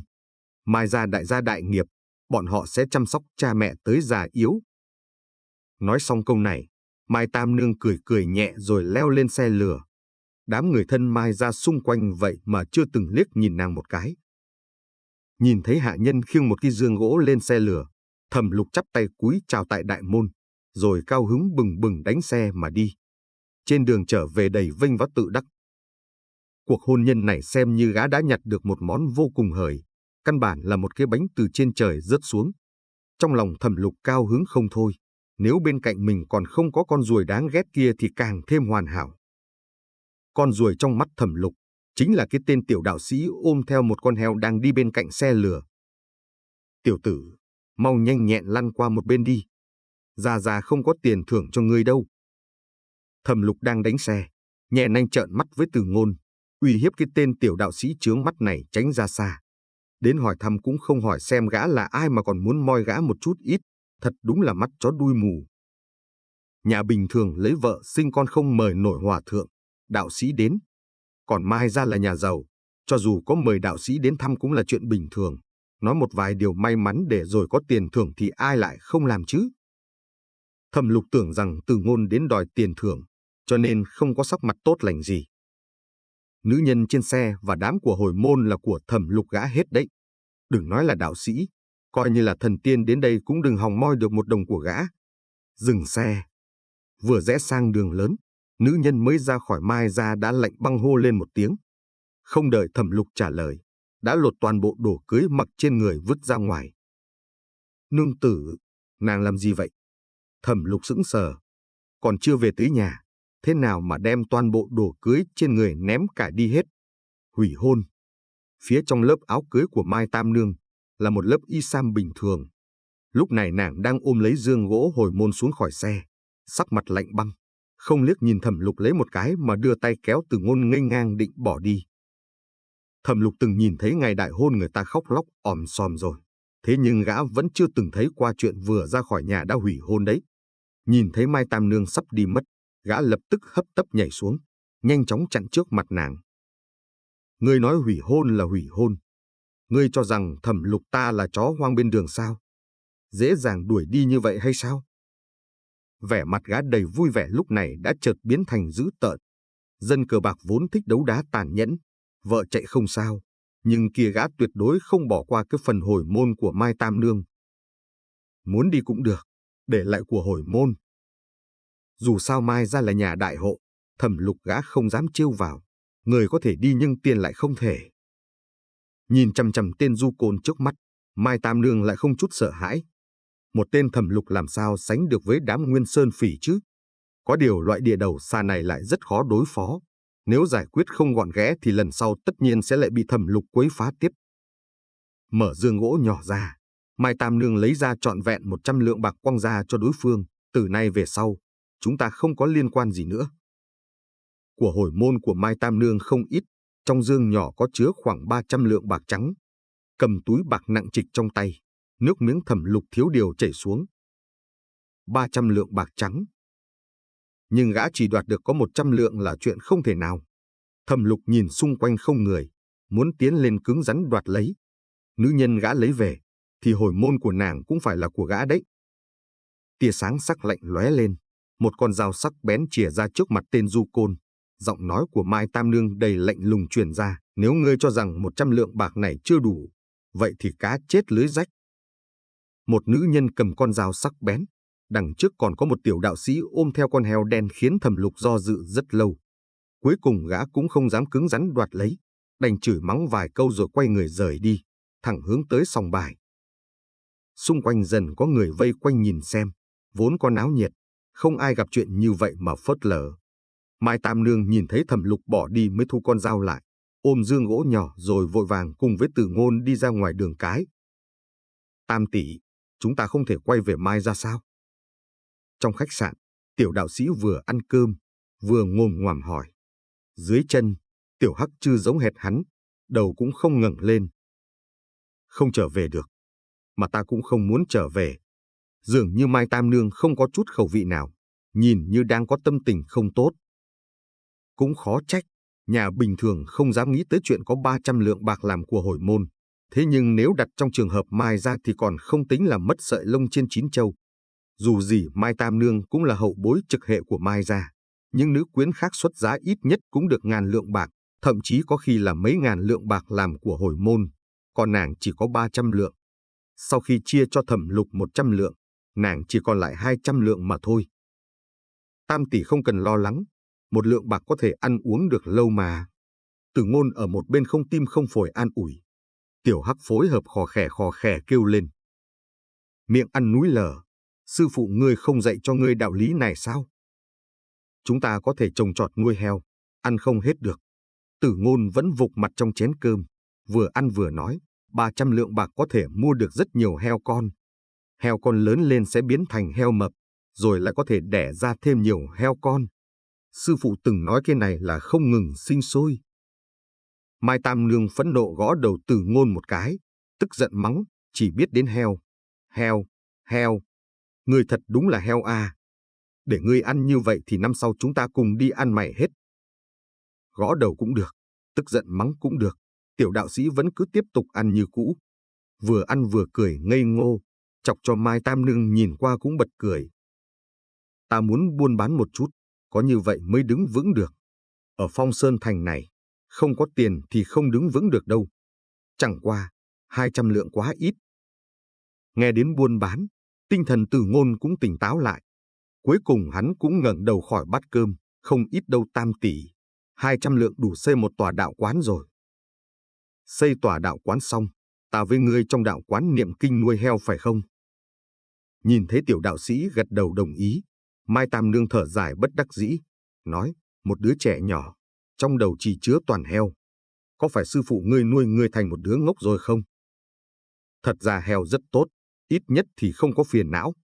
Ở cùng với tiểu đạo sĩ như heo này, bi thương trong lòng Mai Tam Nương cũng dần bị lãng quên đi. Nàng giành lấy đồ ăn trên bàn, bắt đầu cắn nuốt từng ngụm từng ngụm. Mai Tam Nương chỉ có chút ít không cam lòng mà thôi, chứ nàng hoàn toàn không có hận ý với phụ thân và đám người nhà. Nói cho cùng, Tiểu Thành là do nàng gián tiếp hại chết, đến chính nàng còn không thể tha thứ cho bản thân, chẳng lẽ còn mong phụ thân tha thứ cho kẻ đầu sỏ là nàng hay sao? Bị qua loa gả ra khỏi nhà coi như đã là kết cục tốt nhất của nàng rồi. Khách sạn không phải là chỗ ở lâu dài. Bắt đầu ngày thứ hai, Mai Tam Nương bỏ ra cả ngày tìm kiếm khắp các cửa hàng trên đường. Mất không đến 2 ngày, nàng đã tìm được một quán rượu đã lụi bại trên một con phố nhỏ tại thành Đông. Nơi này không nhỏ, hậu viện còn có mảnh đất trống, chẳng qua là bị cỏ dại phủ kín mọi chỗ. Quán rượu này thật sự quá tàn tạ. Vài năm nay đã không người quản lý, bàn ghế bên trong đã bị mưa gió bào mòn rách mướp. Mái nhà bị thùng thành một cái động lớn, trời nắng có thể nhìn thấy được cả mặt trời, trời mưa có thể được nhìn thấy cả thác nước đổ xuống. Vậy mà phải tốn toàn bộ 180 lượng bạc dòng. Gian phòng rách nát không sao, dù sao thì Mai Tam Nương cũng không có ý định mở quán rượu gì đó. Có điều muốn trang hoàng một phen thì lại không đủ tiền, còn không nói đến chuyện phải thuê mướn thêm vài gã hạ nhân hoặc chân chạy vặt nữa. Hai người ngồi nơi cửa ra vào của quán rượu mà phát sầu trong lòng. Từ Ngôn không quan tâm đang ở đâu, quán rượu tan hoang này hắn thấy cũng rất tốt, ít nhất cũng đã có nơi trú thân. Tiếc là gương mặt Mai Tam Nương lúc này lại đầy u sầu. Chợt tiếng hét to trong gian nhà gỗ lớn cuối phố vang lên thu hút sự chú ý của hai người. Sau khi Mai Tam Nương nhìn ra được gian nhà gỗ kia là nơi nào thì ánh mắt lóe sáng, hỏi, tiểu đạo sĩ, có biết đánh bạc không? Chương 59, mua kẹo ăn đi. Từ Ngôn đã từng xài tiền, nhưng đánh bạc thì quả thật là chưa từng. Nhà gỗ cuối phố treo bảng hiệu là một quán trà nhưng chân thật là một sòng bài, cả ngày truyền ra thanh âm la lối om sòm. Mai Tam Nương đang thiếu tiền, bèn đặt toàn bộ chú ý của mình vào sòng bài. Nàng đã đến bước đường cùng rồi. Không tiền trên người, làm gì cũng không được. Cùng với Từ Ngôn miệng ăn núi lở, không bằng đánh cược một lần. Cầm lấy 20 lạng bạc còn lại, Mai Tam Nương kéo tiểu đạo sĩ bước vào sòng bài. Vừa vào đến cửa, tiếng hô hào quát tháo ồn ào như muốn nổ tung cả nóc phòng. Đặt xong thì bỏ tay ra, đặt xong thì bỏ tay ra nào. Mở, lần này nhất định sẽ ra đại. CMN, lão tử thua 9 lần liền rồi, không tin lần này không gỡ lại vốn được. Báo tử, ăn sạch. Báo tử, đang nói xúc sắc ra được 666 hoang trắc. Có nhầm không vậy?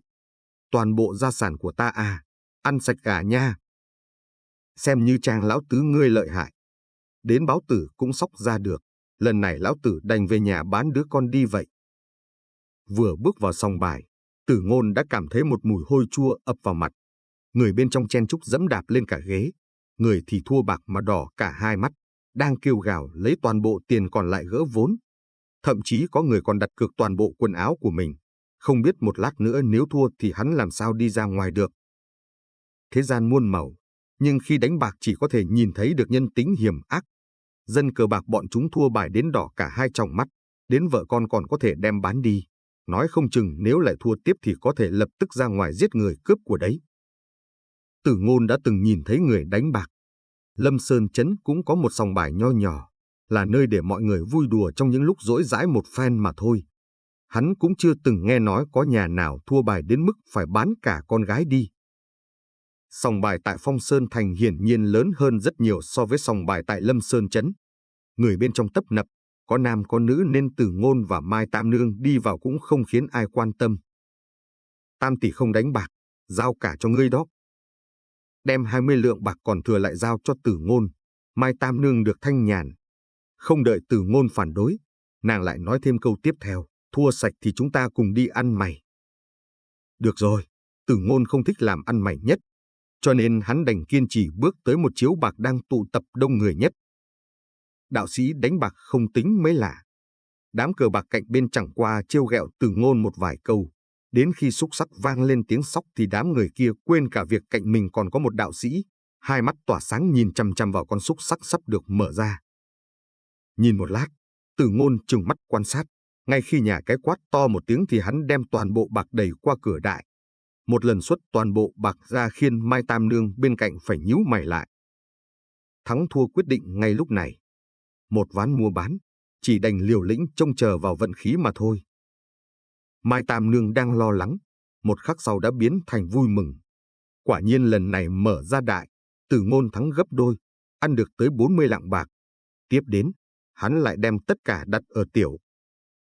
Liên tiếp trúng 5 lần, vốn của tiểu đạo sĩ chỉ có 20 lượng bạc, đến bây giờ đã được 620 lượng khiến đám con bạc xung quanh đỏ hết cả hai mắt, nhao nhao mắng chửi vận khí tiểu đạo sĩ kia quá tốt. Còn sắc mặt nhà cái thì càng lúc càng tái nhợt. Chỉ một lát mà từ 20 lượng bạc biến thành hơn 600 lượng, mặt mày Mai Tam Nương cũng chuyển sang vui mừng hớn hở. Lúc này nàng cũng muốn thu tay về nhưng lại nghe đám nhà cái khuyên ngăn, biết đâu ván tới lại thắng nữa. Mai Tam Nương đã không muốn đánh cược thêm. Vốn dĩ nàng kéo Tử Ngôn đến sòng bài này chỉ vì không còn cách nào khác nữa. Thắng nhiều tiền như vậy đã đủ để nàng trang hoàng lại quán rượu tan hoang kia rồi. Thế nhưng tiểu đạo sĩ lần đầu tiên cảm nhận được kiếm tiền dễ dàng đến thế này, nên chưa muốn thu tay lại mà cười híp mắt nói đánh thêm một ván cuối nữa. Lần này Tử Ngôn đánh tất cả chỗ bạc của mình ở tiểu. Không đợi tay rời khỏi bạc, lỗ tai Tử Ngôn chợt động một chút. 600 lượng bạc sắp đặt ở cửa tiểu được hắn chuyển hướng cực nhanh sang cửa đại. Tử Ngôn không biết đánh bạc, nhưng hắn nghe được. Tử Ngôn có được cái bản lĩnh nghe xúc xắc này từ khi còn ở Lâm Sơn Trấn. Lúc đó hắn thường xuyên chơi trò này chán chê với đám đồng bạn. Tất nhiên đánh cược không phải là tiền, mà ai thua thì bị cốc đầu. Nhĩ lực của Tử Ngôn rất thính, nếu không luyện được thì không cách nào nghe gió đoán vị trí được. Như vậy viên đá hắn đánh ra cũng không chuẩn như vậy. Vừa rồi đột nhiên chuyển từ tiểu qua đại là vì hắn nghe thấy được trong chén chứa con xúc xắc đang đặt yên trên bàn, xuất hiện một tiếng động nhỏ. Xúc xắc bị cái gì đó đụng phải, từ đó mà thay đổi số chấm trên bề mặt. Đánh bạc 10 thua 9, cái đạo lý đơn giản này không phải Tử Ngôn không biết. Thế nhưng âm mưu quỷ kế có trong ván bài này vẫn là lần đầu tiên hắn được gặp. Cũng may là nhĩ lực của mình không tệ, may mà vừa nghĩ là chuyển đi ngay trong lúc ngàn cân treo sợi tóc, bằng không thì toàn bộ ngân lượng đều bị thua trắng cả. Tử Ngôn âm thầm kinh hãi, lúc đó còn có một chút cảm giác may mắn nữa. Hắn không thích đánh bạc, lần này không phải Mai Tam Nương thật sự đã hết cách thì căn bản hắn cũng không muốn bước chân vào sòng bài. Quả thật Tử Ngôn đã thắng trong lần này, thu được khoảng hơn 2.000 lượng bạc. Từ 20 lạng bạc, đánh thắng được hơn 1.000 lượng thì sòng bạc lần này coi như lỗ nặng, nhà cái đã trợn trừng cả hai mắt lên rồi. Lúc này quanh đây đều vang lên tiếng chửi bậy đòi mở con xúc xắc ra. Không ai để ý thấy đúng lúc này, có một gã sai vặt nhận được ánh mắt ngầm sai bảo của nhà cái, vội vã chạy ra khỏi sòng bài. Mở a, còn chần chừ cái gì nữa? Trang lão tứ, nhanh nhanh tranh thủ đi, lão tử còn chờ thu vốn từ ván này về nữa. Còn ai đặt cược nữa hay không? Không có liền mở ra. Trang lão tứ gấp giọng hét lớn chuẩn bị mở con xúc xắc ra. Ánh mắt lão lại nghiêng nhìn ra phía cửa ra vào. Động tác tay mở ra chậm chạp, dở lên từng tí một. Thời điểm này chính là lúc người ta nôn nóng nhất. Ánh mắt đám con bạc xung quanh như trợn cả ra ngoài. Đến thở mạnh cũng không dám thở nữa. Loảng xoảng. Dầm. Đại môn sòng bài bị một người nào đó đá một cước văng ra. Rồi 3 tên nha dịch quan phủ vẫn còn mặc quan phục, vác theo yêu đao lao vọt vào. Nghe nói có nhiều người tụ tập đánh bạc ở đây. Chàng lão tứ, phòng trà của người có còn muốn mở cửa nữa hay không hả? Quan phủ có văn bản rõ ràng, tiền cược nếu vượt quá 10 lượng bạc, chịu phạt 30 đại côn. 3 tên nha dịch cao lớn thô kệch, vừa bước vào cửa đã tỏ thái độ hung dữ. Tên cầm đầu quệt miệng ngửa đầu, vẻ mặt coi thường. 2 tên nha dịch sau lưng hắn nhao nhao quát mắng. Một đám cờ bạc nhìn thấy mấy tên này vội vàng xám xịt mặt mày dạt qua một bên, đến tiền đặt cược cũng không dám lấy về. Đây là đám nha dịch quan phủ Phong Sơn Thành, dân chúng thấp cổ bé họng không ai dám trêu vào bọn họ. Hơn nữa Tề quốc quả thật đã có quy định rõ ràng, tiền đánh bạc nếu quá 10 lượng sẽ chịu phạt 30 đại côn. Có điều dân không nhận thì quan cũng không tóm. Đánh bạc có nhiều người nhưng lại không có bao nhiêu người bị phạt xử đánh. Thường thì vẫn có mấy tiểu lâu có người đánh bạc, cũng như gian phòng trong căn nhà gỗ treo bảng hiệu quán trà này thực chất lại là sòng bài ngụy trang thành. Ôi, Trần gia! Trang lão tứ mở xúc sắc ra, vừa cười híp mắt nói lớn, Trần gia bớt giận, chúng ta ở đây chỉ là chơi nhỏ đánh nhỏ thôi, làm gì có ai đánh bạc lớn như vậy. Ngài nhìn xem, trên bàn tổng cộng cũng chỉ có hơn 10 đồng tiền thôi này. Đám con bạc bị quan sai hù cho một trận, tên nào tên nấy sợ hãi rụt rè. Vừa rồi mọi người chỉ quay đầu nhìn lại trong chốc lát, từng đống bạc trên chiếu tựa như bị làm ảo thuật mà biến mất không chút tung tích, chỉ còn lại hơn 12 đồng tiền trên đó. Cũng không biết nhà cái này luyện thế nào mà có thể ra tay nhanh gọn đến vậy. Hừ, coi như ngươi trung thực. Vị nha dịch Trần gia cầm đầu kia hừ lạnh một tiếng, nói, đánh nhỏ còn vui vẻ, đánh lớn là phá nhà, tất cả nhớ kỹ lấy điều này cho ta. Nhớ, nhớ. Chàng lão tứ vẫn cười cười đầy mặt, cười ha ha đáp, đến đây chơi chỗ ta cũng chỉ có vài người cửa nhỏ nhà nghèo, làm gì có ai cầm theo tiền to vốn lớn đánh bạc à. Nói qua, chàng lão tứ đưa mắt nhìn về tiểu đạo sĩ phía trước, cười híp mắt, đồng thời nhặt lên 2 đồng tiền trên bàn đưa cho hắn, tiểu tử, vận khí của ngươi không tệ, ván này ngươi thắng. Đây, cầm lấy đi mua kẹo ăn đi. Chương 60, Mai Hương Lâu. Hơn 1.000 lượng bạc chớp mắt biến thành 2 đồng tiền, miệng Tử Ngôn không khép lại được. Dùng sự thông tuệ của hắn thì cũng thừa hiểu nhà cái sẽ có một vài thủ đoạn đùa nghịch trong bóng tối, chỉ là hắn không nghĩ tới người ta còn có cái thủ đoạn này nữa. 3 nha dịch kia sớm không tới, trễ không tới, hết lần này tới lần khác đợi đến khi hắn sắp thắng được trên 1.000 lượng bạc thì mới tới quấy rối. Rõ ràng là cùng một phe với sòng bài này. Dân không đấu với quan, mà thật ra cũng không đấu lại nổi a. Mai Tam Nương và Tử Ngôn ủ rũ rời khỏi sòng bài rồi nhìn nhau cười khổ. 2 đồng tiền, không thể so được với 20 lượng bạc lúc ban đầu đấy. 20 lạng bạc ít nhất còn gắng gượng ăn uống được khá lâu. Còn 2 đồng này chỉ có thể ăn được một bữa, lại chỉ có thể là màn thầu dưa muối mà thôi. Trở lại quán rượu lụi bại, Tử Ngôn trái lại không cảm thấy gì, ăn no rồi ngả người nằm ngủ. Tiểu Hắc Trư càng không tim không phổi, túm tụm lại cùng một chỗ với Tử Ngôn. Còn về chuyện ngày mai có gì ăn hay không là chuyện của ngày mai. Cùng lắm mà nói, thì đến ngày mai, hắn đi đánh bắt thỏ rừng ăn.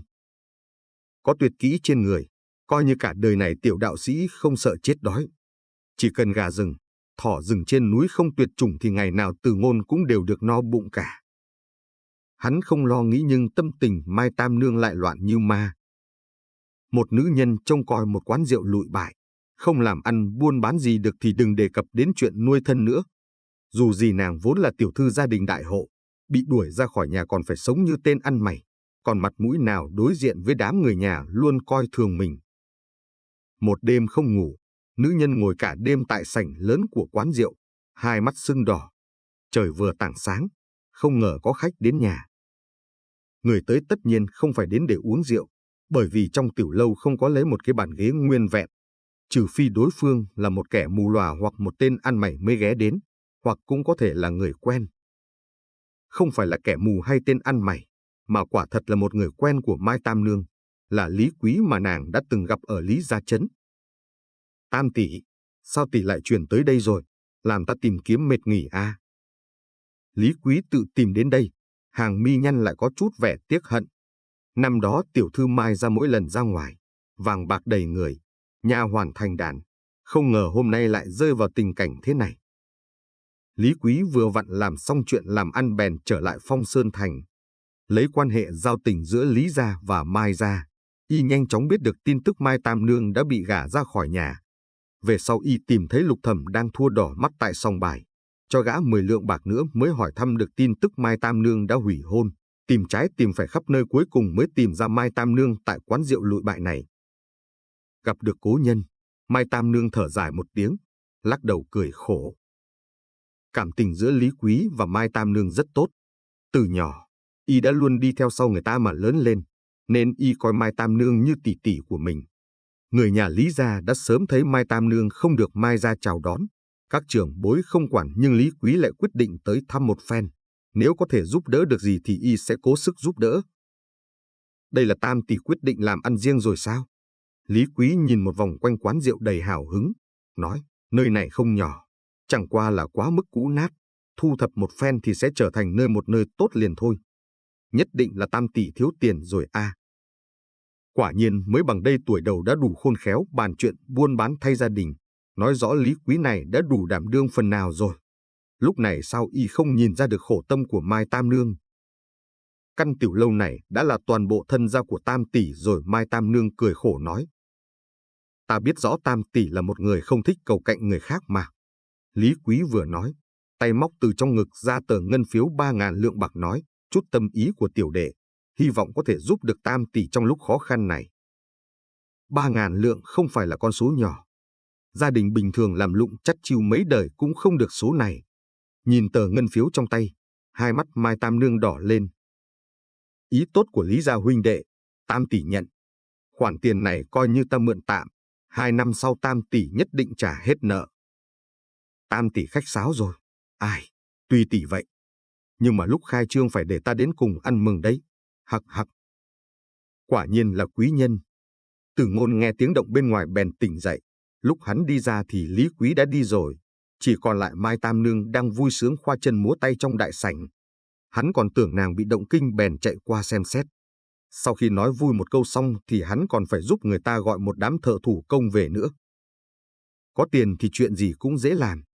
Nhìn quán rượu rực rỡ hẳn lên khiến Tử Ngôn cao hứng không thôi. Cả ngày lẫn đêm tranh thủ phụ giúp đám thợ hồ kia làm việc. Tuy rằng tiểu đạo sĩ ưa ăn thích ngủ nhưng tuyệt đối không phải là kẻ lười biếng, cho dù lúc bình thường hay cả khi làm cướp. Hơn nữa, một khi quán rượu khai trương thì coi như Tử Ngôn đã có nơi trốn ăn uống không phải trả tiền rồi. Đại môn hoàn toàn được đổi mới, quán rượu chẳng những có 3 tầng, mà còn có cả một hành lang dài thông ra sau hậu viện. Hậu viện có thêm một tòa lầu nhỏ tinh xảo, mỗi gian phòng được trang hoàng với mùi thơm trang nhã ập vào mặt. Cả hai tòa nhà được xây dựng như tòa cung điện vậy. Mỗi lần nhìn thấy mấy gian phòng trong tiểu lâu, Tử Ngôn lại cảm thấy trong lòng ngập tràn hạnh phúc. Sư phụ đã không còn, hắn có thêm một Tam tỷ coi như đã có được một người thân trên đời. Còn về phần Mai Tam Nương thường xuyên ra ngoài, lúc trở về lại dẫn theo mấy cô nàng trẻ đẹp, mị nhãn như tơ thì Tử Ngôn không thể trách được gì. Tiểu thư gia đình giàu có nha, sao lại không có hạ nhân hầu hạ? Có điều Tam tỷ mua nữ tỳ có hơi nhiều, tổng cộng đến hơn 30 người. 3 tháng sau, Mai Hương lâu tại một con phố nhỏ nơi thành đông đã được xây dựng xong xuôi. Đứng ở cửa lớn, Tử Ngôn bị Mai Tam Nương ép buộc đổi đạo bào bằng một thân cẩm y hoa phục, thoạt nhìn qua như một thế gia công tử trẻ tuổi môi hồng răng trắng, đang híp mắt nhìn lấy biển hiệu của cửa hàng. Mai Hương lâu, cái tên thật dễ nghe. Quán rượu cao 3 tầng, thật cao à.